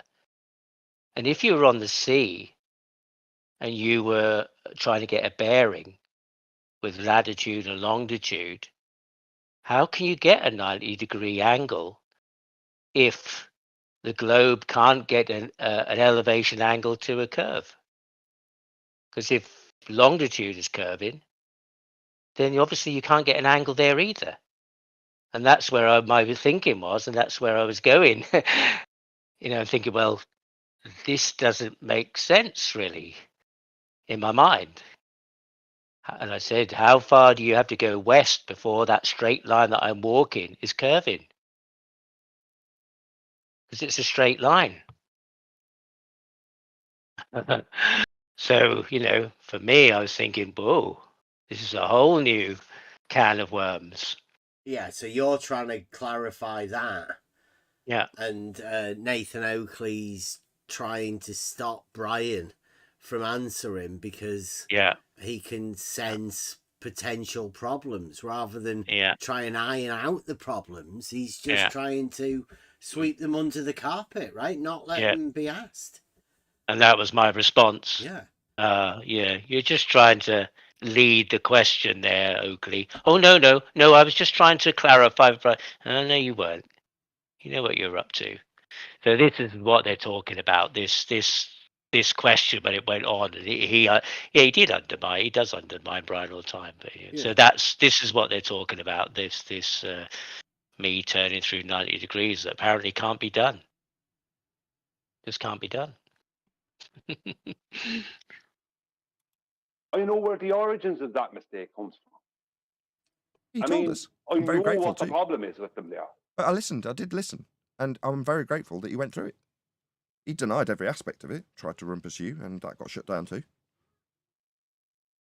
Yeah, but the problem here is that not only did they not understand celestial navigation, and I think they think that the latitude and longitude, from what he said, the latitude and longitude grid came after their surveying of the UK. It's like, no, the latitude and longitude grid was before that. There's a load. What? Did he really say that? He said that when they were triangulating, that they were taking it from the maps. And I said, well, they hadn't mapped the land, so how did they take it from a map if it hadn't been done? And I said, in the late 1700s, mid to late 1700s, they triangulated the land with chains. And they had to elevate the chains above the surface because obviously it's wobbly and not flat. No, you don't. They discovered. Yeah, that's the point thing. You don't do that with chains. You don't. No, but then they used glass rods, didn't they? Well, no, that was just for the baseline. Yes. The rest of it gets for elevations. That's where they survey it. All yeah, the that different came after points. though, didn't it? Yeah. Yeah. So, they made points, the grid, if you like, first. Is that how they did it? And then did baseline the elevation first, and then they do the triangulation Yeah. from the points, and Yeah. then they add in the elevations afterwards. So Yes. Then after Yeah, that's that's- all been yeah. done and the grids have been set out, then they can measure angles to lights in the skies from different positions. Yeah, and that's how I understood it, and that's how I explained. I said, that was done, and it was later that they then plotted, stars and to that, and elevation angles to that. So that's how I understood it to be. And it wasn't. This is the definitive. I was explaining how I understood it, and thought, well, and I did say later, well. Yeah, because he said that. Yeah, he said that they were doing that already on the maps. Brian says. I'll go back over this bit here and listen to this again. This is what Brian says. Tried to rumpus you, and that got shut down too. Yeah, but the problem here is that not only did they not understand celestial navigation, and I think they think that the latitude and longitude, from what he said, the latitude and longitude grid came after their surveying of the UK. It's like, no, the latitude and longitude grid was before that. There's a load. Latitude and longitude grid was before they surveyed the UK. Yeah, that's what he said. So that's what I was trying to work out in my head, you see, and then that's why I said, well, if they knew they weren't perpendicular, why did they map it like that? Yeah, why have we got a grid reference system? And if they are, a latitude to a longitude that is a straight line to a curve, how did they get those angles? So Brian's claim is that the latitude and longitude came before the grid system that we've got today. Yeah. And I was saying, well, I'd have to look at that and think about it a bit more from my point of view, because that's as far as I got. That wasn't how I understood it, and I wouldn't accept what he'd got to say just because he'd said it. Because I said somewhere I'm trying to work out where the magic happened. You said it was flat already. It was wrapped round a ball, and then on a cylinder, and the transverse Mercator map, which I don't know everything about. I have looked at it, but so I said I'm trying to work out where the switch happened. You're saying it was flat, then it went onto the ball, and then it was rolled out flat again. And now you still have a centric map, a centric idea. So I'm trying to picture it and put it together in my head. I'm not here for history and everybody else's reality. I'm just trying to understand what people are saying and how that fits with what I know and my experience. And is that valid? Because I can't go there to see it. Somewhere you've got to, well, it doesn't matter. You don't have to make sense of any of it. It's not necessary. But yeah, that's what I'm trying to, and I'm open to to realizing. Oh, okay, so that was done before that, and that's where that fits. But the point is that this is history. Yeah, This is the yes, exactly. well-known history of surveying. Yeah. that Brian has claimed that latitude and longitude came before the mapping of the UK. Yeah, and then he told me that that was 15 or 1600s. But that this was all done before the maps were done before, he said. And then today they were talking, so they were going over some video, and somebody was talking about people had a concept of the globe 2,500 years ago, and he said, no, it wasn't until the mid 1700s with Kepler. That's when the globe came. Getting better at it. So I thought, well, if that only came then, that's only a short period for that to be transported into the surveyors, would that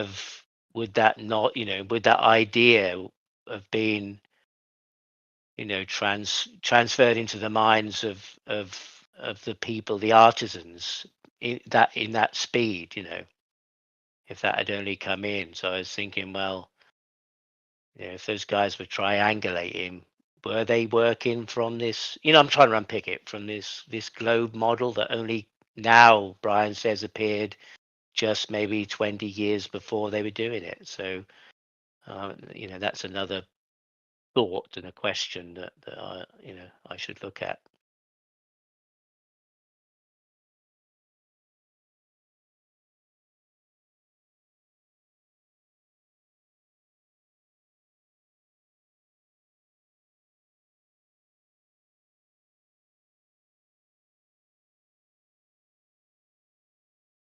I lost you.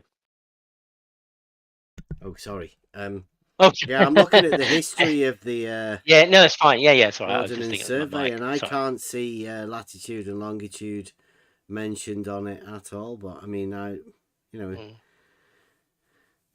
Brian seems to think that there's some sort of a difference, and maybe beforehand, but not mentioned in any of the mapping anyway.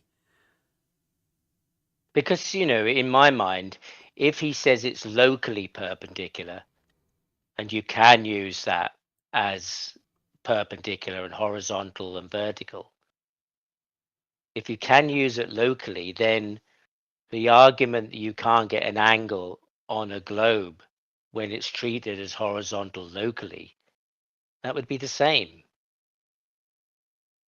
That's, again, it's like that, the globe can't have a refracted horizon, but the flat earth can have an apparent one, both non-geometric. And now locally is perpendicular, but locally isn't horizontal.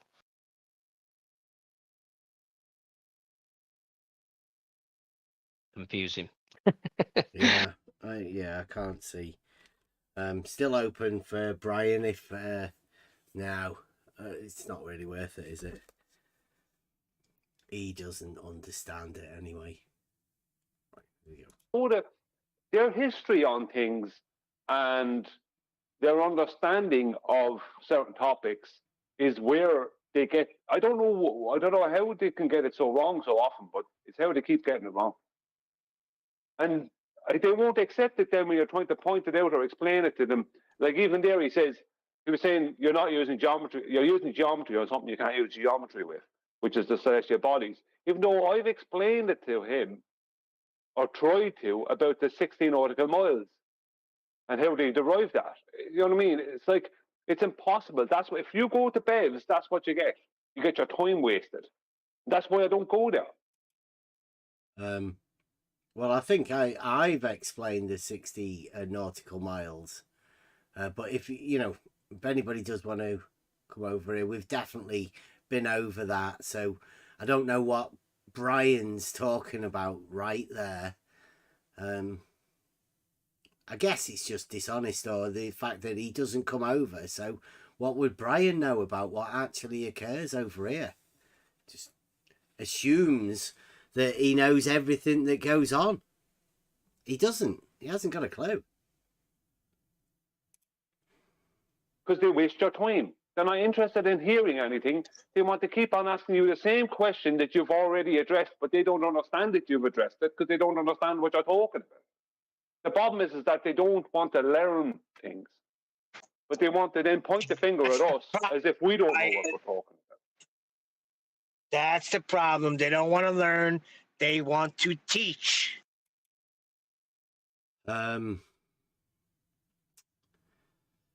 Neil, it's pretty sad.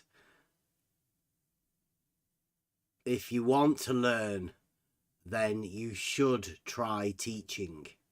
And in order to try teaching, you need to have your facts straight. That's how you end up learning more once you do try to teach. I can't say that we ever do try and teach. We have like a system of learning by osmosis, diffusion, just conversation, dialectic. Usually the best way to derive to a truth is through a dialectic, a conversation. But Brian doesn't want that, so Brian's never going to get anything. He won't understand. Yeah, they don't know enough to teach. I mean, even Elderbar saying they use triangulation. No shit. Yeah, in the 1700s. It's like, yeah, what has that got to do? That's not directly connected to the claim of east and west being perpendicular to north. Brian, he's disingenuous because he comes in talking all nice that he wants to learn when all they want to do is get back to the original thing that they love to say, that the ground is not flat and we're not measuring Earth flat. That's their whole purpose. That's the truth, though, Neil. We do not measure the ground or the Earth flat. That's the truth. It would be nice to hear it from flat earthers. That's all. Just a bit of honesty. Yeah. Really? So as soon as we get to the bit where, what's the latitude for again? Oh, mapping the ground. Well, yeah, then it's the ground. And the way we get that measurement is with an angle. Latitude is not for mapping the ground. It's ridiculous. Surveying and measuring distances is how we map the land, not latitude. With respect to the ground. Can't come from a curve, has to come from a flat plane. It's a flat earth proof. Oh, well, we don't like that. Our whole shtick is that the ground isn't flat. All right, well, it is when you're measuring latitude. Well, no. Don't. Oh, God. Sorry, Nathan, Brian. You're just ridiculous. You do not measure the Earth flat by measuring latitude. It's just an angle. Just an angle to a light in the sky. That does not measure the Earth flat. Sorry. It's ridiculous. And don't know why Nathan started with that claim. Oh, sorry, Gods has sent in a super chat. He says, for the grandest projection of the year, the winner is Neil. Yeah. Oh, Gods. At least Neil got to say something, right? No, you haven't told me that. Because it's not the ground. When you measure latitude, it's conceptual. So what's latitude again? Positions on the ground. It's not positions on the ground. It's an angle that you measure from a position.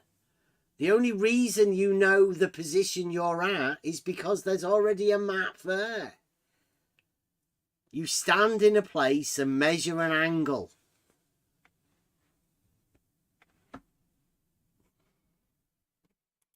With mapping. Oh, right, so it's the ground then? No, I'm going to cause total audio chaos for the next 25 minutes while you point out my contradiction.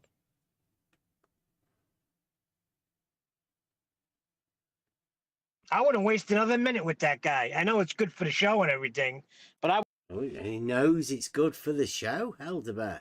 Okay. So somebody said that you are good for the show. He knows it. Brian Neil knows that you, Elderbear, are good for the show. I don't know whether we can say the same thing about Neil. He's just Darwin's replacement. Yeah. You're good for the show, though. Yeah, I wouldn't waste another minute with him. Ka-ching. Now that I'm sorry, Brian. Go ahead. I shouldn't say that because the last time I said that in between the topic that I wanted to bring up, it was 2 hours ago. I mean, Adam must have a ZZ Top beard by now. What? With Brian? What's QE got against Brian? Wow. QE putting the needle in there with Brian. Sorry, Brian. You're not a favour. Go on, you go. Adam, you out there? You'll like this, Brian. Yeah, I'm here. Yeah, I wanted to ask you something in reference to your majesty of the heavens in relation to getting an elevation angle off the surface and then comparing that with an elevation angle above that same point, that elevation. You said it's the majesty of the heavens. Yeah. Yeah, it's my contention that it's the majesty of flat Earth. What? Now that is the equal elevation angle, right? Equal angle at different altitude, your helicopter sort of question. QE wants to call it the majesty of the flat Earth. Sounds like a religion. Yeah, it certainly does. This thing that disproves geometry by using geometry, parallels and angles, is the thing that they want to say disproves the geometric quality of it, is the majesty of the flat Earth. QE statement. Well done, QE. That's got to be the most fucking ridiculous thing I've ever heard. Stolen concept is the majesty of the flat Earth.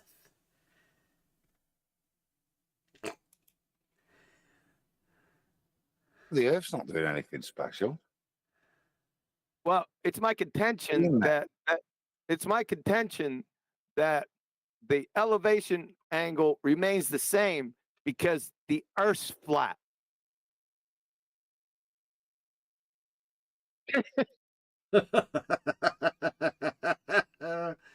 What?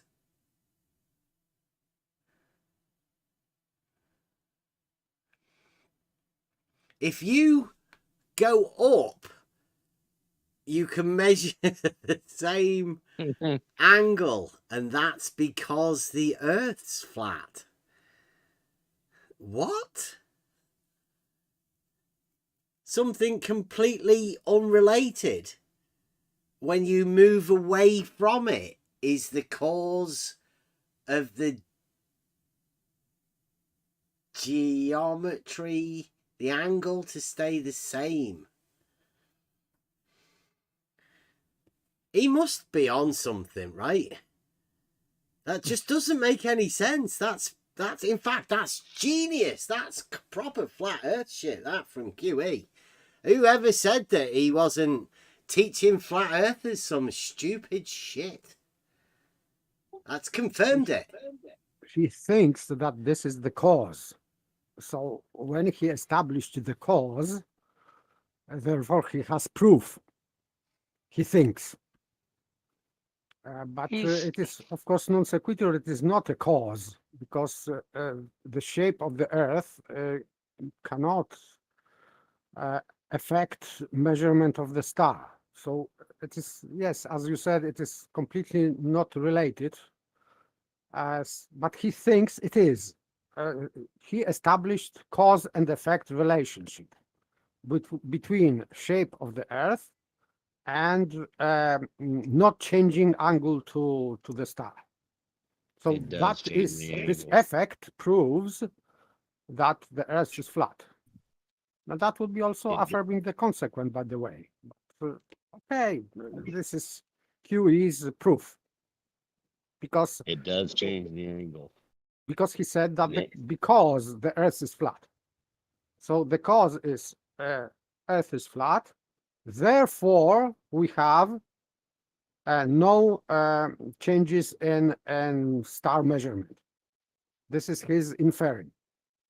And what he is doing to confirm that the Earth is flat, he is affirming the consequent, the star measurement. It is typical affirming the consequent fallacy. He doesn't realize that yet, maybe. I don't know. But I'm just going with his inferring. Cause is Earth flat, because he said that. Because the Earth is flat, that's why we have this no changes in measurement of the star angle. And we have the same measurement of the angle or whatever of the star. So he is affirming the consequent instead of affirming the antecedent. He should affirm the antecedent in order to confirm consequent. But he is affirming consequent to affirm consequent. So this is just affirming the consequent fallacy.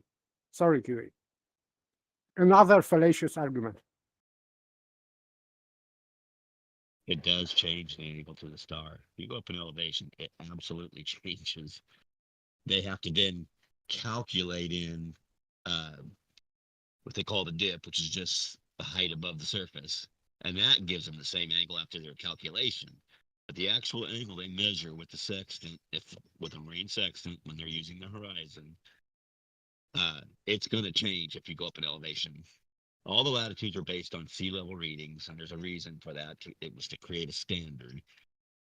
So they know they can't take one unless they do some kind of calculations to turn it back into the original angle.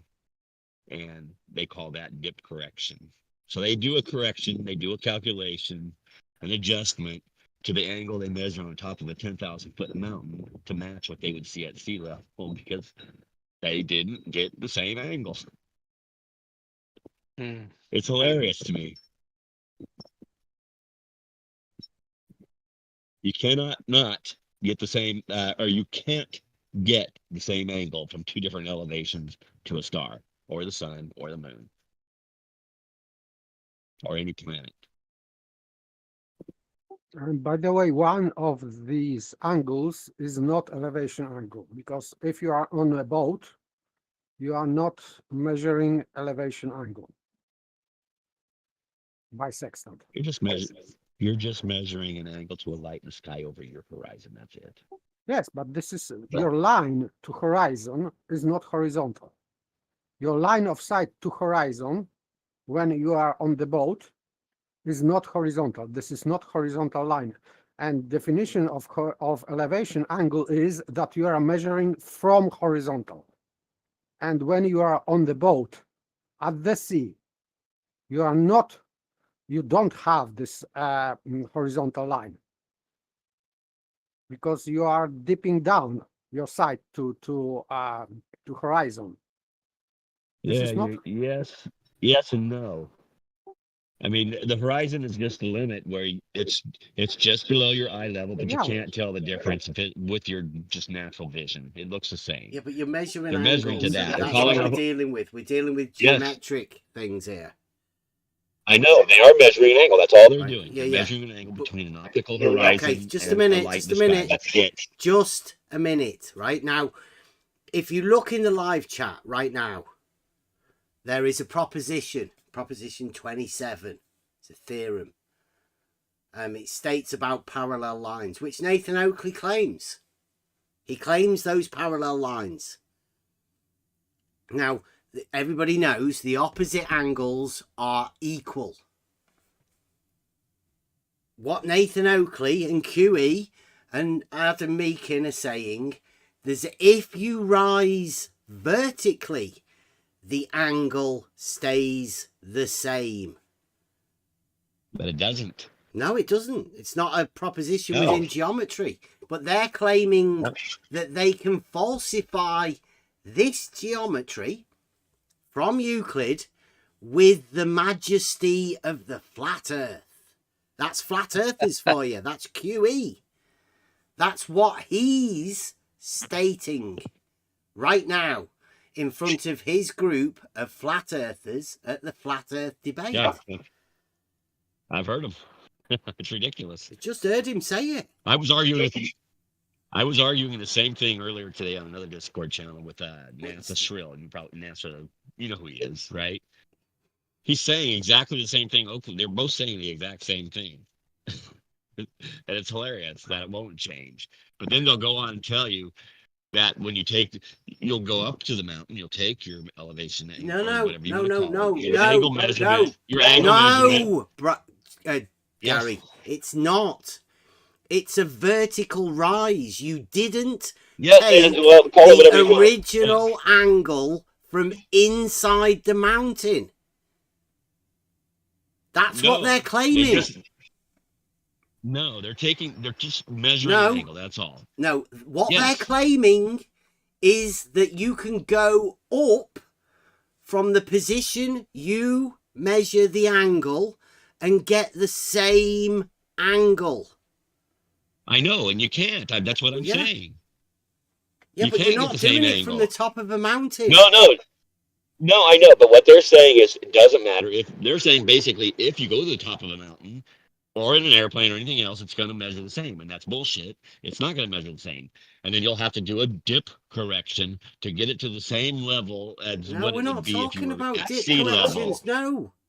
I know, but that's what Nathan's doing. But He's not talking about that. The globe They're is. omitting all of that stuff, and I don't think you should be the one that comes over here and tells us what they're omitting.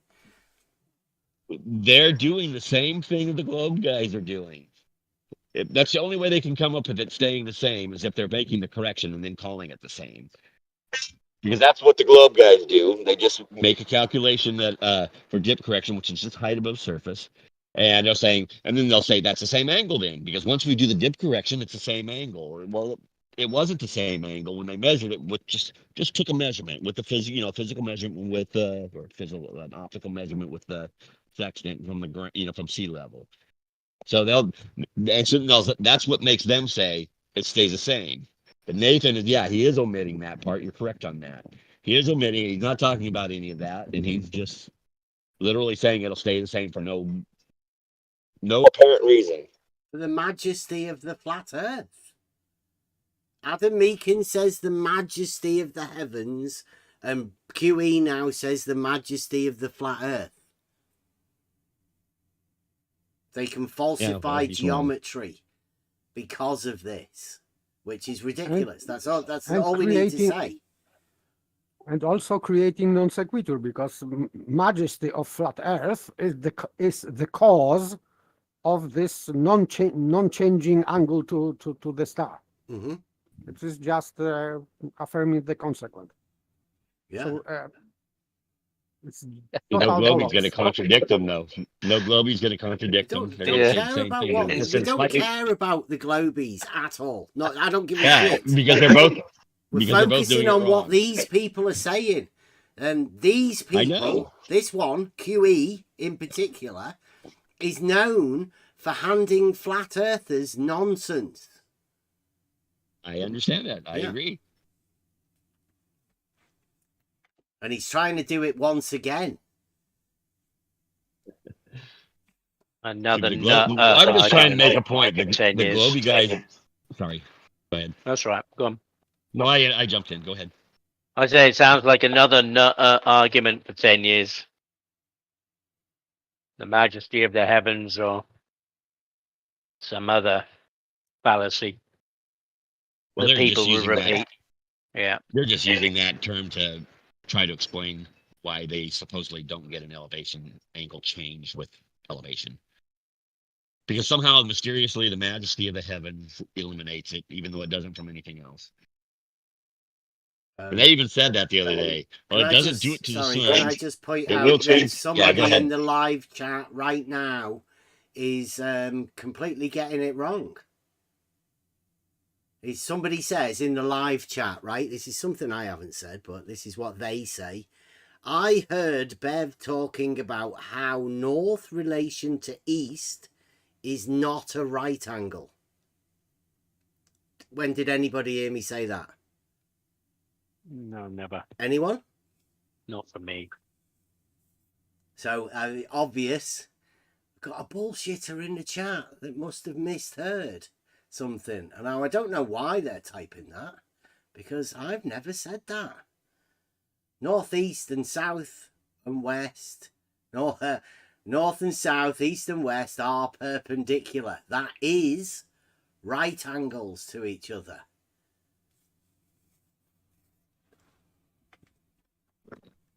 So, yeah. I don't know whether you were agreeing it with us. What?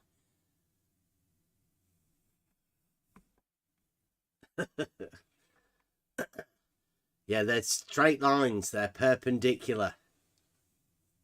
I don't know what you're talking about. Maybe you're like the flat earthers that think it's a circle. Maybe.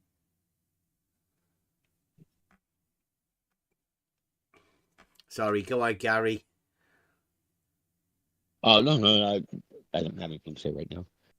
But another notion about this statement is because if, for example, Adam Miken is talking about majesty of the heaven, so it is like a religious statement, but let's say correct, because heavens were always ascribed to spiritual, let's say, realm. But now QE, supposedly Christian, is saying the majesty of the earth, so he's like worshipping earth. So because in Christendom, let's say, there is no majesty in earth, because we know that devil is ruling the earth. Heaven is ruled by God and angels, and the earth is kingdom of devil, rather. And now QE is talking about majesty of the earth. So for me, it's just like upside down theology, let's say. For me, it is weird. Yeah. Well, he was going over the pastors the other day, so I've heard he's highly religious. Sounds like he's trying to make a majesty on earth, doesn't he? New religion, Yeah. right? Get the tent up. Yeah, I just cast out some have to warn demons. the flat earthers. There's I'd say there's a traitor in the midst called QE, trying to give you a load of bullshit. Unverifiable, I would say. They've never done it. I don't know whether QE's ever measured an angle.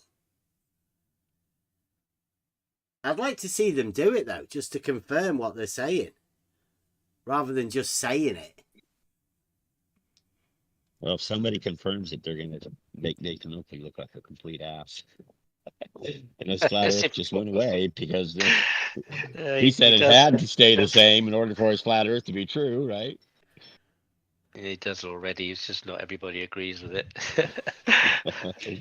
It's just kind of, I don't know, it's just funny. But you absolutely do get a change. Yeah. That's The majestic heavens aren't going to prerequisite. get the way we see change. I don't know whether QE was joking about that now. I'll have to go back and just check. Do you reckon? No, I don't think so that he was joking. I think because it was such a silence, he laughed afterwards. Nervous laughter. Let's listen to it again. That it's the majesty of flat Earth. The Earth's not doing anything special. Well, it's my contention that it's my contention that the elevation angle remains the same because the Earth's flat.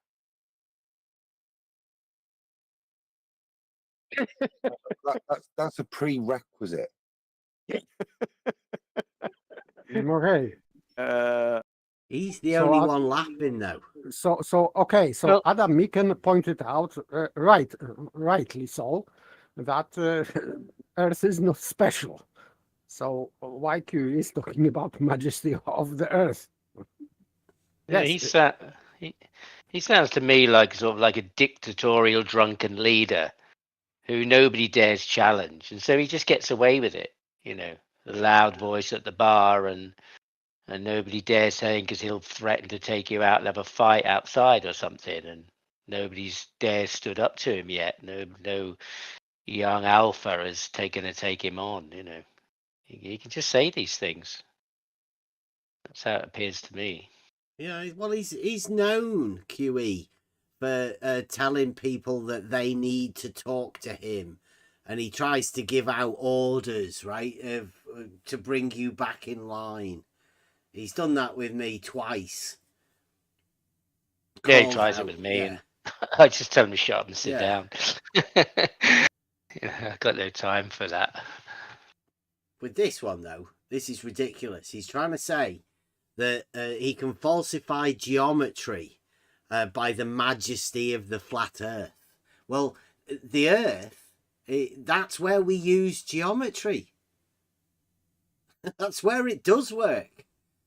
So why he thinks he can falsify it is ridiculous. Flat Earthers, watch out. You've got a weird one. He's laughing about it as well, which makes me think, I don't know, whether he's just trying it on, thinks it's funny. Yeah, because the higher you go, your elevation, the higher you go, you're going to get a equal and opposite reaction of the horizon rising at or near your eye level. So why would it be any different? Oh, the horizon rising at or near your eye level. I think we've got the contender here who's told Flatsy. There you go. Well done. Yeah. QE. He's the culprit. That's right. We'll have to add that to the other one. So sorry, Flatsy. We didn't realise that you weren't allowed to say that it was QE that had told you that stupid shit. QE's to blame. Oh, Godzilla. Very much Gods. He says, Earth, measured and flat are all defined as a line envisioned from your eye through a sextant lens, then to the horizon, at least over that hyperspecific FED channel. This is why it needs to be ended, that flat Earth debate. I'm telling you. You've got QE telling you about the horizon rising to eye level, at or near. Listen to it again. You know, get a equal and opposite reaction of the horizon rising at or near your eye level. So why would it be any different? You're going to get an equal and opposite reaction of the horizon rising at or near your eye level. What the fuck does that mean? It is utter nonsense. Yes. Utter nonsense. Especially this equal and opposite. Yeah. Cannot be equal and opposite. This is just really. I don't know. I thought that only Adam Meakin is drinking on, but still, I in that case, I would say that it is more plausible to listen to drunken Adam Meakin than sober John QE, because maybe he needs some drink, because maybe he would say something with the sense, because for now he's not well. And God's corrected a typo. Sorry, did I read that out wrong? Oh, at least over there at the hyperspecific FED channel. I think that's what I read anyway. I think so. You're just correcting yourself there, Gods. I think I read it like that anyway. Did he mean typo specific? Yeah. Oh, wow. And I think this is where it gets interesting now, because QE's obviously realised he's just said a load of bullshit, and he's going to have to try and justify the bullshit that he said. That's right. Opposite reaction of the horizon rising at or near your eye level. Wow.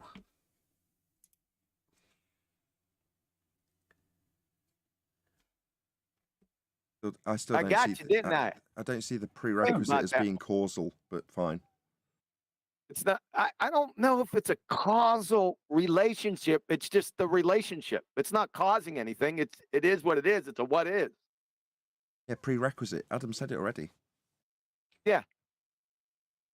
Prerequisite is cause. Yes, it's in logic. Yeah, it is antecedent. It is called antecedent. Yeah, necessary antecedent. The cause of the geometry failing is the flat Earth. Yeah.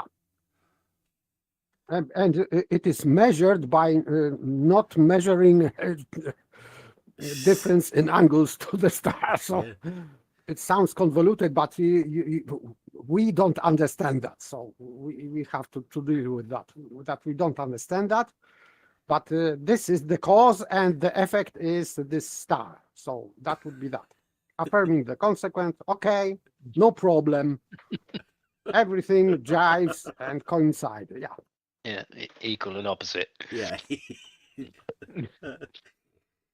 Oh, man. The majesty of flat Earth, Adam. And another question. I don't want to divert, but you put that Budweiser glass in Master B. My question is, and I put it in Master B, is that your dentures or your binky at the bottom of the glass?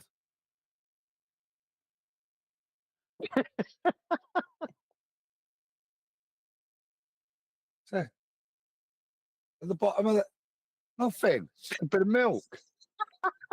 It does look like a gum shield. I hear that. Yeah. Wow. Yeah, that's right. The Viking. That's my position. It's the majesty of flat Earth. Decided to say that milk proves I wasn't drunk last night. We'll have to chat about that later. We're chatting about it now. Right. I've hijacked the conversation. Okay. No, I don't. I'm not. Okay, I wasn't saying it for that reason. But okay, what would disprove what you're saying? That's what we need to go into. What can or would disprove it? And if we can't find anything that would or can, then there's a solid point being made. My point. So what could we compare it with? This is what you were saying, isn't it? I know you said my point, but this is the whole helicopter thing. It's like, how can you prove it? Like, what? Yeah. What's going on? Why's Brian now asking the same thing that you did and not getting the similar reaction that you did? Yeah. Well, I missed it. When I listened back to it, I thought, so Brian was listening to what I was saying, even though Oakley was twisting it and rumpusing over it. He was listening to the question I was asking. Has it been verified? And here we go. Yeah. The other example we could compare with, where we could rise in elevation and the objects would stay in the same, the angle to the object would stay equal via a measurement between that and the horizon. Where are these objects? On the ground, the majesty of the flat Earth, or in the heavens? In the sky, Adam. They're in the sky. Yeah, but that's not the point. It's the relationship between the horizon and the slush, not one or the other. Yeah, so that ain't gonna work. Who does That, the that was spectrum? pretty. That was pretty pathetic. Does You say it's a relationship between the horizon. It's just an angle between horizon and the star. So what relation? But the horizon doesn't rise. So the angle would have to change if you're relating it to the horizon. Yeah. It doesn't mean that you can measure this by the sextant. Well, the sextant's not an accurate, it's not within the accuracy needed, right? But you would have to literally falsify geometry. And there would be no way of proving that because there's no system base that you could use a non-geometric reasoning. Like, you couldn't prove it. Right, but still, QE's argument is fallacious anyway, so you cannot prove anything using fallacious argument. That's why I was talking about this affirming the consequent. So it is not a proof. So it is proof dismissed but still they are trying to imply some religious terminology to that kind of thing. I found it awkward. Yeah, I'd say they've spent the whole time trying to slander or say whatever to Elderbear and dismiss this question about measuring angles to stuff, and now QE's brought it up and he's making Brian answer it, or is Brian trying to find out? Brian's like got a sensible question now asking. Yeah, I think Brian's brought it up. I don't think QE's too keen to go there, but yeah, or none of them, Oakley either. But Brian seems genuinely interested, and it's a hole to plug. Well, if There's it's a hole it's a claim that's been made about the majesty of the flat Earth, then wouldn't this falsification of geometry help them prove their case? I would say it it leaves them wondering. Well, it leaves me wondering how Nathan Oakley's going to prove his flat Earth from an angle. It seems to all rely on the fact that these angles stay the same now. All of Nathan Oakley's stuff. Yeah. He's obviously not using surveying, right? Nathan Oakley is definitely not using surveying because surveyors measure the land, the ground to be not flat. So Nathan Oakley is now hinging his entire argument upon the falsification of geometric reasoning. But seeing as the proof that I've put up in the chat, you guys can't see it, but it's in the Discord, is the proof of parallel lines. Well, Nathan Oakley says the art lines are parallel. Yet he's going to falsify that proof. He has to falsify that geometric proof in order to get what he wants to get.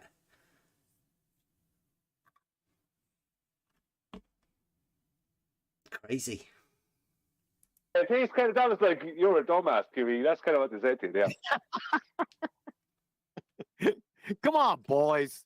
You got to do better than that. Meanwhile, back at the ranch, we have Akambars in the chat that says, I just find it funny that the Earth is measured flat, but there's never any measurement given. That sounds familiar. After all of that, after that whole thing, he says that? They honestly think saying latitude is enough of an answer, don't they? They think that's them answering them. Maybe Go home. Maybe they think that they were talking for 4 hours and that should be enough to Yeah. convince everyone. So that's why they are surprised.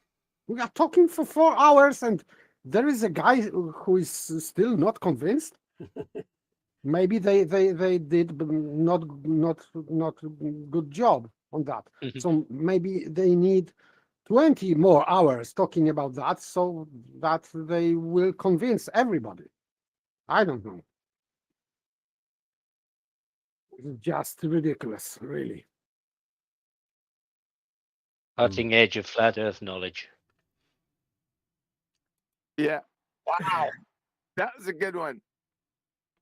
Okay, back. I'm sorry. I wasn't. It wasn't a purposeful red herring. It just popped up and I seen it. Sure. It's on screen now. What's on screen?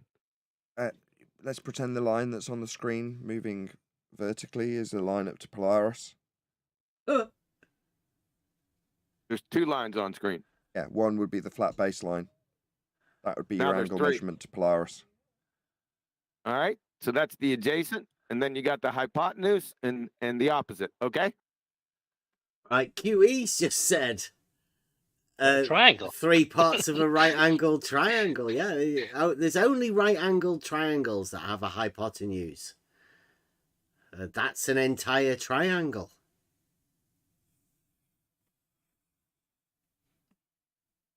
Not just an angle. That's what Nathan Oakley wants to falsify, is it? You know what we mean. No, he literally, he's got the angle being the same as you rise. The angle to that light at the sky, the same when you rise up from the position that the angle's taken. Like, why is Nathan Oakley doing this? Well, I mean, what's going on? It makes no sense. And if there are any flat earthers out there thinking Nathan Oakley and this is a proof of flat earth, don't ever repeat it. It's a load of bullshit. Yeah, or think this is some kind of victory. Yeah, it'll get you in trouble. It's nonsense. Crazy. Yeah. This is a red herring. There's no. Or this is a straw man. There's no horizon being involved in this. Because it's from a perspective. It's from an orthographic. It's a triangle. Nevertheless, Brian. this is a prerequisite that Earth must be measured flat to take that angle measurement. What? Prerequisite of what? The Earth must be flat. That's Nathan Oakley said that. Listen to it again. Because it's from a perspective. It's from an orthographic view. Nevertheless, this is a prerequisite that Earth must be measured flat to take that angle measurement. The ground is the baseline. No.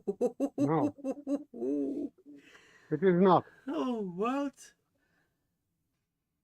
When you are measuring angle on the boat, you are measuring angle to the star from horizon, and the line from your eye to horizon is not horizontal line, and therefore you need to use that dip to correct to horizontal.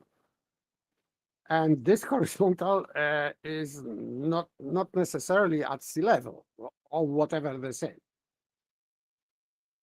It has to be parallel, just horizontal. But still, it is just has nothing to do with measuring Earth. So I don't know why he's talking about that. You need flat Earth to make that angle. Like the brother of James. For me, it's just non sequitur and nonsense, and affirming the consequent, by the way, also. But still, this is just stupid what he says. I don't understand why he's saying that you need flat Earth to measure an angle to the light in the sky. This is the same thing as QE is saying, that you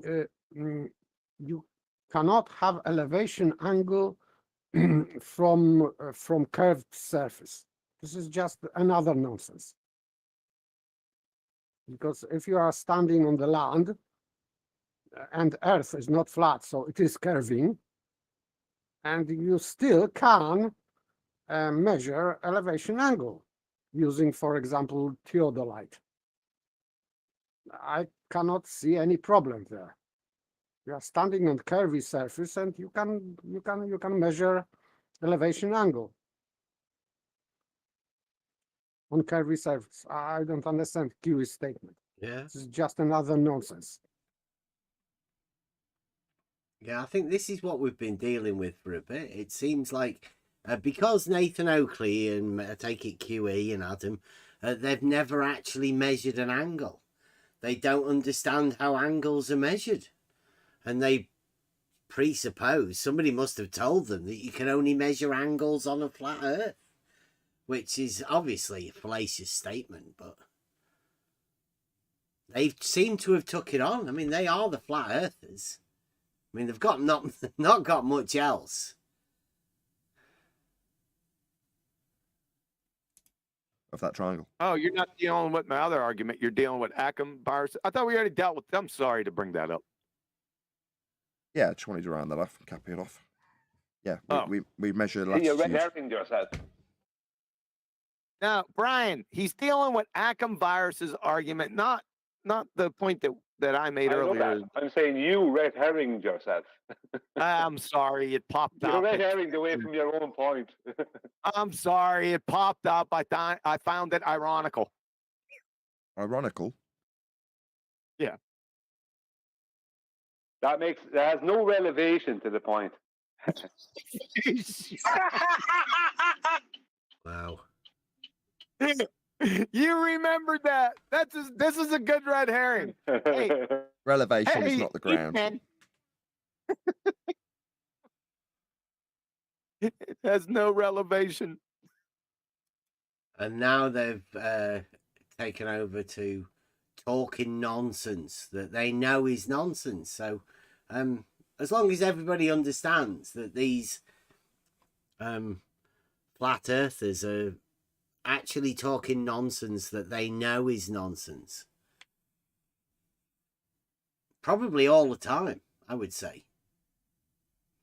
Yeah, there's a bit of an aside. MP from YouTube is trying to get in. He seems to be stuck at landing somewhere, so I don't know how he can get gets into from the there. chat. All he's got to do is join. That's it. Yeah. Yeah. You'll be able to come into. You see the live chat. You should be able to see the live chat. If you would like to get a speaking role, are there some mods around? Maybe.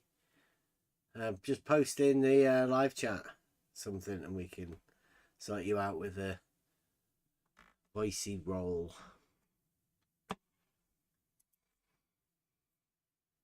Why don't you let Virus come in and give us a laugh? Hang on. What about if we take an object that is above the horizon in the distance, an actual object that we know of, and take an angle above from a higher elevation to the same object? Will we get the same effect with the horizon behaving as it does? Talking about a depression angle. No. You know the way when you rise in elevation, the angle to the same celestial body doesn't change? Yeah. So an airplane over 45 degrees latitude will get a 45-degree angle, just like the Mariner. So what QE is pointing out concerning the horizon is that the horizon, as you raise, the horizon appears to rise with you. It doesn't actually, but it appears to, because it's the Earth, you're seeing further, so the Earth is stretching out in front of you. So the effect is that it appears that the horizon is rising with you. Now, QE is saying, and I understand his point, that that is the cause of the angle not changing. Is that what QE said? Not my head. No. Maybe, or maybe he's still manning Yeah, I what think so. QE is saying. Yeah. I think Brian might know that QE said a load of bullshit there, and he's trying to be generous. We'll give him steel manning this point that QE made. Yeah, because Brian's. Go on. Sorry, go on. Yeah, because Brian's on a bit of a sticky wicket there, really, because he knows he can easily be undermined or suppressed. So I guess he has to have a little cautious approach, try and get his point in. Yeah, it's like Brian's playing a normal game, but he's got QE and Nathan Oakley and Adam Meakin all making it into, like, turning it into hardcore mode, right? Yeah. They're making it more difficult for Brian. Brian's the only one that actually does anything. Yeah. Yeah, here they are. Yeah, that's Making why I it said difficult before, for him. originally, Brian knows.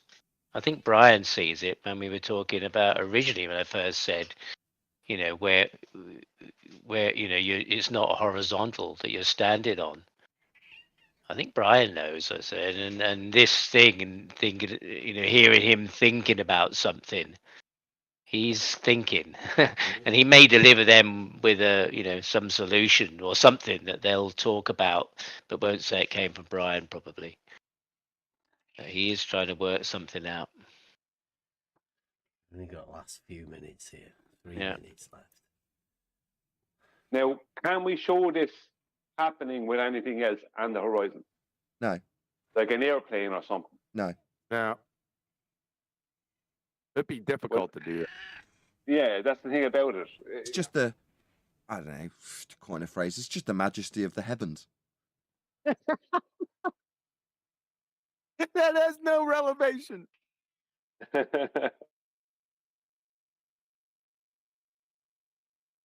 No, I think this is worth investigating because it could make a bit of sense, I know.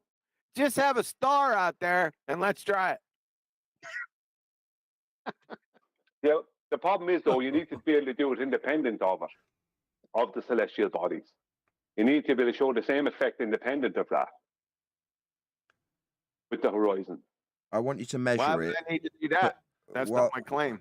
What I want you to do is measure it maybe with polar. What? Why would I need to do? Why should I need to do that? That's not my claim. Wasn't he just the one that made the claim? Yes, and Brian's logic is pointing out that maybe he noticed that QE's reasoning is fallacious, because he said that you cannot assume that the Earth is flat in order to claim something about stars, and the horizon is not good enough. The cause, it is not the cause, so he has to find something else to prove this his claim. So maybe Brian's logic noticed that QE's reasoning is fallacious. I spotted this, and I can name it. It is affirming the consequent fallacy. Maybe Brian's logic also spotted that. I don't know, but he knows that something's wrong with QE's reasoning. Yeah, and QE knows it as well now, because he's think saying, so. why do I need to do that? That's not my claim. When, yes, it is your claim. You did do that. You're doing the same as what Nathan Oakley does. Like, you make the claim. It can then be questioned. That's all Brian's doing. It's pretty sad. If Brian's going to continue with this, watch out, Brian. These guys will have you. They'll tell you. But after you've measured it, can you then deny that it's a measurement and deny that the ground was involved? Can you do that for me? The ground was not involved. Yeah, if you go up, what's the ground got to do with it? Nothing. Yeah. So that's why Brian's logic is laughing, because he cannot say, because it would be false statement. Yeah, that's why he was saying, right? you're not referencing the ground, so you can't say that the ground is the cause of this angle being the same. I think that's what Brian's saying, and now Nathan's trying to link it back to the ground again. Yeah, and he's trying to put words in Brian's logic mouth. The same thing as he was doing with Elder Bear. Yeah. Same thing, because he needs confirmation from Brian's logic. Yeah, I hope Brian can see this, right? Nathan needs Brian's support, but yet Brian's the one that's questioning them. Yeah.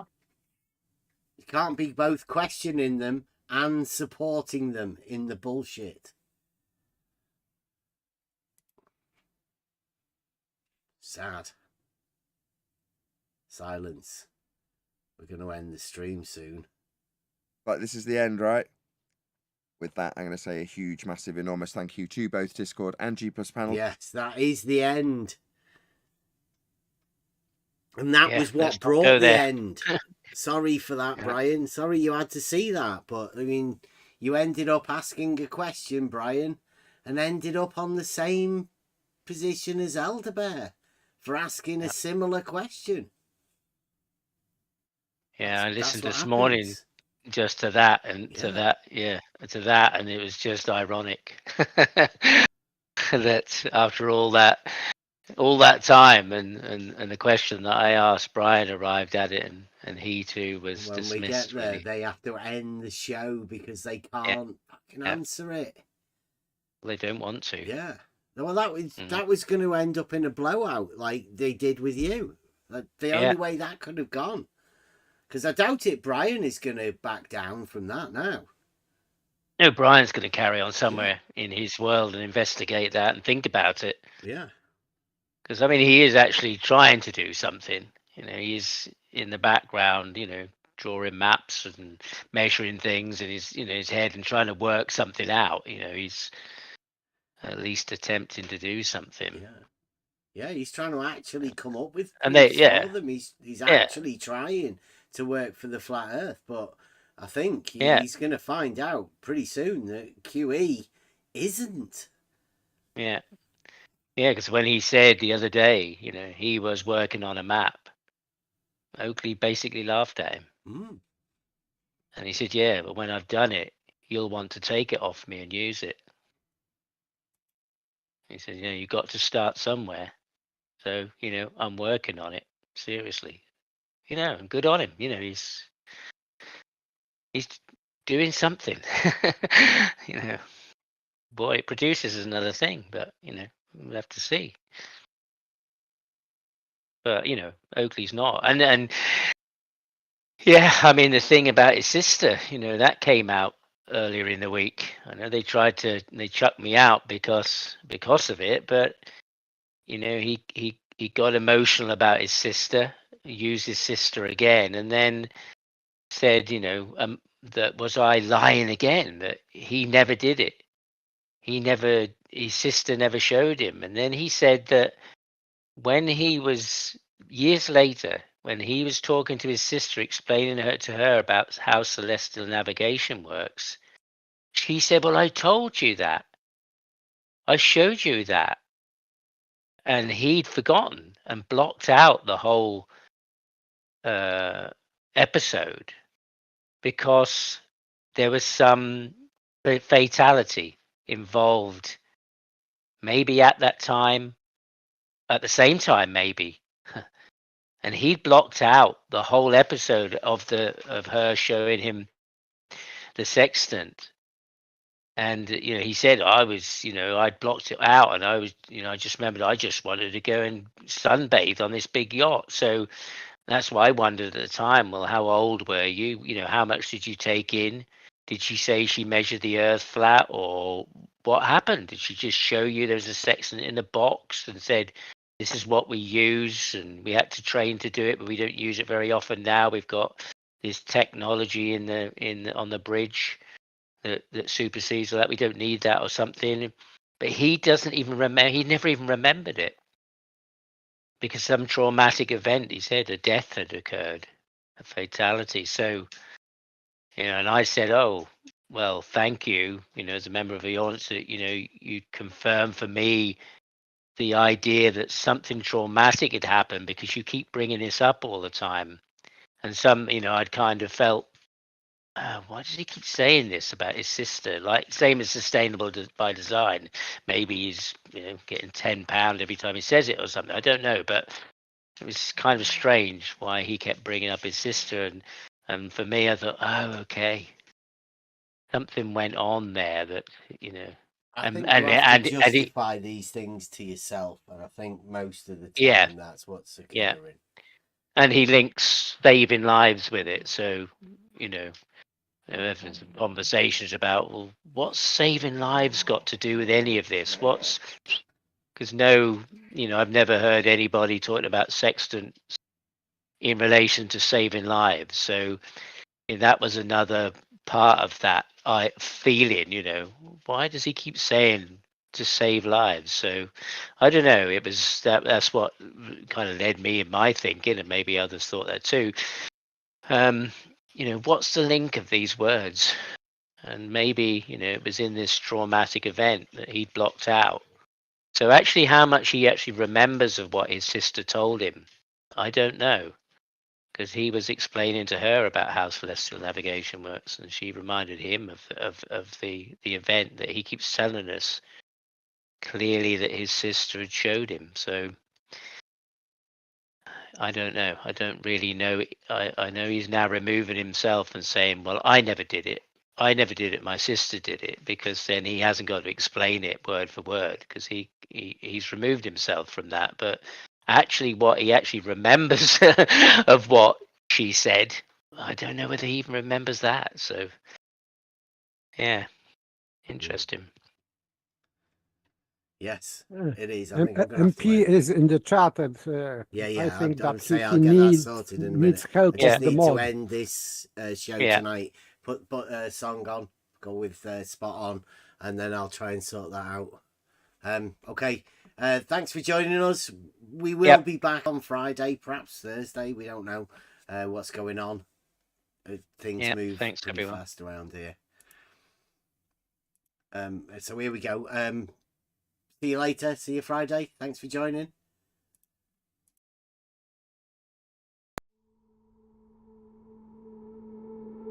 Surveyor's life has often been fraught with hardship and danger.